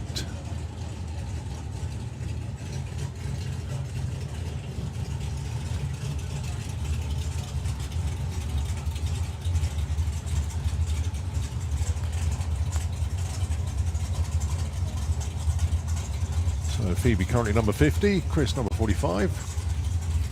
A couple of breakouts from round one.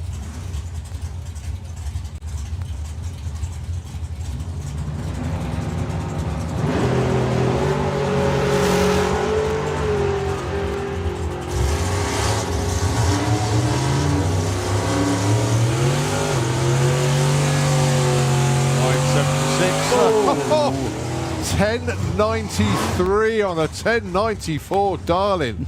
Oh, so close for Phoebe. Again. Oh, it was that much. I'll tell you what, the team are still happy, but fine margins are working to this weekend. Well, already we've had a bunch of breakouts in this session, and the vast majority have been by thousands, haven't they? Someone's going to get it right in a minute. Well, Possibly Stevie Gates now. could, and Mark Huxley can. Oh, no, sorry, Brian. Yeah, it's Brian in the car in Pro ET, and Mark is driving the car in Supergas. So, yeah, we do have 4 Huxleys racing this That's right, weekend. You're in 3 cars.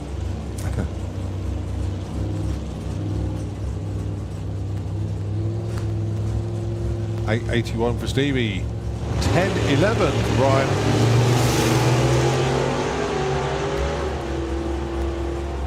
Lovely 010 light from Stevie. And he gets an 883. Goes to number 4. Oh, Brian breaks up by a 10th. Missed, I think is the word there. 10th too quick. All right, the cherry bomb of Jason Pickett, darling, 1005, and Darren Huxley, 1125 with the Nissan. So both of them are some way off at the moment. Jason Pickett's 49th. Darren is 21.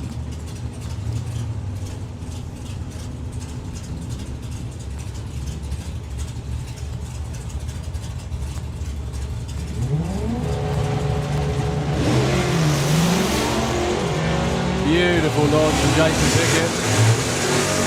Can he tie that together with a 10.05? Oh, Not again. almost. 11.33. Darren actually moves up to number 16 with that one, but goodness me, that was so close for Jason Pickett. 5 thou too quick.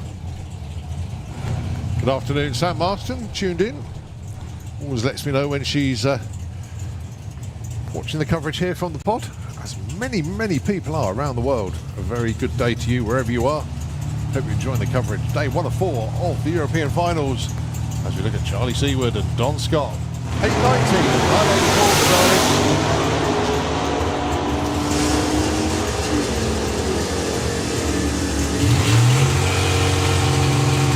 Charlie, yeah. Don Number Scott 1. goes to number 5, but Charlie Seward hits his number 890 with an 8, and he does take the number 1 spot for the time being. Ball now. The first one that's actually run dead on anything, Yeah. which is a surprise. Adrian Portelli and Colin Morris. Colin must have been close. He's 51st at the moment. Yeah, bottom of the pile, I think. Yeah. Yep. He was 08 under. 981 on a 990. Well, he's going to be trying for 90 again. Keeping the car in super gas mode.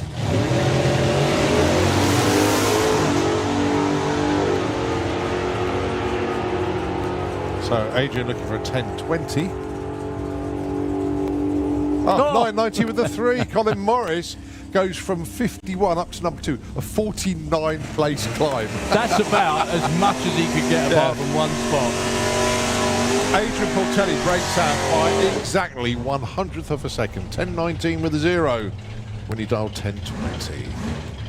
Okay, John Bean with the Mustang. He's now bottom of the pile, number 51. With Michelle Walker, number 36 at the moment. She dials 10.89.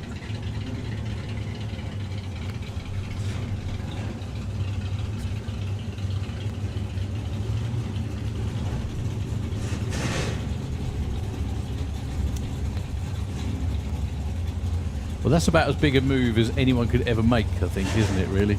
And if he'd have run the pair before, he would have been number one. Yeah, yes, that's true, actually. Right, well, let's see if John Bean can outdo him. 51 to number one will be a 50-place climb if he can do it. 8.78 is the dial-in for the Shotgun Mustang. Anything's possible.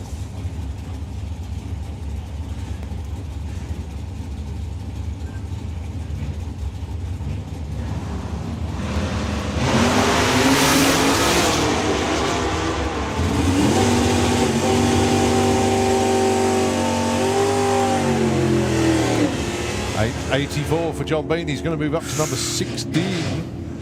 Nicely done. Michelle breaks out by, what, 2.5 hundredths there? Well, it actually drops one spot due to John's climb to number 16. And she was on time on the tree. Are you sure she's a real walker? Okay, next pair. Bob Moulton moving quick, swiftly on against Jack McClure. Bobby's 23, Jack 35. 9.49 for Bob. He was a bit off that earlier, actually, wasn't he? Yeah.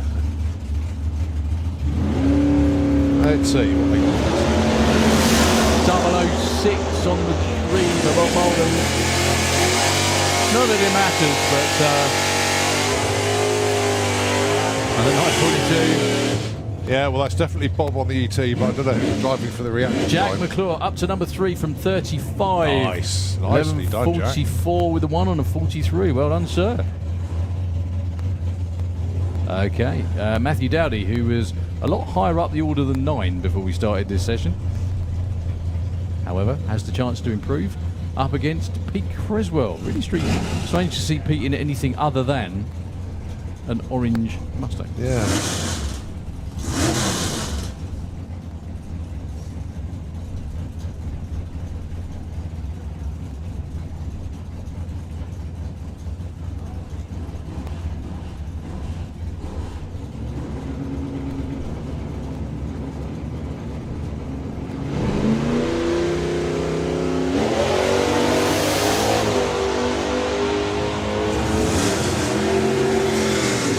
Good looking runs for both. Much better looking run for Pete Creswell, actually.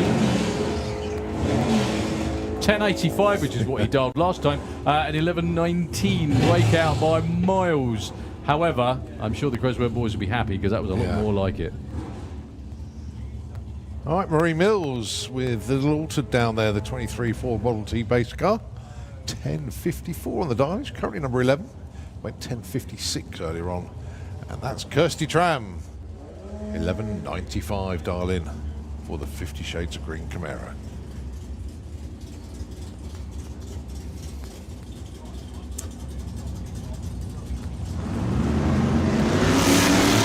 Both wide awake off the line.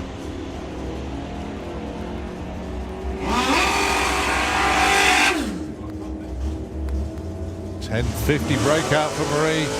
Kirsty goes to the right side up to 25 from 39 with a 12.06. Right, your points leader, Nick Mugridge, going alongside Simon and Innes. So Simon's in at 13. He was right side. I can't remember what Nick did, but 27th. Yeah, he wasn't far off. He was the right side, but just needs to be closer this time. Yeah, I think he dialed like a 10.1 and it went 10.2 or 3, I think, something like that. I think that's where that came from.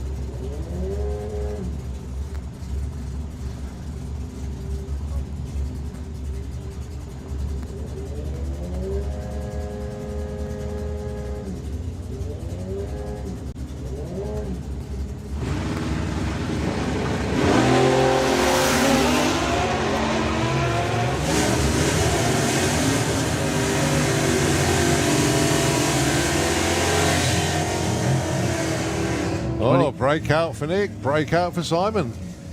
Both too quick. I think we've had more breakouts. Yeah. Yeah, this has been a session littered with them, isn't it? However, Mr. Qualifying, I'm sure we'll put that right. Dave Frost as if by magic appears under the tower in the Slick Tricks lane. 967. Actually, he could almost do it as well because he's number 50 at the moment. Yes. So there we go. Yeah. Come on, Dave, live up to your name. And 11:34 for Spencer Tran with the blue Camaro, which we previously saw in both Comp Eliminator and Pro ET round 1. Spencer's 12th, Dave Ruddy's 50th.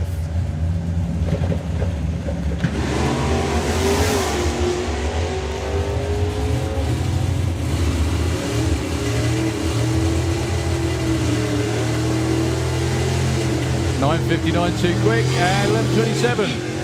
Stop me if you've heard this before. Too quick. No, but they're way too quick. Yeah. 700s there. Yeah, just big breakouts. Everyone is really, really too quick. There we go. Yeah, see now Brett's dialed it back to 912. He'll go and run his 8 now. Reuven 879. Well, we know he's capable of it. The car's capable of it. Needs to do it now.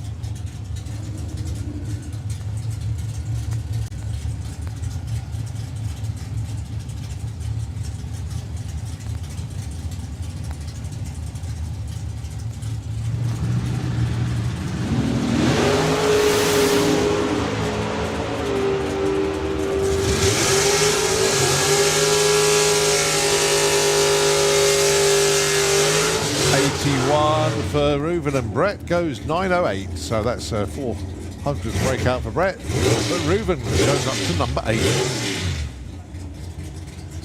Nice move there from Reuven. I missed that. Where do you go to? Number 8. So Wayne Waterhouse and Alfie Ratton. Your next pair, Wayne looking for a 990. He hasn't run yet. Oh, he did run in Q1, but he got his run DQ'd. Oh, okay. That'll make it 52 cars on the ladder. Yeah, against Alfie Ratton. This little Celica's been around a long while, and it's as gorgeous as ever. Really, really good looking car.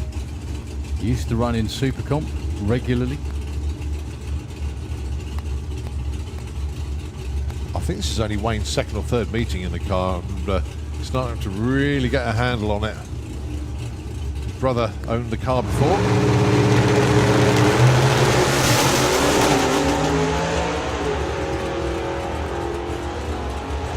Well, Alfie Ratton is long gone.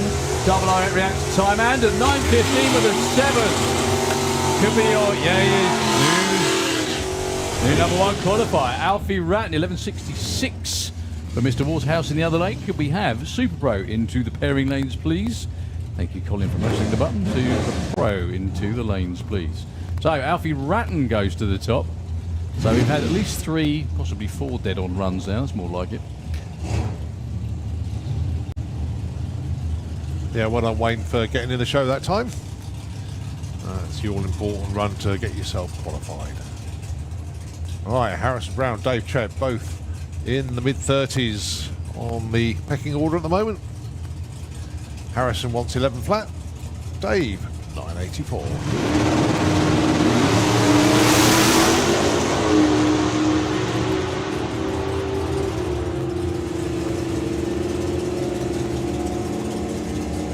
.975 breakout. 1086 breakout. They're absolutely killing it, as in murdering their darlings.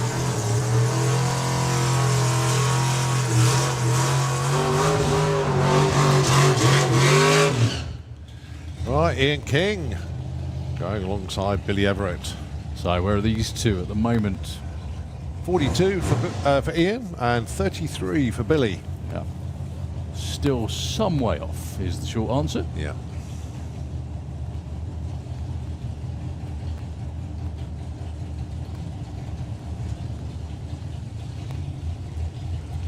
So Billy, looking for that 946 as the sun, has joined us for some time now. About time. Look at that view from sitting. Look at that bird sitting on top of the Christmas tree. Oh, it's great, isn't it? Proper bird's eye view, that one. No one else gets that because no one else can stand there.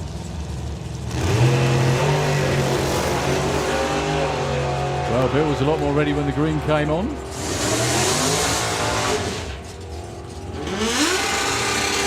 .56 on a 46. And Ian breaks out by over 0.3 of a second. Well, he'll be happy with the run because it's a nice performance gain. But yeah, big breakout there. Again. It's funny, isn't it? Like a huge field like this, but there's no pressure to qualify because enough of them have run. Well, the pressure is on those in the championship chase. Yeah, absolutely. Like Nick well. Buckridge, he broke out, so he didn't move up. So he's not highly qualified as where we would like to be. And we haven't seen Amy Watkins or Tom Watkins. Billy Everett's actually number 4 in the points. Reuben moved up to number 8, so that's helped his cause. So yeah, going to be very interesting as we look at Susie McClure and Tom Kay.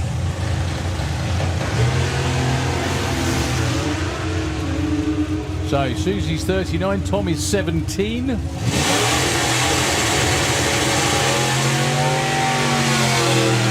they both run 10, yeah, sorry, 10-17. Yeah. That's a bizarre one. Which means they're both breakouts. Oh no, sorry, Susie was the right side. Tom Kay broke out. Okay, this is big championship-wise for Amy Watkins because at the moment she's 28. I'm sure she can do a lot better than that. That's her down there. So where's Luke? Let's have a look. Because I don't think he's on the front page. No, he's not.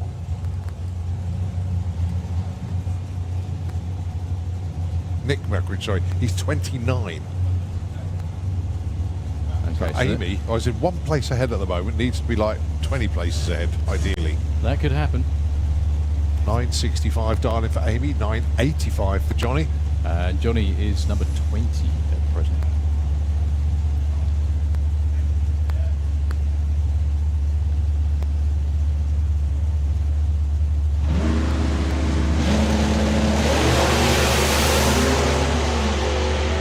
Good looking launches from both.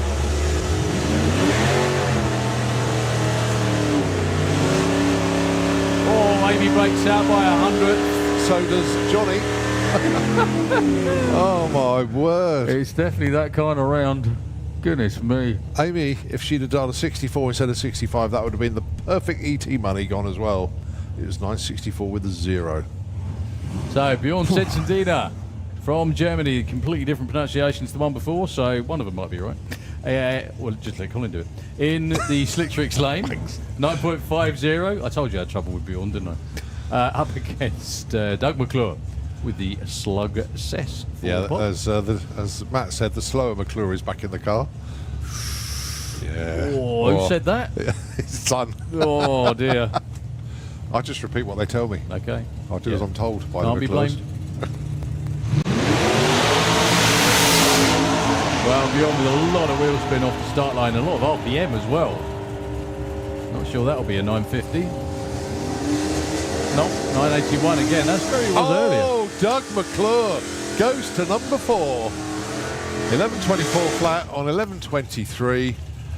Oh dear, that means I'm going to be battered by messages from Doug now, insulting the rest of his family. They're not very polite to each other. No, they're not. Might be quicker, but he's better at driving. Yeah. Something like that, anyway. I'm not saying he is. That was just. Well, he did tell Susie not to even bother getting the car out today, but there we go.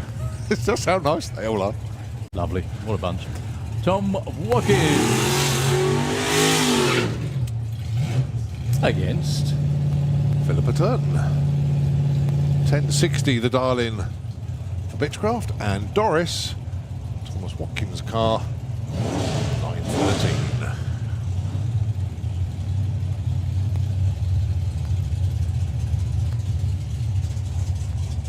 Well, 10.60 for Philippa. That's a stout dial-in for that car. So Philippa has the chance to make the highest ever move if she can run a 10.60. Yeah. We've had a 49 place increase. She's 52nd at the moment. So don't let us down.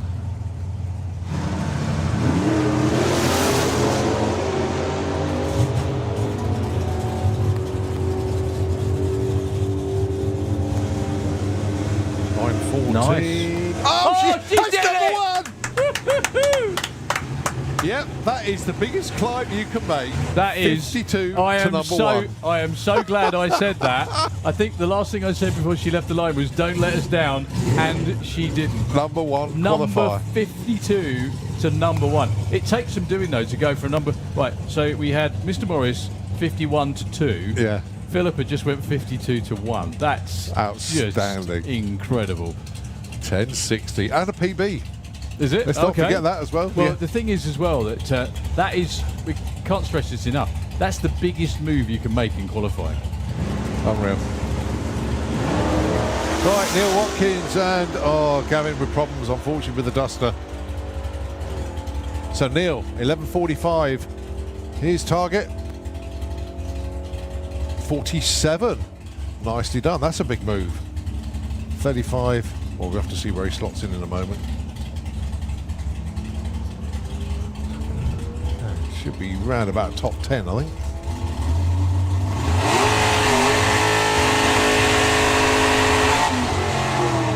Yeah, bang on, number 10.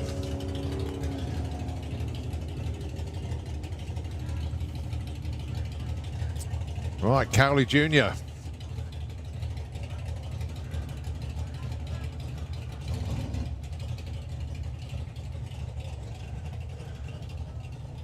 I think this is the full pass one, I think.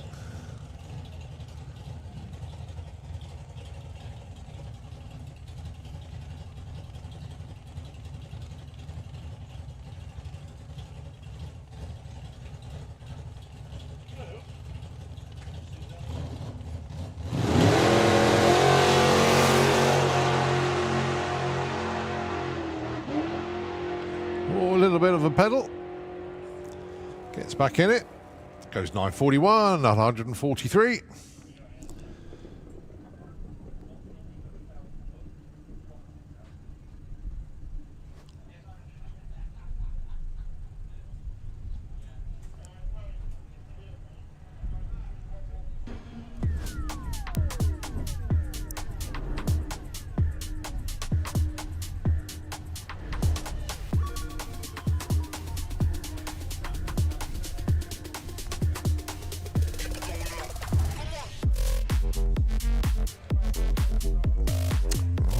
We do have a Fuel funny car lined up behind us.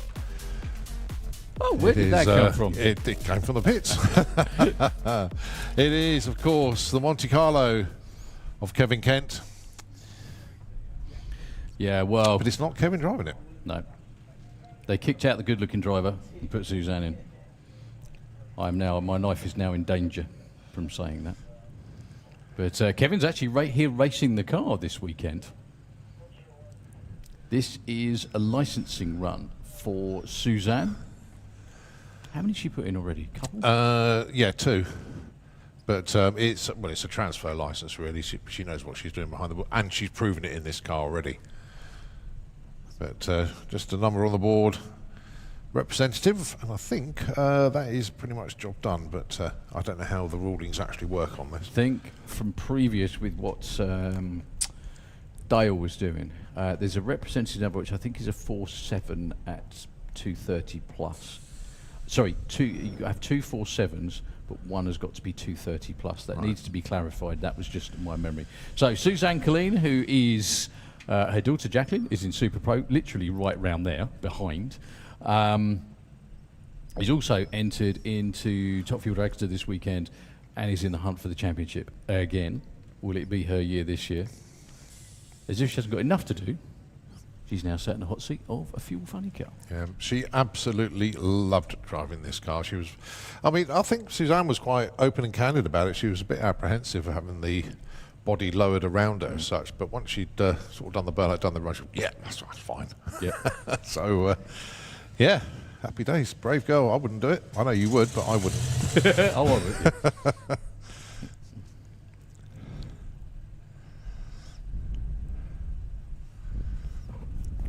Well, good luck to everybody on the West 10 team. Good luck to Suzanne.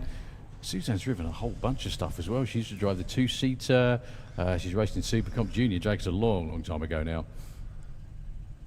Knows what she's doing behind the wheel, especially going I was going to say in a straight line, but it's not really a straight line in a funny car, is it?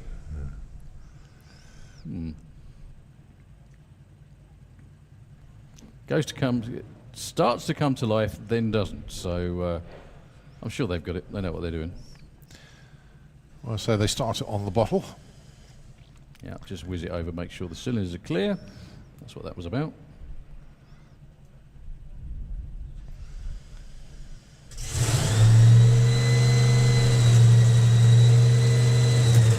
Verbal turns into a cackle. Actually, do you know something? One of my favourite memories from racing was I match raced Suzanne a few times. No, a couple of times in the Top Fuel car. Brilliant fun. Yeah. Really, really, really good fun. I'm not going to tell everyone the result.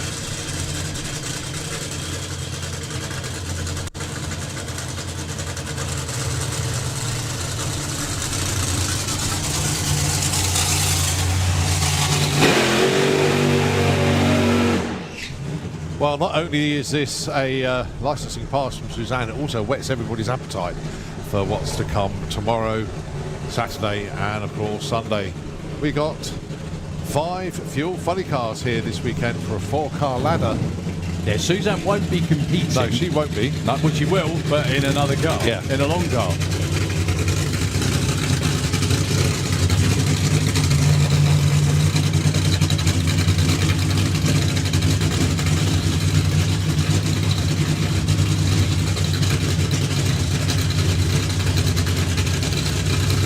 Must be so weird for Kevin as well. So this is the second driver that's been in this car other than him, I think. So Dale actually did part of his licensing at the end of last year. Yeah, that's right. In fact, Kevin hasn't driven it since. Actually, you're right, yeah. Yeah, he hasn't. So Dale did it at the national final. Suzanne did it earlier on this year. And her daughter just manages to sprint round to the start line to watch her mum. Just literally in the nick of time. So, good luck, Suzanne.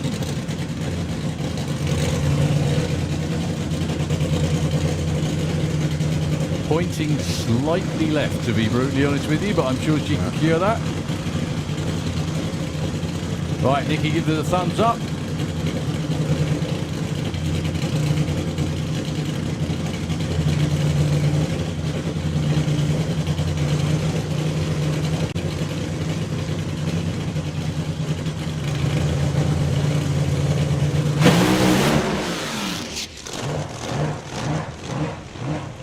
Well, stood up on the rear tyres and made 2 beautiful hourglass-shaped rubber marks on the track there. Hardly moved at all.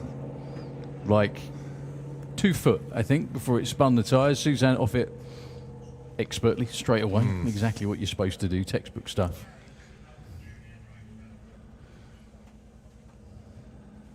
Yeah, I think the team can read quite a lot from those tyre marks, to be honest. Shoots fall out of the back, as they would do with the electromotion shut off, and Suzanne stops the car literally just by the exit there. Okay, I think we've got Q2 of Junior Dragster coming up next. Right behind them, we've got Super Pro.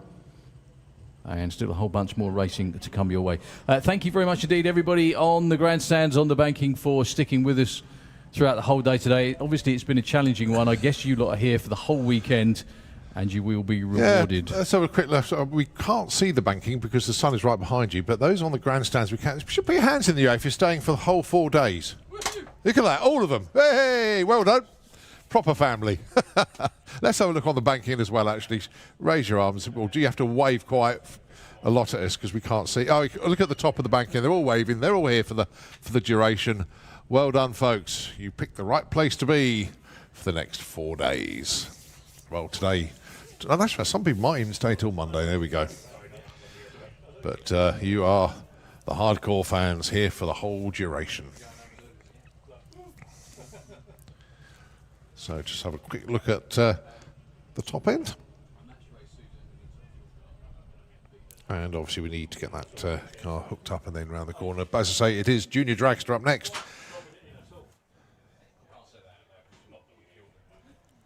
And looking at the pairing lanes, chock-a-block with race machinery waiting to put their qualifying runs in. There goes the West 10 Motorsport support vehicle. Go up to the top end to collect Suzanne. And whilst we wait for the top end to clear, we'll give the airways back to Nitro FM. We'll take it back very, very shortly when we continue with qualifying here at the European Finals.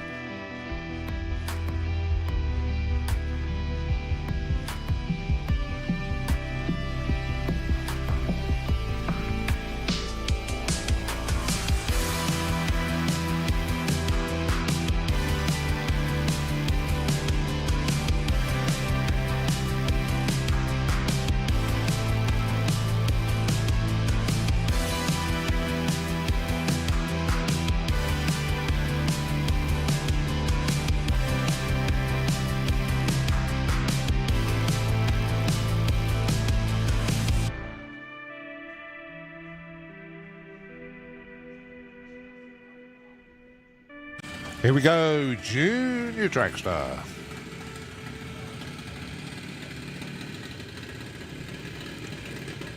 Qualifying session number 2.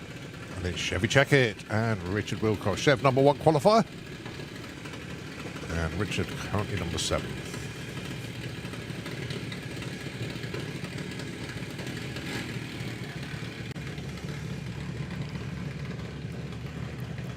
So the youngsters, obviously they run to the 1/8 mile, not the 1/4 mile, but they qualify on reaction times, and whoever gets the best light will be the highest up. And at the moment that is Chev Checkit 005. Unbelievably, we still have the perfect reaction time money and the perfect ET money up for grabs. And that is £50 on each of those, courtesy of EuroDragster.com, Bad Habit Racing, and of course, Team Twister, in memory of Hayley Hadfield. Problem there for Richard, so it's going to be Chev on her own.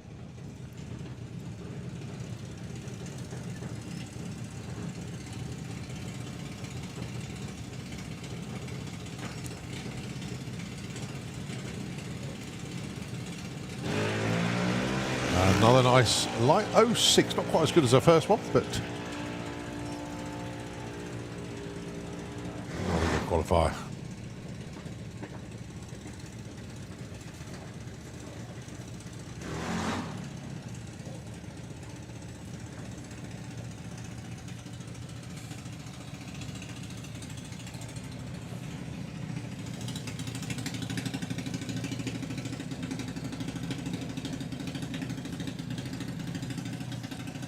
Finifag and Letty Checkit, your next pair. And both of these can move up the order quite nicely here, but then don't forget we have only had one round of qualifying so far. This is Q2.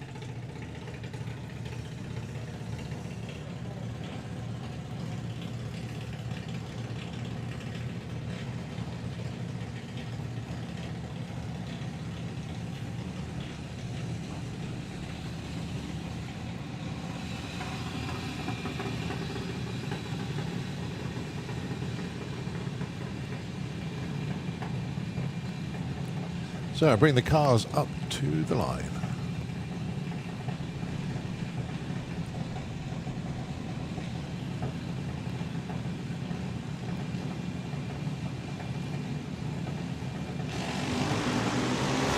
Letty just goes red by 0408, the right side for Finley, so that's going to move her up. Going to go into the number 13 spot from 24, nice 11th place move.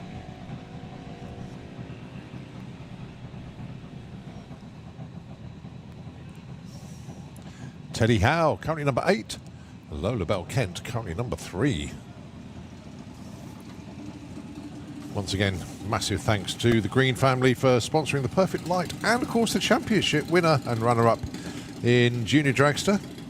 Basically, you got £500 for the championship winner, and whatever is not claimed per event for Perfect Light. So in other words, there's £300 in the pot, and if there isn't a Perfect Light in Junior Dragster, then that pot stays the same at 300. But we have had one Perfect Light this year, and it was Lola Bell Kent that did that. So the runner-up prize pot stands at 250. So once again, huge thanks to the Green family for that. And Lola Bell stays 3. Teddy goes red, stays number 8.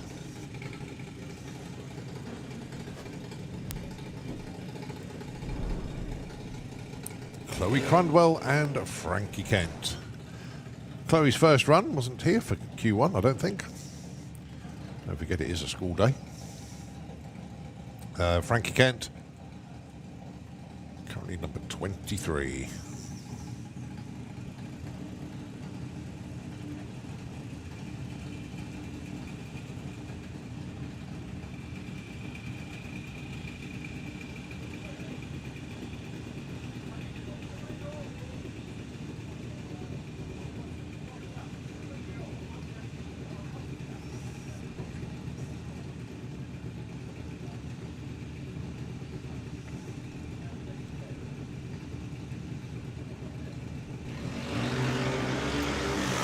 Oh, 022 red there for Frankie. Really tried one.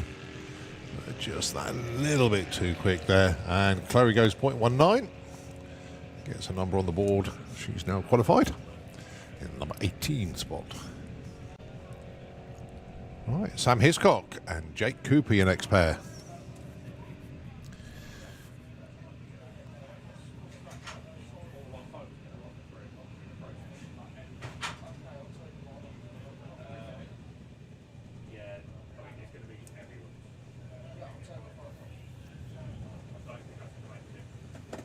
So Jake Cooper currently number 3 in the championship point standing. He's qualified number 11 at the moment.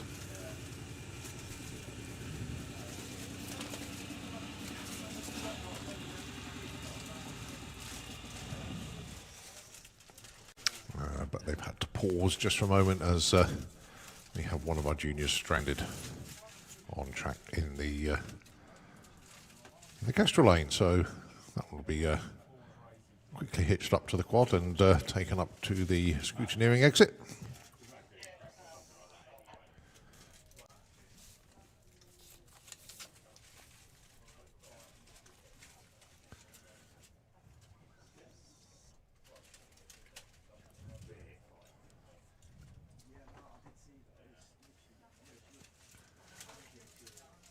And there's Sam Hiscock on the live feed for you there. A close-up of the driver there. So the quad just about to hitch up to the junior.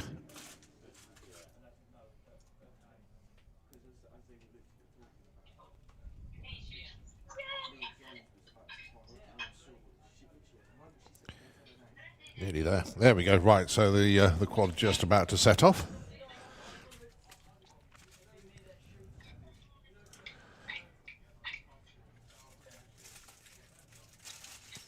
And on the move. Okay, so Sam Hiscock and Jake Cooper, your next pair, just getting ready to fire up once again.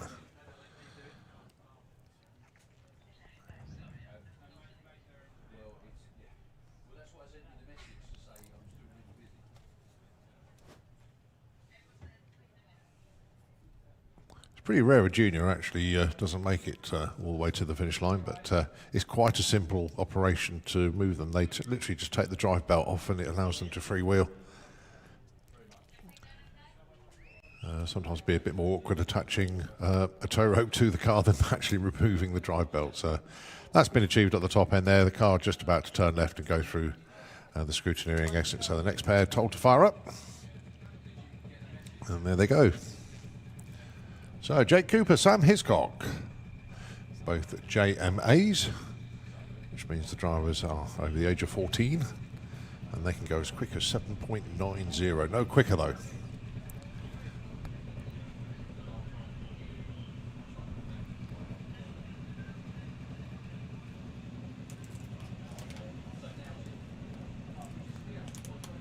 So this is qualifying round number 2. They'll continue qualifying tomorrow, of course.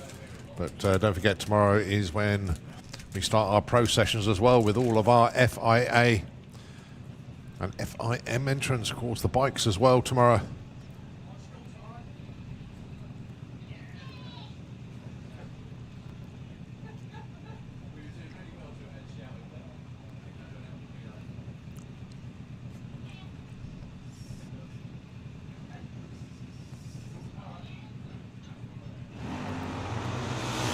There's 05 from Jake and 04 for Sam. So they're both going to move up nicely here. Yeah, Sam to number 7, Jake to number 10.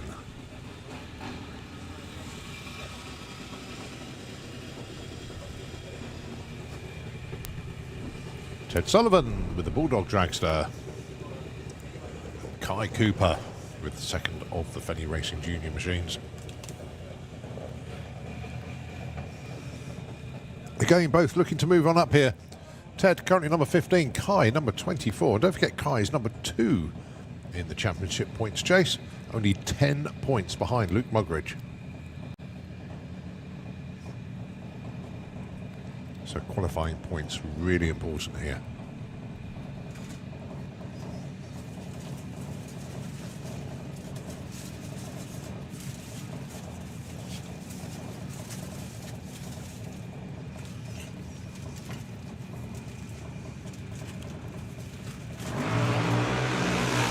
Oh, 019 red for Kai. Ted goes 06. That moves him up 2 spots to number 13. Right, Eva Davis and Amelia Innes. Numbers 11 and 14 respectively.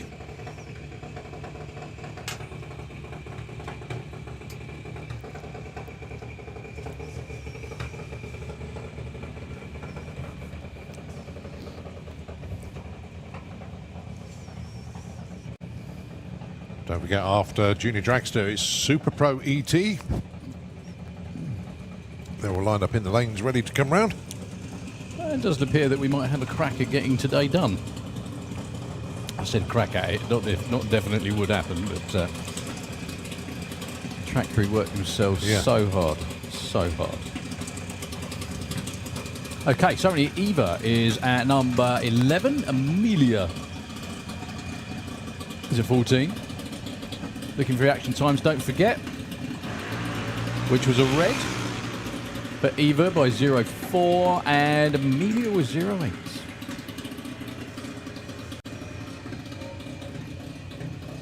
Well, after all the weather we've had today, it's absolutely beautiful. It is, it's lovely out the wind's starting to drop as well, which is more like it. Okay, so Oscar Young, I think his first time in the car. One of the Santapod juniors that you can actually hire. Up against Ada Cassisi, who had... she's doing pretty damn well these days, Ada.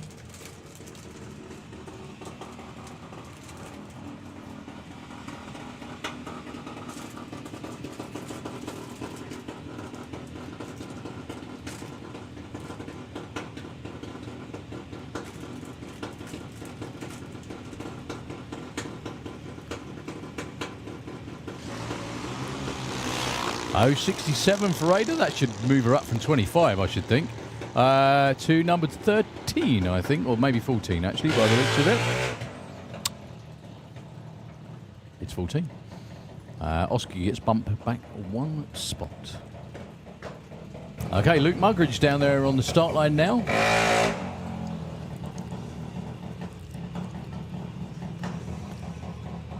Yeah, Luke currently number 6, so he's doing it right. Being the points leader in the championship chase as well. And of course, he was the champion last season.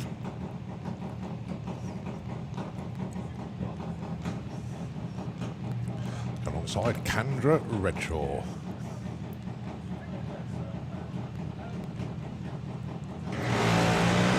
Who left early? An 0.52 for Luke. That won't improve. He was 0.3 earlier on.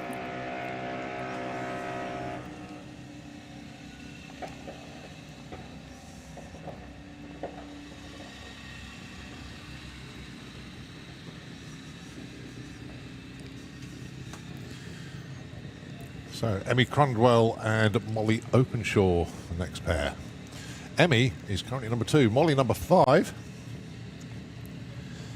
And Molly is number 4 in the points chase, only 10 points behind Jake Cooper. So basically all to play for. It really is.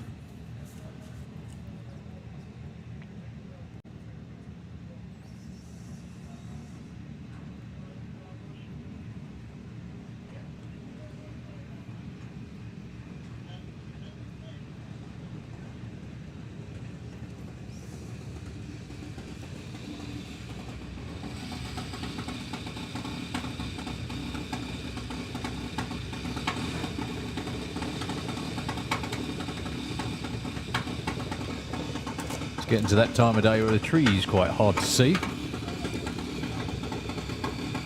We've also got a car stuck in the shutdown area, just about another 50 metres or so to get to the exit. I think they're on the push. They are indeed. They're jogging alongside it. And there it goes. Left, there we go. 0.18 and a 0.008 for Molly Openshaw. Perfect light has gone. That will be number 1 qualifier for Molly Openshaw. Well done. 0.008. And also, subject to confirmation, is that the perfect light money? Yeah, it is. Yeah. Also, perfect light money. So if you're listening down there, you got some money. Perfect light award. You can't hear us. Okay. when you play it back, Yeah, they'll check realise. it out. Yeah. That's it. It's gone. And it's also a double whammy because they get 50 quid out of the green sponsorship money as well. Okay. So that's sorted out after the event. That was worth So it. it's actually 100 quid. Nicely done. Well, Harry Peters goes red. Neve Deavy with a very uncharacteristic 0.12. Maybe he's playing it safe after the red earlier, but it was only a close red. So that's the Catherine Tignay supported Bad Habit Perfect Light Award. Gone to Molly Openshaw with a 0.008. Nicely done. And of course, an extra 50 quid courtesy of the Green family. Okay, Tom Peters is on his own. That was good. That was, well, a 0.24. You know when it doesn't go red and nothing comes up, Yeah. it's really good. Yeah.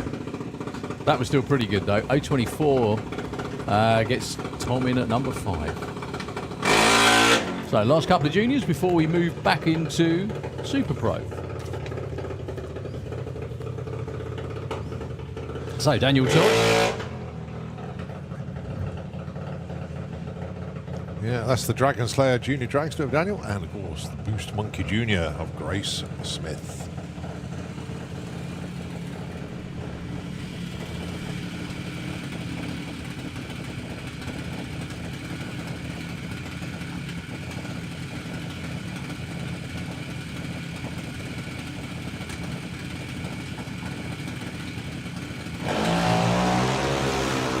Oh, 010 for Daniel Todd, that's good. For the number 3 spot.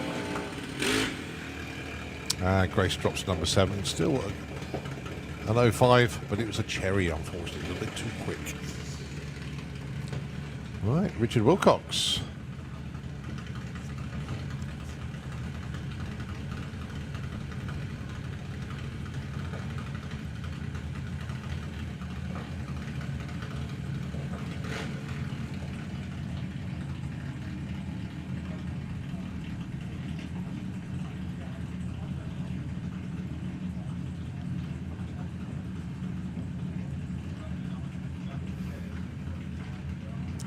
Last car, I think, for Junior Dragster.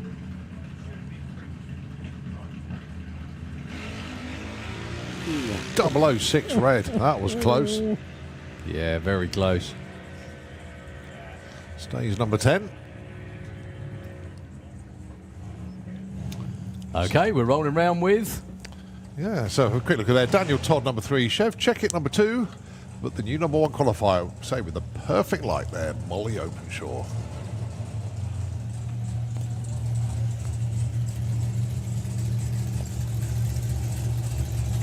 Now, the one thing we did look at, wasn't it? The only had 30-odd cars in Super Pro. We got more entered. Loads more. So be interested to see how I think the second session there's a pans few out. more.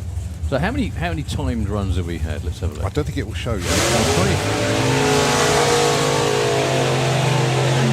Once the first pair have gone down, I think we got to 32. Lee Huxley and Callum Swinchat. Callum's currently number 4. Lee's 31. I just love this, don't you? yeah, Oh, 33. There we go. Yeah. So we have enough. yeah, there's cars. quite a few cars that haven't put runs in yet. Well, Pete Walters is over there waiting to go. He's one of them. These two did run, but Lee Huxley being 31 is nowhere near comfortable. 8.62 for the Dark Horse Mustang in the Slick Tricks lane. And for Callum Swinchat, 8.95. Oh, we didn't see either of the bells actually because Well, one came and was pushed out, and we didn't see the dart, did we? no idea what we are on hold for, folks. Sorry. The tree's gone blank of the scoreboard as well. Let's have a look. That'll be what then? Well, the screen's still on, which is normally a good sign. Okay, yep.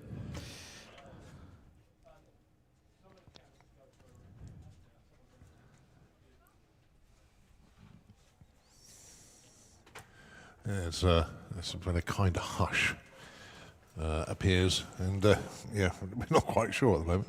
But I think it's going to need a bit of a reset, so I'll tell you what we'll do, just for the time being, whilst we suss this one up. Nigel FM, you could just take the airwaves just for a moment. We'll be back very, very shortly when we continue qualifying here in Super Pro ET.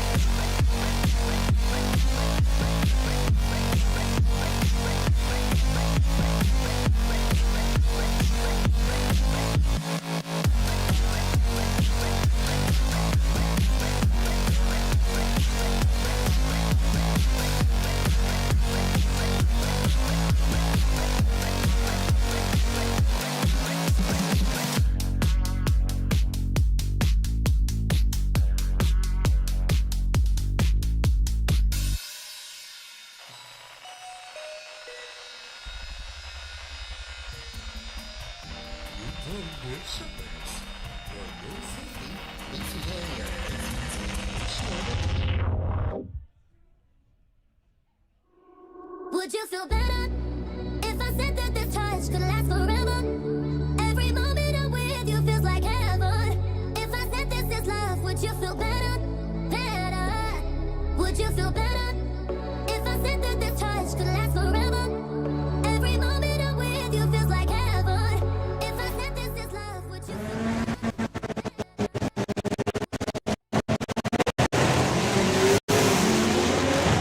So yeah, Spencer will get out in front of him, but here comes Terry with the van. Will it be in the 8s, and how far? The answer is an 861! 174 miles an hour. Put your hands together for a new world record. Darren's He rolled the 60 foot, so this won't be an 8-second run. It could still be really strong. Look at the speed he's building, though. Yeah. Oh, no, he's off.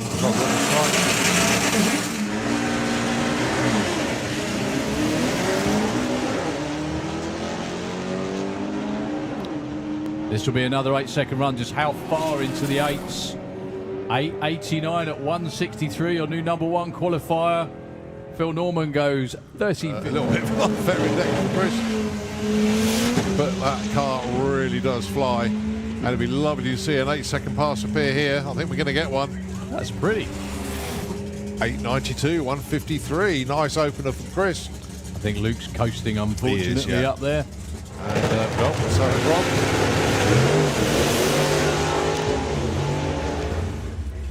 Well, Rob backs off of it about I think they both 3:30. have, actually. Yeah, both coasting, unfortunately. Matt Davison with 1.5 seconds, 60 foot. A bit quicker for Rob. Thank you. You're presuming we can read.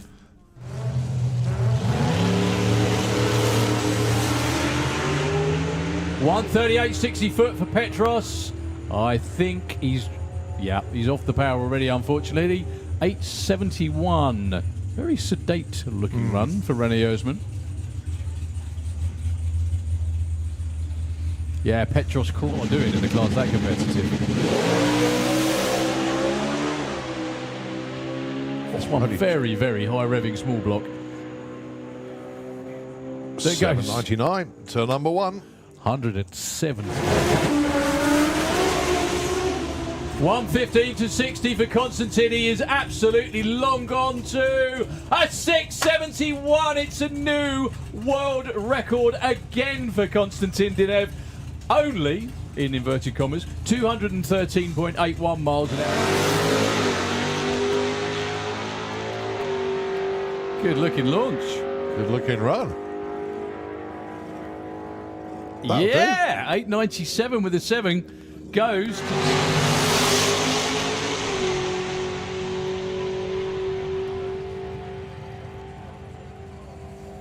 8:08 to 164 miles an hour there.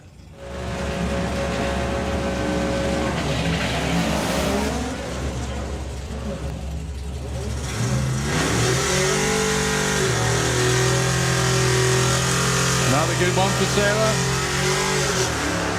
Well, the right side. 960. They'd like the Q points, unsure.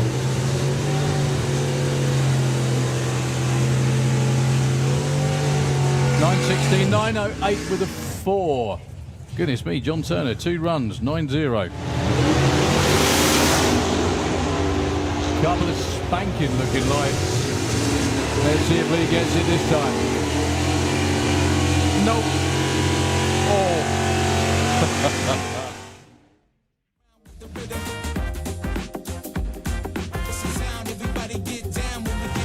Okay, here we go then with Super Pro ET qualifying session number 2. Lee Huxley, Callum Switchett.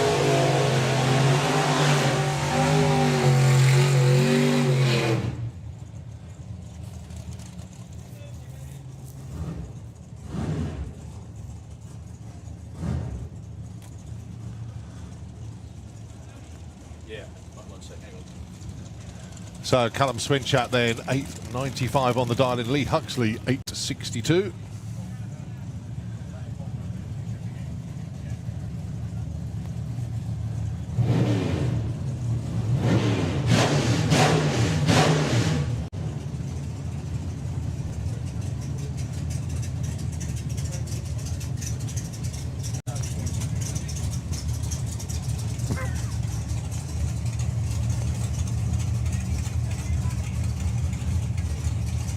Yeah, so back to the racing. Lee Huxley, currently number 31. Not that comfortable, but I'm sure he'll improve this time. He dials an 8.62, which is the number that he ran in Pro ET earlier when he broke out. So hopefully he won't repeat the same. Look at that. Identical reaction times.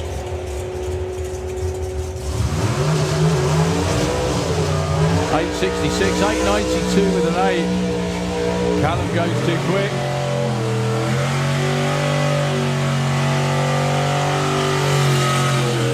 Lee, though, up to number 7. So, Colin Miller, Phil O'Brien, two cars that you may well find a lot in 760 heads up next year. Colin, as I mentioned before, has been on a Scandinavian tour, but racing at Gardermoen, Tallid, where else did he go? Tiepp, obviously, Malmo. Followed Street Week, which is just an amazing thing to do. Had a proper adventure, so he's come back to the UK, to Santa Pod, to his home track, for a weekend off, I think. Phil O'Brien having problems in the other lane getting the car into reverse, so we can only wait so long. Yeah, they're going to push him back. I'm not sure whether the car's still running. Yep, it is. That's okay. Anyway, so Colin has been out there running, doing very, very well indeed in 760 heads up. Ran at Mansfield Park as well, obviously. Won just a couple of weeks ago on his last event in that part of the world at Malmo, which is an 8-mile racetrack in the docks down there in Malmo. An amazing, again, another amazing place to go. Colin absolutely made the most of the trip. So this time round, Phil in the slick trick lane, dial 7.75, Colin 7.45, which is a little bit nippier than he normally runs with the 760 setup.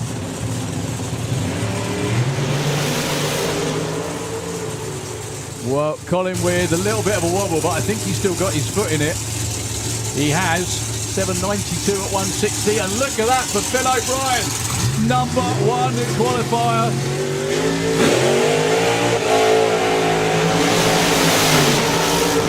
That was a real shame for Colin that he had to back out of that at the finish line. I thought he had the little wobble in the middle of the racetrack covered. I also take some responsibility of that, because I did say that while he was out there, the number of times the car's been down the racetrack without any issues was amazing, and then it went sideways from there, literally, unfortunately. But great to have him back with us. He actually got up to number 29, would you believe, with that one. But #1 in the other lane, Phil O'Brien. Okay, another car that hasn't put in a run. So we've now got a bump spot that Phil O'Brien was on the... He's done it as well. He went from 33 to 1. Yeah. Pretty much as much as you can do. As we used, well, we still do use the phrase, don't we? Outhouse to penthouse. That's the one. I think poo house to penthouse would go better, but you know, it rhymes a little more. Does, yeah. Right, well, Pete Walters and the family have got a 6 flat dialed on the board. I don't know whether that's because they don't know what it's going to dial. Oh, it's down there, that's why. 730, I think that is. It's just a little hard to see from up here what the dial was. Supergas into the pairing lanes, please. Could we have Supergas Q2? See, when I do it, it don't work. But I'm not kidding. Go on, give it a... Yeah, see? I'm not doing it again. I'm talking about the button we press to clear the screen. Good looking run from Pete. That's more like it. That's a 723 at 182. However, in the other lane, Tom Atkinson goes to #1. 8.48 with a 3. They've just realised on an 8.48. Yeah. Well, Phil O'Brien's #1 qualifying spot lasted for about a minute. Well done, Pete Walters, because that was painful getting there, but it was worth the end result. But well done, Tom Atkinson, up to #1. Okay, your next pair going to be Dorcar, another Outlaw Anglia, Ben Kennedy, 8.60 with the Lexus engine forward pop in the slick tricks lane. Up against Al Schofield with the Scud. Look at that house dialing, Yeah. 710. Wow. It should be able to run every bit of that. Yeah. Obviously, towards the end of the season, they think, you know what, let's turn it up. That's probably where this is going.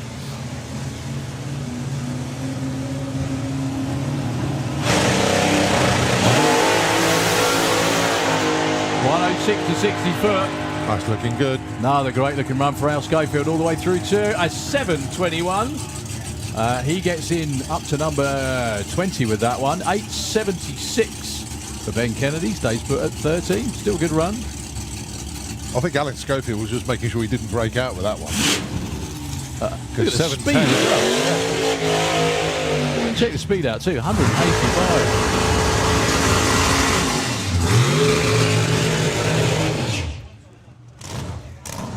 Okay, it's going to be Mrs. Brown's boys. One in the car, one behind the car. Rob and Pete Brown. It's Rob in the car. We can tell that because there's a red crash helmet in the car. We'll be absolutely screwed if they ever swap helmets, so to speak, because we will never know. 834 for him, 760 for Claude Knopf. Under the watchful eye of Andy Robinson, actually, in the Kestrel lane. This really nicely turned out Camaro, all the way from Switzerland. Any of our Swiss friends tuned in? Hope you have a wonderful weekend watching everybody. Let's see if India Robacker can defend her top fuel chap. Let's see how Bruno Barda gets on in Pro Modified. And we can never forget the golden rule of Pro Mod, which I will mention loads of times. Never count out Bruno. So Claude had a big wander round earlier on today. That's why he's only number 33 on the board at the moment. The car just didn't really squat and go from the start line. It just kind of meandered, and it just got bigger and bigger as he went down the track to the point he had to lift.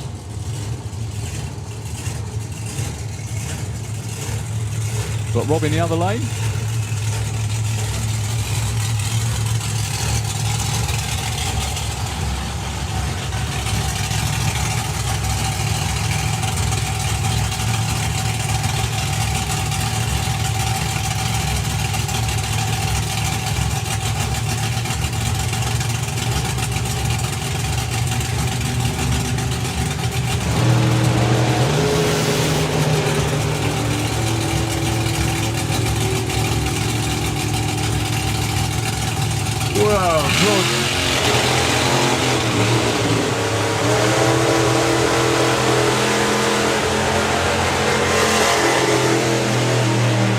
Well, Rob Brown goes up to 19 with an 8:45. However, Claude with similar issue again, the car weaving around. That wasn't a planting problem because it did actually plant that time. Yeah. Just got very, very loose through the top end. And I think that's probably why they got Andy Robinson to have a look at the run and see what was going on. Now, I'm not well versed enough in door car terminology to know what's going on, but we've had numerous big door cars go down there, no problem whatsoever. So it's really funny because a lot of the time you would think, I know Joe Baxter's had a lot of fun trying to get his Mustang down there in a straight line, and a lot of the time you think, okay, well, they're getting loose, it must be the track, that kind of thing, but the vast majority of the time it really isn't. It's due to the way the car's set up, the falling, all sorts of things they can change. Eve Ledner versus that. Eve Ledner and the Crazy Lady Racing. Applies to both.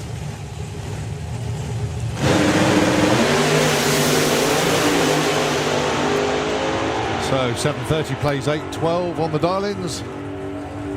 Wow. Elaine Hancock at 8:13 on an 8:12 dial-in goes up to number 6. Jack breaks out by 25 10,000ths. Wow. I think they were trying to nail it down with that one. Yeah. Definitely that. No shoots for Elaine, but she seems to be pulling off no problem. Oh, superb pairing. Look at the speed as well. Once again for Jack, knocking on 190 miles an hour.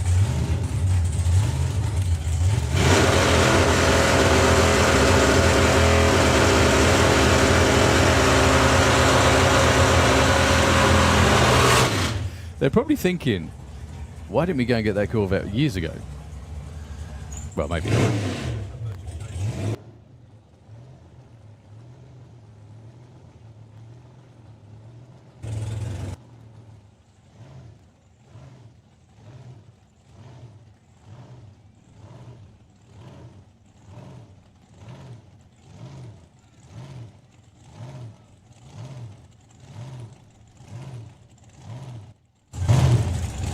So, Jacqueline Bartlett and Dave Russell.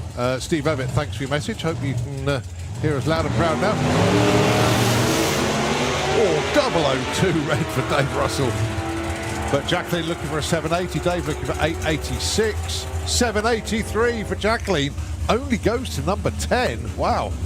Dave Russell, breakout by 500, stays put at 23. Well, they are bunching up nicely. It's only Q2.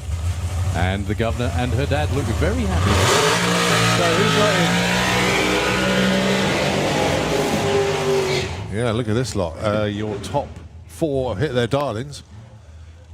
Top 10.03. Yeah, top 10.03. That's more like it. Who's on the outside looking at the moment? I'm sure our friends, there we go. Claude, Bob Yeah. Doyle, Pete Walters. Well, Bob Doyle just went up, not forwards. Pete went way too quick. He so won't I mind get it. that. And, well, Bob Doyle, he has got another run coming up, obviously. Ah, it's Molly come to collect her money. Well done.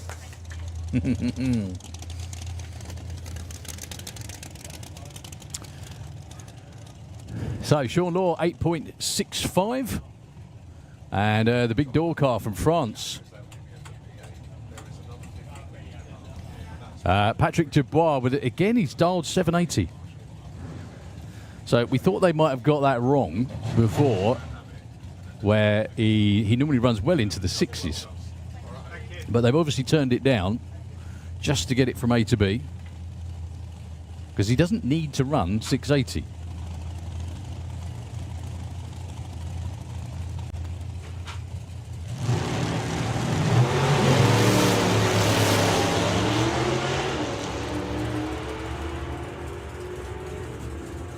Well, big speed at the top end for the door car. 773. Stays at 27. That's a breakout of 7. Shawnor sticks at 12 with a 71 on a 65. Not bad at all. Yeah, they've turned that big Milwaukee door car right down. Right down. I wonder what you do to lose a second in one of those things. Leave in second gear? Not sure. Really not sure. That's taken a lot out of it, that really is. Okay, side-by-side dragsters this time round. It's going to be the one and only Leah Kellett in the Slick Tricks lane. Up against Matt Peters.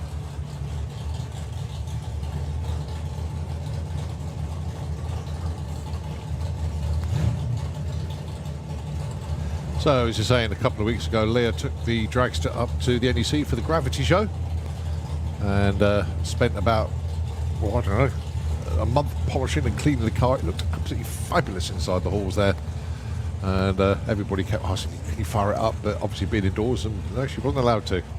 But they had a really good time up there and a great advert for drag racing, along with the Beast from the East. Thank you very much indeed, Clement, who's tuned in. So. Really appreciate it. I didn't want to say the wrong thing. Not using nitrous today. I do apologise. I always thought a car with that size engine would run in the 6s without it. But thank you very much indeed, Clement. Hope you're well, sir. Oh, breakout for Leah Kellett, breakout for Matt Peters. Both of them breakout actually by 200s. So they stay put. Matt stays 9, Leah stays 25th.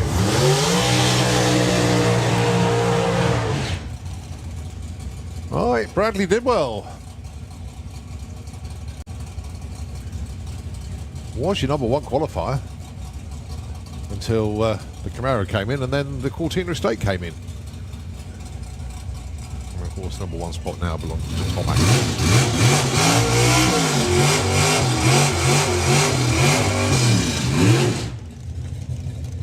Mark Bailey with the Barracuda. Starting for him is 882. Bradley 766.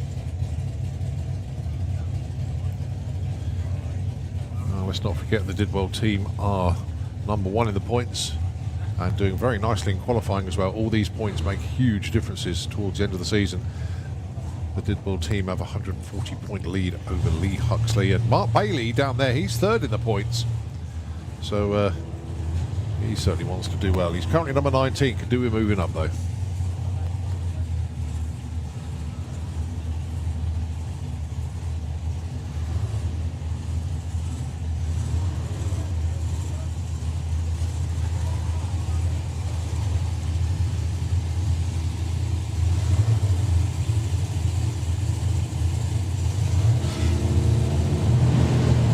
Oh, Bradley rolls the beam. He's not going to get a number. So he's not going to move up from number 3, or could drop depending on what Mark Bailey does. Oh, Mark Bailey breaks out 880 on an 82, so they both stay put.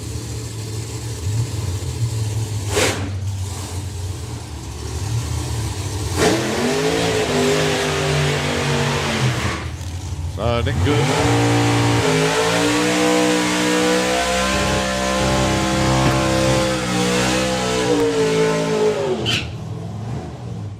With the Super Pro Dragster, just backing up after his burnout.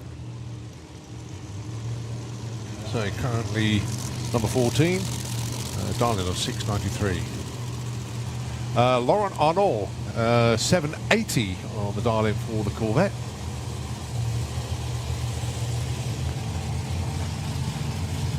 Yeah, Laurent was actually in the 7s, I think, earlier on today. I think he went about an 87, 89. 89, 173 mile an hour pass.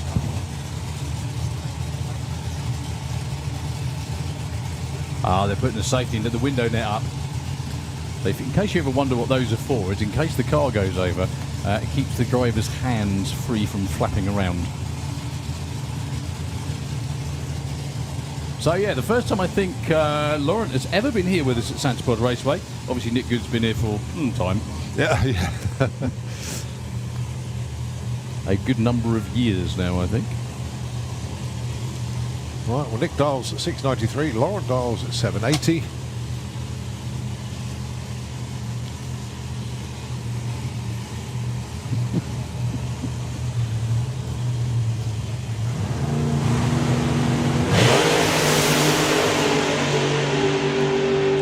Well, Laurent was pointed a little bit at the tree, but he straightened that out quick. 693, 690, and 785. Another improvement for Laurent. Actually takes him up to the number 12 spot for now. Well done, sir. Look at the speed as well. 175 miles an hour. Yeah, that's not hanging about. Very nice indeed.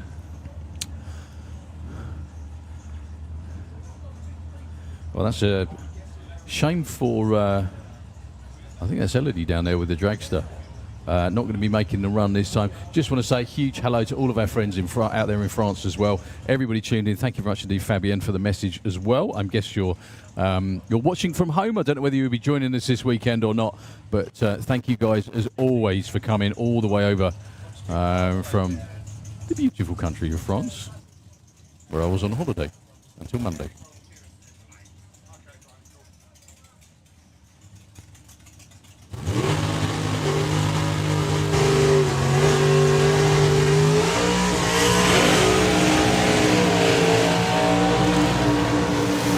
Now, Josh, I've got a Pro Mod Duncan. See if he's... Yeah, I want one though. Exactly that. You know where it's going. Going to be trying to get back in the 7s again. He was a little bit off pace earlier compared to usual, but I'm guessing that was lack of nitrous. He is in the Kestrel lane, going up against... I can only think that is Dan in the car. That is Daniel in the car, because I can't see him around. It might not be. But anyway, Darling will probably be about 7:35. Josh's, I think, is a 7 again. Yeah, he's got the digital Darling on the back there. Look. 787, I think that is.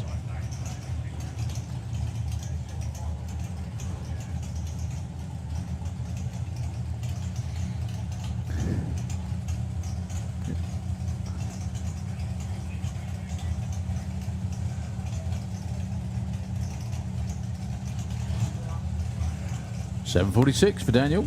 I presume it's Daniel. Our screen does say Barry, but the Giles family all the same. Josh Duncan, 787.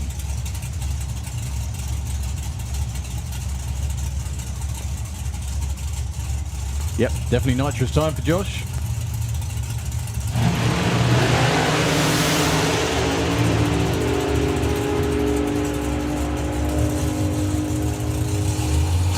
$7.47 and $7.84. Josh Duncan breaks out, stays on the bump. However, Mr. Giles goes to number 7 with a 47 on a 46.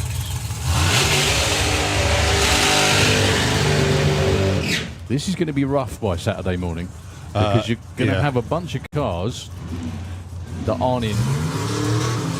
And I'm not going to say should be because no one deserves it. Well, Bob Doyle is one of them. And he's there right now. So it would be a shot. Also, we've got the Bells, like you said, Colin. Yep. They haven't put in a run yet. Oh, yeah. Oh, just as we put the blinds away. Can't see a blooming thing. It's going to drop behind Bankside. Well, that caught me out. Street Eliminator into the pairing lanes, please. Can we have Street Eliminator into the pairing lanes, please? Okay, Fabien Dubois with the red Milwaukee Dragster. Serious piece of kit, this thing. Normally leaves with the wheels in the air, which you don't often see with the Dragster, hence the big wheelie bar on the back. 703 Slick Tricks Lane. Bob Doyle looking for 868 and not up this time.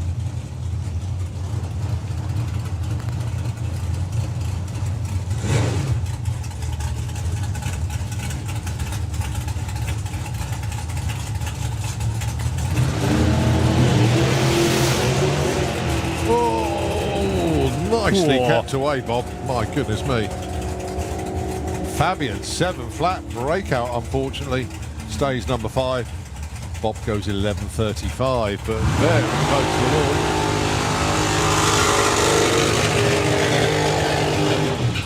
wall. But did keep it away. Just got a very nice message from Talia to say that is Barry in the car. Dan is actually Daniel. This way.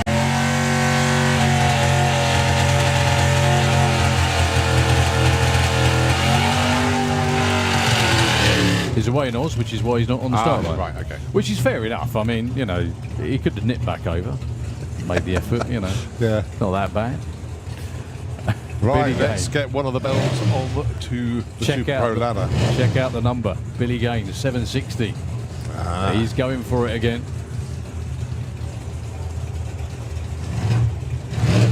He's another one that went out and ran a couple of events up there in Scandinavia in the 760 class. Mansfield Park and Tiepp, if I remember right. Maybe Gardermoen as well in the middle.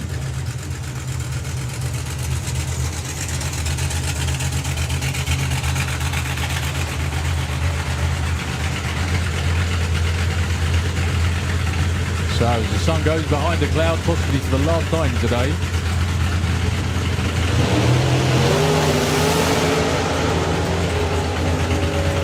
I'm not sure that was the launch bid he was looking for. 776 and a 954. Bill stays 17. AC stays 33. Well, he puts a number on the board. It doesn't get him in the show, but at least it's a number.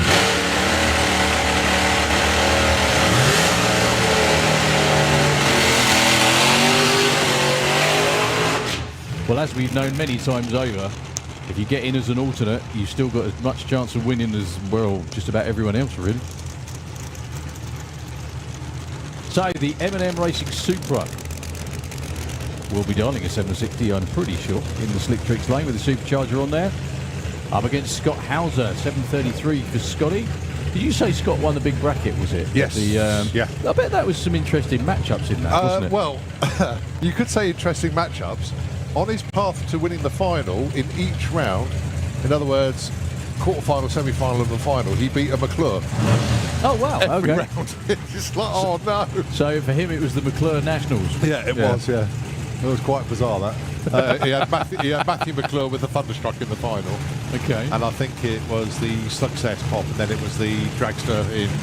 You know, it was just quite bizarre the way that happened. That's awesome.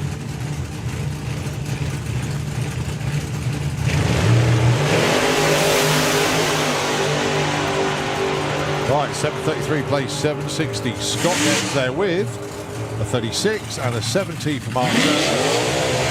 Scott stays 9. Mark Turner moves up. Whee, a little bit wobbly there. 24 to number 20. Mark was probably bored. Going straight, give it a wiggle. Yeah. Why not? Still got a couple more cars to go before, I think... Super Gas. gas. Before we get to gas. Bailey's down there this time as well. Good. I'm guessing Bailey is, in Super Pro, not Super Comp, I guess. Cool, okay. So it goes, rest of this class. Super Gas. Super Gas. Street. Eliminator. Super Comp. Is that right? Yep. Then Comp. Yep. I don't know how long we're going for, but we'll just keep going. Let's go overnight, shall we? We're here all weekend anyway. Yeah, with nothing else to do. Nearing apart from eat dinner, Apart from maybe sleep, have a that's nap, it, yeah. you know. Yeah, that's so overrated, isn't it? What, sleep? Yeah. Your rest, yeah, oh, yeah. All right, Mark Courcell then, 8.26 the dial in. Currently in the number 26 spot.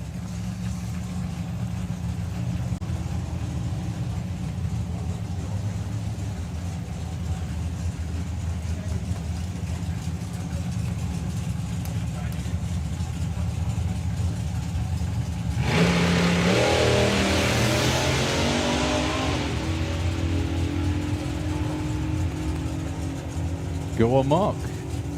8.39 moves up one spot. 26 to 25. It's consistent, but it's not as consistently quick as they want it to be, unfortunately.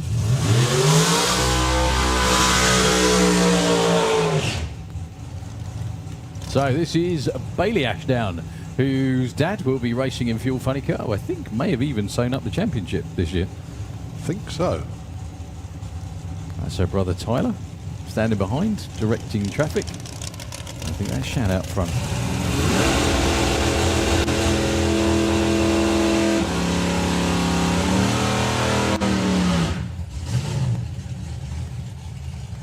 And Lee Darby driving the truck this weekend, not Harley. So Bailey dials 8.23 to open her account this weekend. Lee dials 8.99.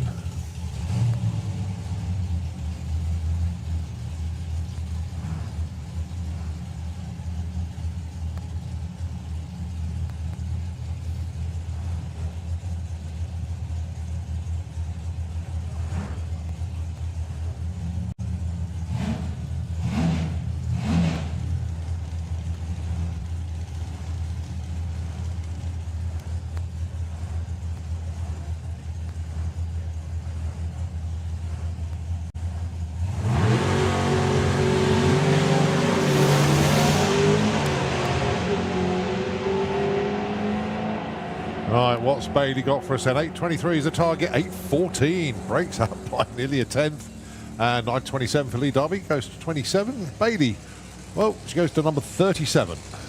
By virtue of breaking out. Good news, Richard Tunstall's in the lanes this time. We have one more Excellent. car to go in Super Pro, which is another car that didn't run. That is Jack Brewster. Yeah. Well, they actually thought their season was done, but managed to get the car back together.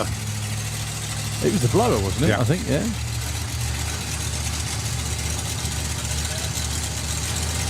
And they find other things and they work through the car, but I can't believe that. He's come around and stopped in exactly the same place as he did last time. that's because we have a car in the shutdown area that hasn't cleared yet. So if you're watching the live stream, you get a really good up-close personal view of Jack Brewster's Pontiac. And if it looks like a Pro Mod, that's because it was built by someone who races Pro Mods. It's Robinson Race Car chassis. The body is the same style that, if anyone remembers, Johan Lindbergh ran on his car. That's one car not Johan's car, because I know they stopped racing in Pro Mod and went to Methanol Funny Car and everything else. But we haven't seen that particular car for an awfully long time. Must be stuffed in someone's garage somewhere. Yeah. But yeah, if you're wondering how Jack sees where he's going, don't worry. I'm sure Jack wonders as well. So it's going to be a case of retrieval job, and then Jack will get his chance again in just a couple of moments.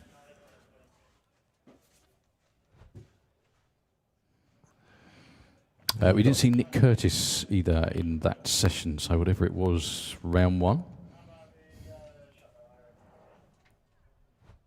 Well, track crew having a good look in the Kestrel lane at the top end. So that's where the concentration is at the moment. I think it was Bailey that just went down there, wasn't it? Well, time just about well, nearly 7 o'clock in the evening here. Yeah, it's been a funny old day, really, but managing to get quite a lot done at the end of the day. Yeah, again on the live stream. Thank you very much indeed, Barney. I think that is Barney in the car, isn't it? Yeah. Inside the Just Master machine. Huh? That's pretty much the passenger seat view if you're watching at home on the live stream. Yes, the next question is, how the hell do you see the Christmas tree? I think the idea is you have to lean your head to one side. I know Pro Mod drivers with the big superchargers on the front, what they used to do is they used to have mirrors. So they looked at the mirror, which always like baffled me, because then when you leave the start line, your head's sideways. But anyway, Jack doesn't seem to mind. He looks very comfy in there and also ready to go. One of the weird things about sitting in one of those cars as well, I don't know if you've ever sat in a big door car like that, Carl, but your feet are straight in front of you, so they're underneath the windscreen. Say hi, Jack. There we go. Thank you, Barney. So if you look where your feet are, look, normally you'd have a nice big, you'd have the bulkheads and, not the bulkhead, sorry. The dashboard. The dashboard, thank you, that's the word I was looking for. In front of you and everything else. Your legs go straight out in front and they're just literally underneath the dash, right next to the bell housing, which is what you've got there. I would talk you through the rest of it, but I'm not sure of the setup on Jack's car, but obviously, yeah, right foot is go. In case you're wondering what we're talking about, we're looking at the live feed. Yeah, tomorrow, the big screen will be here. So you guys and girls can look at the big screen that will be above Bankside VIP. So that will be coming in tonight, ready for tomorrow. Certainly will. So I think Jack's going to be firing the car up again, so Barney, you might want to scarper. Otherwise you might get a nice big mouthful. There we go. Oh, you did anyway. Well done.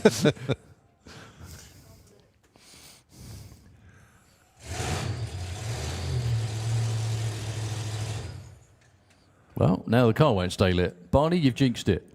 Don't do that again. What did you touch while you were in there?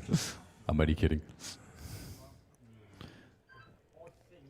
Well, no reason for it not to fire. Obviously, it did.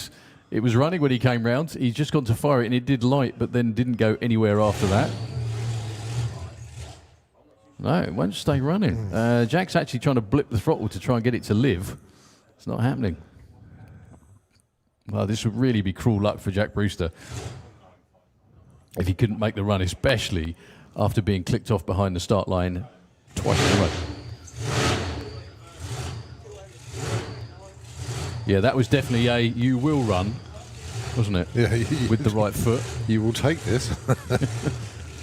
We are going that way. So for about the third, fourth, I can't remember, fifth time of asking, Jack Brewster with Just Mustard.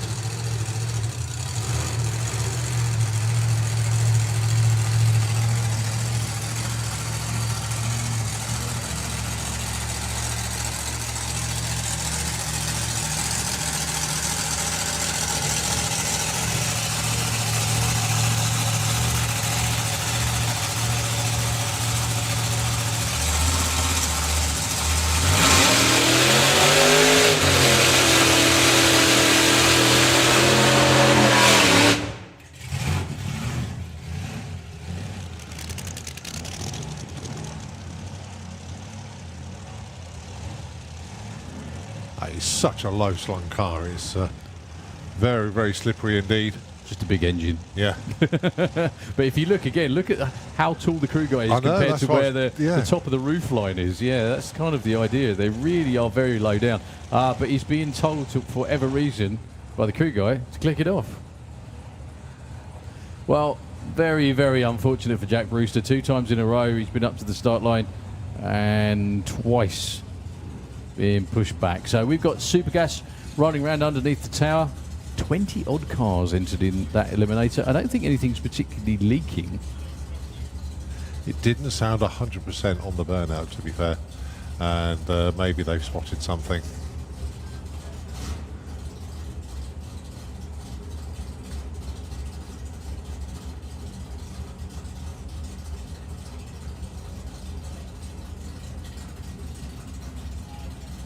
Right, can we have Super Comp into the pairing lanes, please? Super Comp, can we have you into the pairing lanes, please? Well, we're going to try and get Q2 done, I think. I think we are. So we've got Supergas right now. Behind them, Street Eliminator, then Super Comp, then Competition Eliminator, and I think we're pretty much there Yeah, after that. well, aren't unless the junior bikes come out for another test. That's it.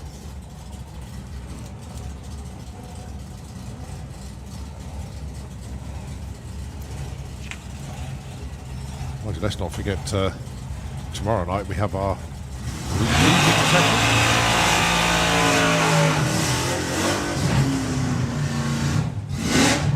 Yeah, so again. Tomorrow night we start at 5 o'clock with Fire Force, and then all of our pro classes leading up to Jet Cars, Spider-Man against Fire Force 5, and then to wrap the show before the fireworks, it's going to be the Force of Nature Steam Rocket Bike. Graham Sykes putting his second run in because his first run is going to be after the first pro session. Here we go then, Super Gas, Q2, Don Scott, Ronald House. Ronald currently number 2, 990. Don Scott on a 10 flat, number 7.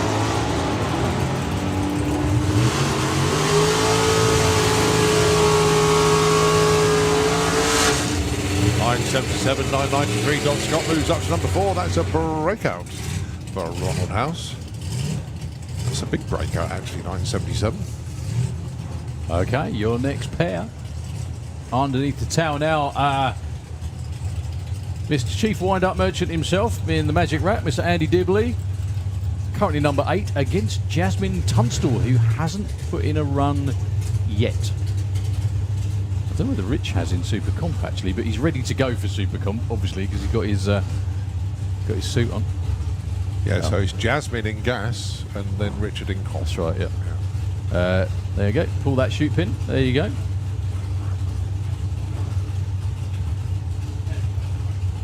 So, which maroon car is Jeffo? Andy Dibley, previous UK Super Gas champ, actually. Very well versed in this kind of racing. As you can tell by the reaction time, 0.36. Needs to be a 990 as well, though. And it's a 92. Andy Dibley up to number 3.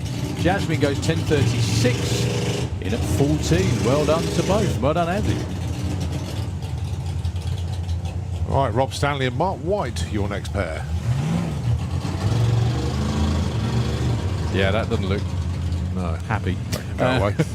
So, yeah, Rob Stanley. And Mark White's numbers 15 and 16 on the list at the moment.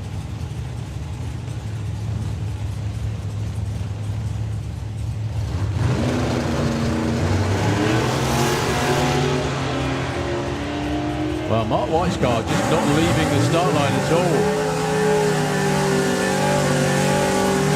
984 at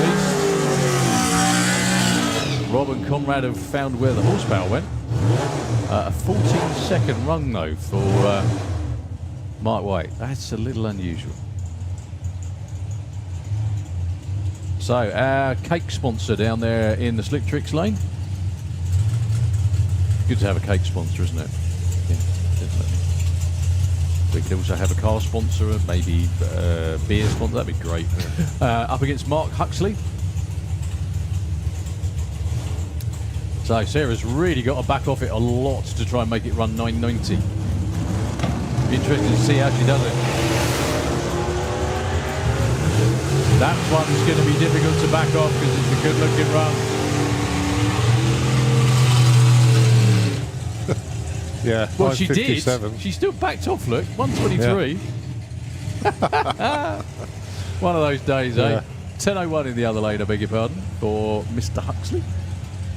Stefan Rafflestrath, currently number 10. Stu Morris in at 4.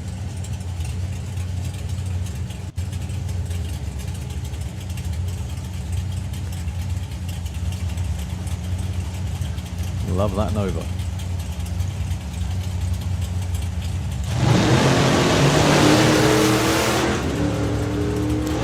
It's funny, isn't it? You can see a clear reaction time difference.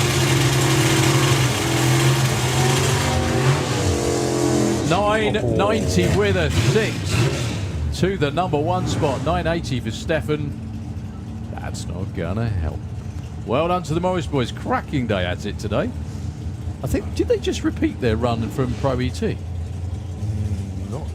I think they Could have done, actually. did. Yeah, pretty. Almost near as damn it they did.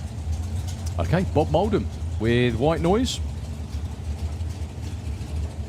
All right, so Bob is number 7 at the moment. Dave Fulton number 11, 993 and 1005. The current markers.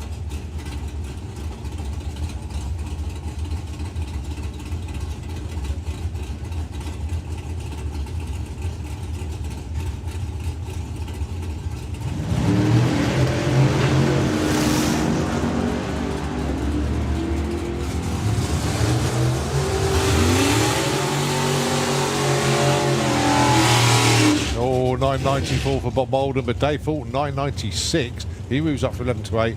Bob Moldham stays put with that. Well, 994. He went quicker earlier. But we've now got the top 9 in the 99s. Let's see what Dave Cherritt can do. And Andy Harrison. Andy, the first of the runners in the 10s, and he is number 10.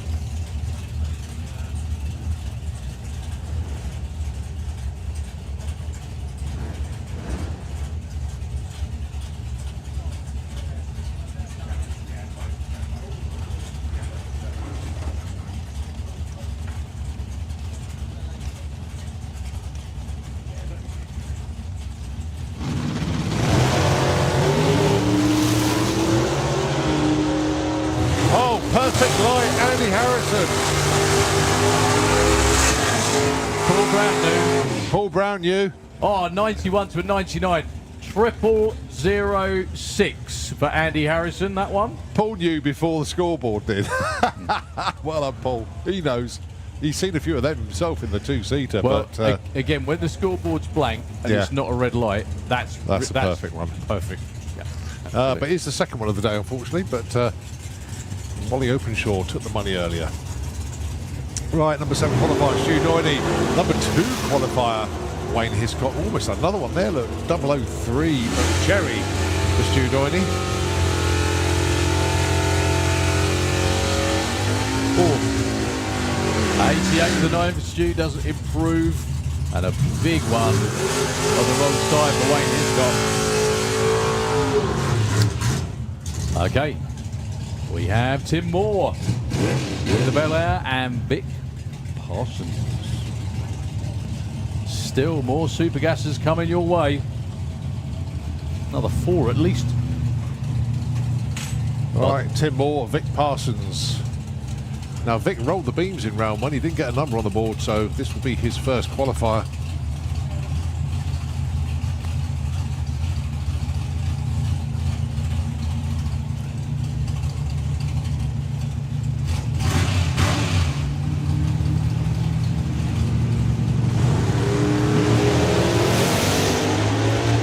With 146.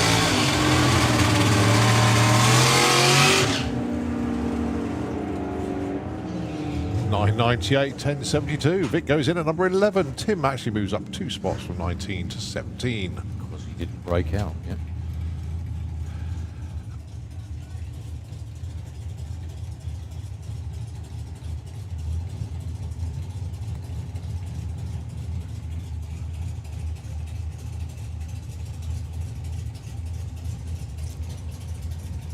So Lee Morris and Martin Kirbishley.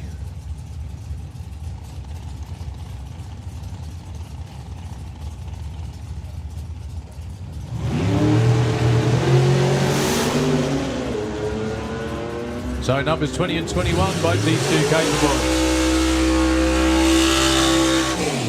of being better than that. 85, 90 with a Martin 4. Kirbishley, number 1. 990 with a 4. Martin Kirbishley takes the top spot there. Very nicely done. Goodness me, yeah, you're going to have to update that graphic. Yeah, well done. Just have, sorry, on the TV. Yeah. So, yeah, Martin Kirbishley 1, Stu Morris 2, Wayne Hiscock 3. We've got the top 4 players with bang on 9 zeros. Well, that's John Dalrymple, number 16 at the moment with a 1019.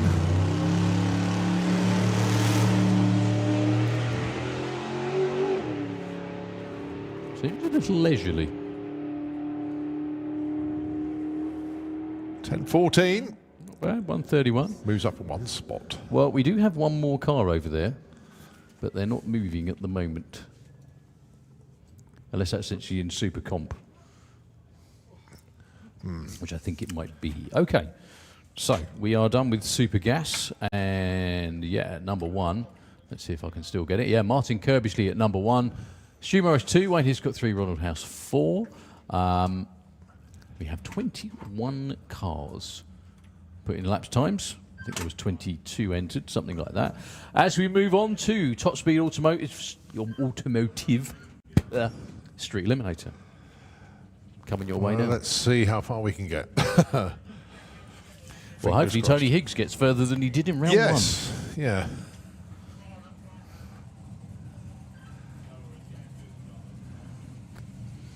Wow, this is going to be a good one. Victoria Smith alongside your defending champ. What do the points look like, actually? Because I think Victoria's right up there, isn't she? Yes, she is. It's a good battle with Rob Carter as well. Let's get... Wasn't that when Rob qualified and then flew to Sweden? He qualified one day just to stay in the race, didn't he? Yeah. Remember? Yeah, he did. Yeah, but then the event got rained. Yeah, that was Summer Nationals, I think it was. Anyway, go on, sorry. Yeah, so Rob Carter leads the way from 10 points from Victoria Smith. Mark Sheridan is number 3, and he's 90 points, so that's 1 round. Yep. In number 3. Joe Baxter is number 4. He's on 1210, and Tony Higgs is on 1200.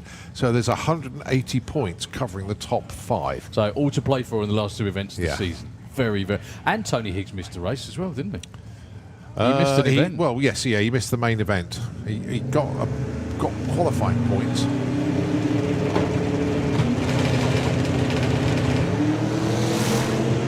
That's a lot more like it from both of them. Expect big speeds through the finish line.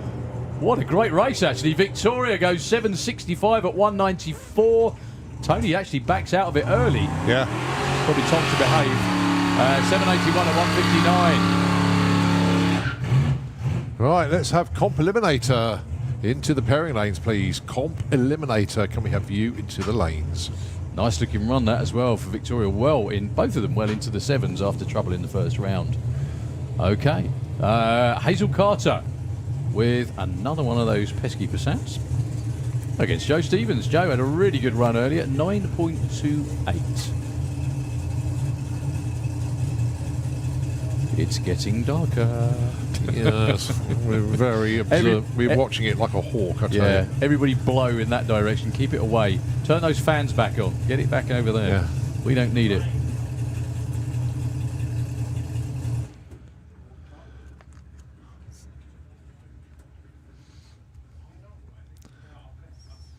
Not sure why. I think someone's stuck on the top end, actually. So look. Yes, there is actually. It's very difficult to see. That's Victoria. Yeah. Didn't make the turn off. But no, she's facing the other way. She's facing the main gate. Oh, actually, check out the live stream. I can't see that. You will. Oh, yeah. Oh, no, just... No, she's reversing. Reverse. Okay. Well, there we go. That was easy to solve. Did she end up in the field then? Okay, cars refired and brought forward again. That was the very briefest. That was an odd one. Well, she's round the corner now.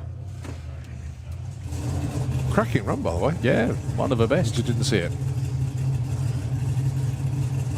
All right, Hazel Carter, Joe Stevens.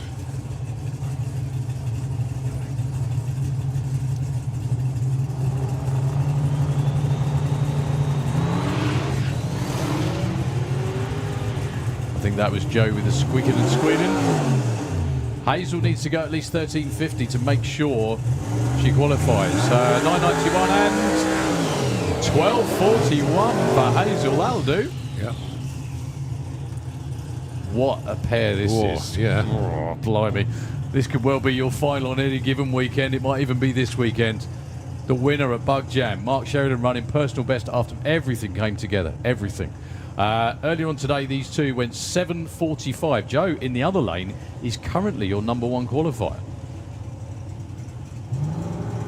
Can't imagine they're going to be trying to go any slower. Or wait for the green. Well, Joe spun the... Yeah. Goodness me, he spun the tyres and kept going. That thing is moving. 773 at 193. He was on the brakes before the finish line.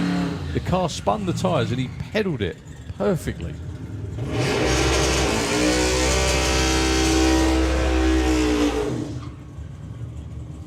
All right, Phil Winstanley and Rob Carter. Rob, the points leader. Is there a Morris Minor down there? I can hear a noise and see some smoke. Yeah, it there is. just looks like a bump in the tarmac. Sorry. There is a there is a purge of nitrous coming from Phil Winstanley. So has he been in the 8s? Yes. Yeah, it's an 8-second car. That's awesome. It's a cracking car. Really, really good car. Up against Percy. That's Rob Carter, who is currently number 7 with an 824. That is a 7-second capable car all day long. Twin turbo LS on board, built by Robinson Race Cars, and enjoyed very much by Rob and the family. Just like that. Much better run for Rob this time round. 836. Well, 924. still a little bit off the pace you either might expect or were hoping for, one of the two. Okay, Nigel Hale.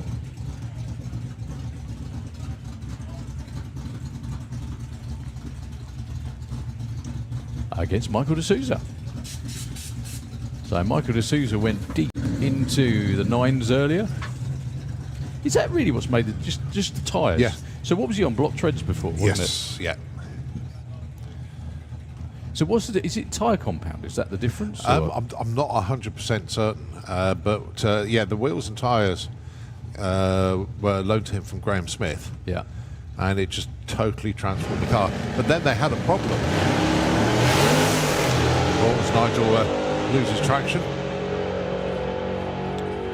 You're right, it's transformed the car. Yep, 962. 139. Yeah, that's two 962s he's run there. 1071. I can't remember the offside rear wheel sort of came unstuck. I can't describe. I don't know what broke, but the wheel exited the side of the car and it sort of ripped the wheel. I saw arch. it looked a little bit rippled. Yeah. The cover, the arch cover. Yeah. So it found the weak spot in the axle basically. With those tyres. Yes. Okay. Yeah, but it's all Obviously been, fixed. Fixed, stronger, and everything. And expensive. James Murray with the Cortina, currently now in number 10 with a 935 with this car. Another gorgeous looking run for James. 933, 144, chipping away. Okay, I think that was Street Eliminator. We've got Super Comp Eliminator to go. I think we're nearly there. So 13 cars put numbers on the board in Street Eliminator so far. Okay.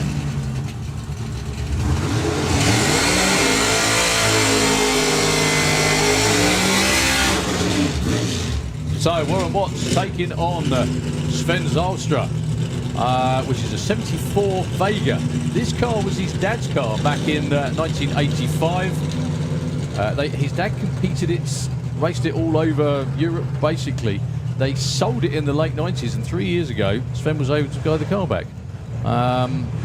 Great to see him here at Sandspot. This is his first run of the day. Didn't make round number 1, but will be here for this qualifying session.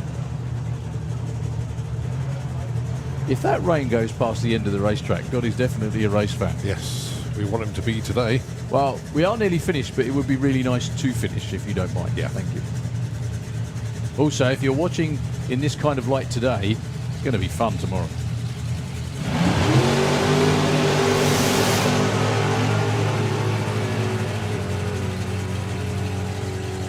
Well, Warren Watts, long gone in the Camaro to an 887. Sven goes 972. Bit too quick there for Warren. Okay. The K for disaster in the Kestrel lane. Roughly translated means disaster beetle. I'm sure someone will be on me to say very shortly. Against Andy Clifford. He had a bit of a wild ride in round 1. It's not very often you can see just where the edge of the rain is it? Yeah. Like a very clear line in the It sky. is. Anyway, let's not commentate on weather. Talking to myself there again. Do love that camera shot. The one from Box Lane, if you're watching on the live stream, basically on the Christmas tree. Good luck to both of these two. I'm sure they can do better than the runs they did before.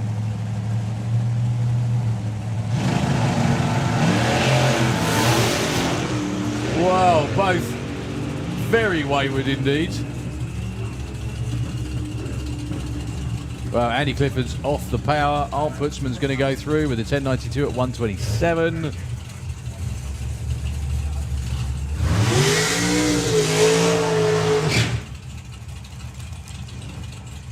All of a sudden, it's just got very dark. Like, Yeah, it's overhead as well, so let's see. Leah Canet. however, Yeah.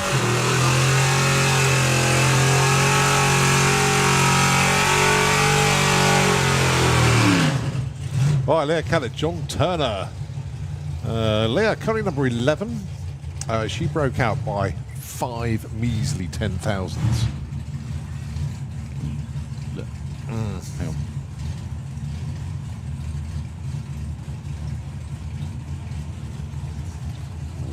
Just on the edge. Just having a quick look at the radar, and on the radar, that huge rain cloud is going past the end of the track, would you believe? Whether we catch any of it or not is, well, up to you know who.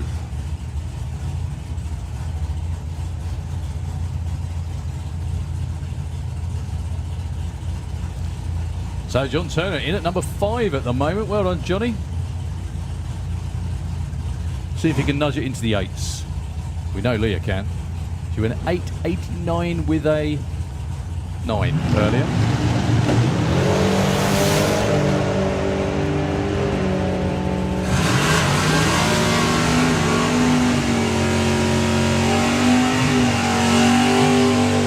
Both improved. Leah up Yep. to number 2 with an 8.94. John Turner actually stays put, but did improve his time. Notice that Leah Canet's got the rear wing back on the car. Ah, of course. It did part company, as we know, but ran it for quite a while without, but now it's back on. Right, John Bean, Ronald House. John Bean in Supercom. How cool is that? That's brilliant.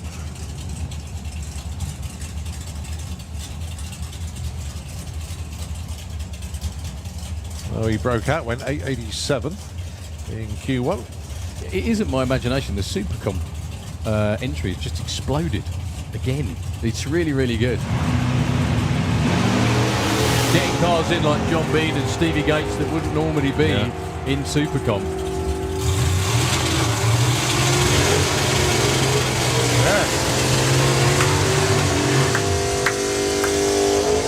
Well done to both of them. John Bean, 895, goes up to number 4. A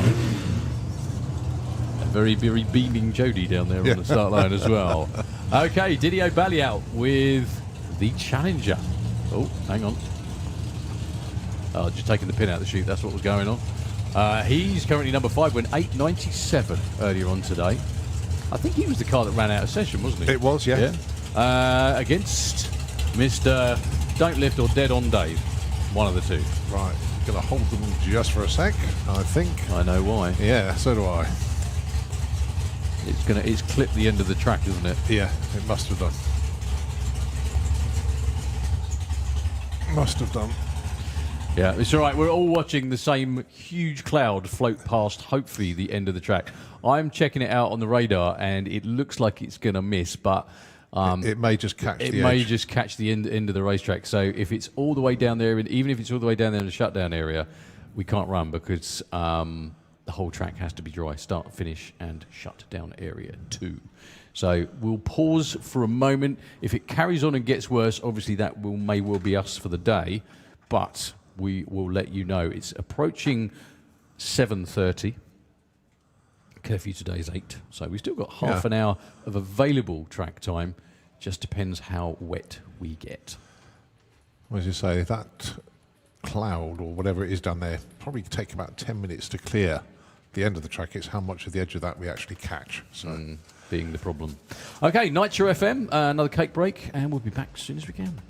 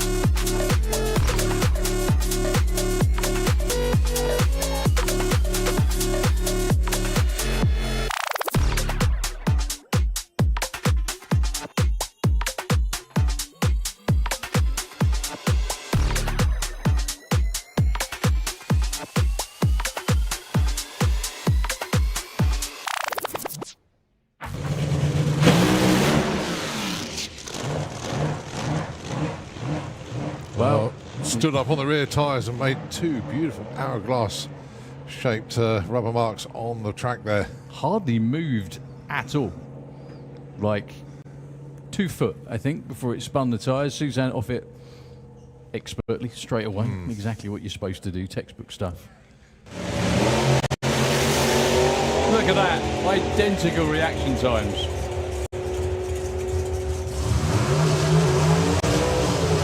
.866, 892 with an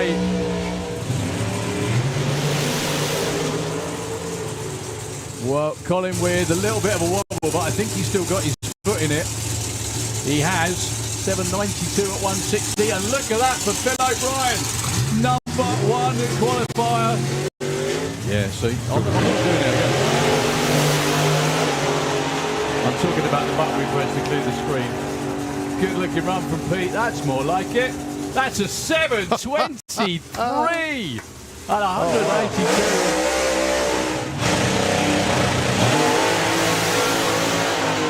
106 to 60 foot.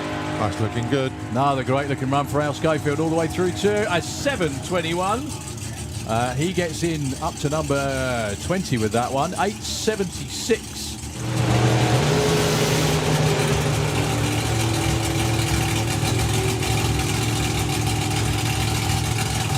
Whoa, close.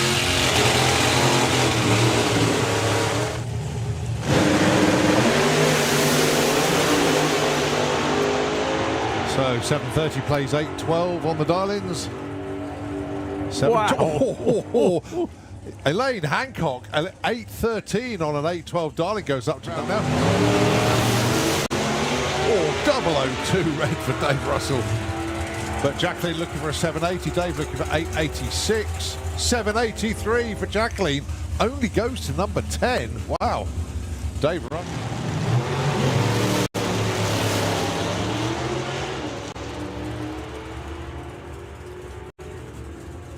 Well, big speed at the top end for the door car. 773.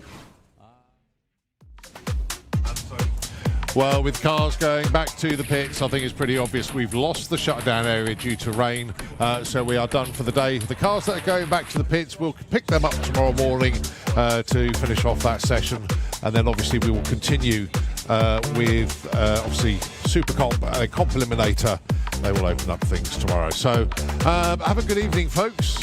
Once this weather system is cleared, it will be dry for the rest of the evening, hopefully. So don't let that affect your evenings whatsoever. Don't forget, Fuel Bar is open.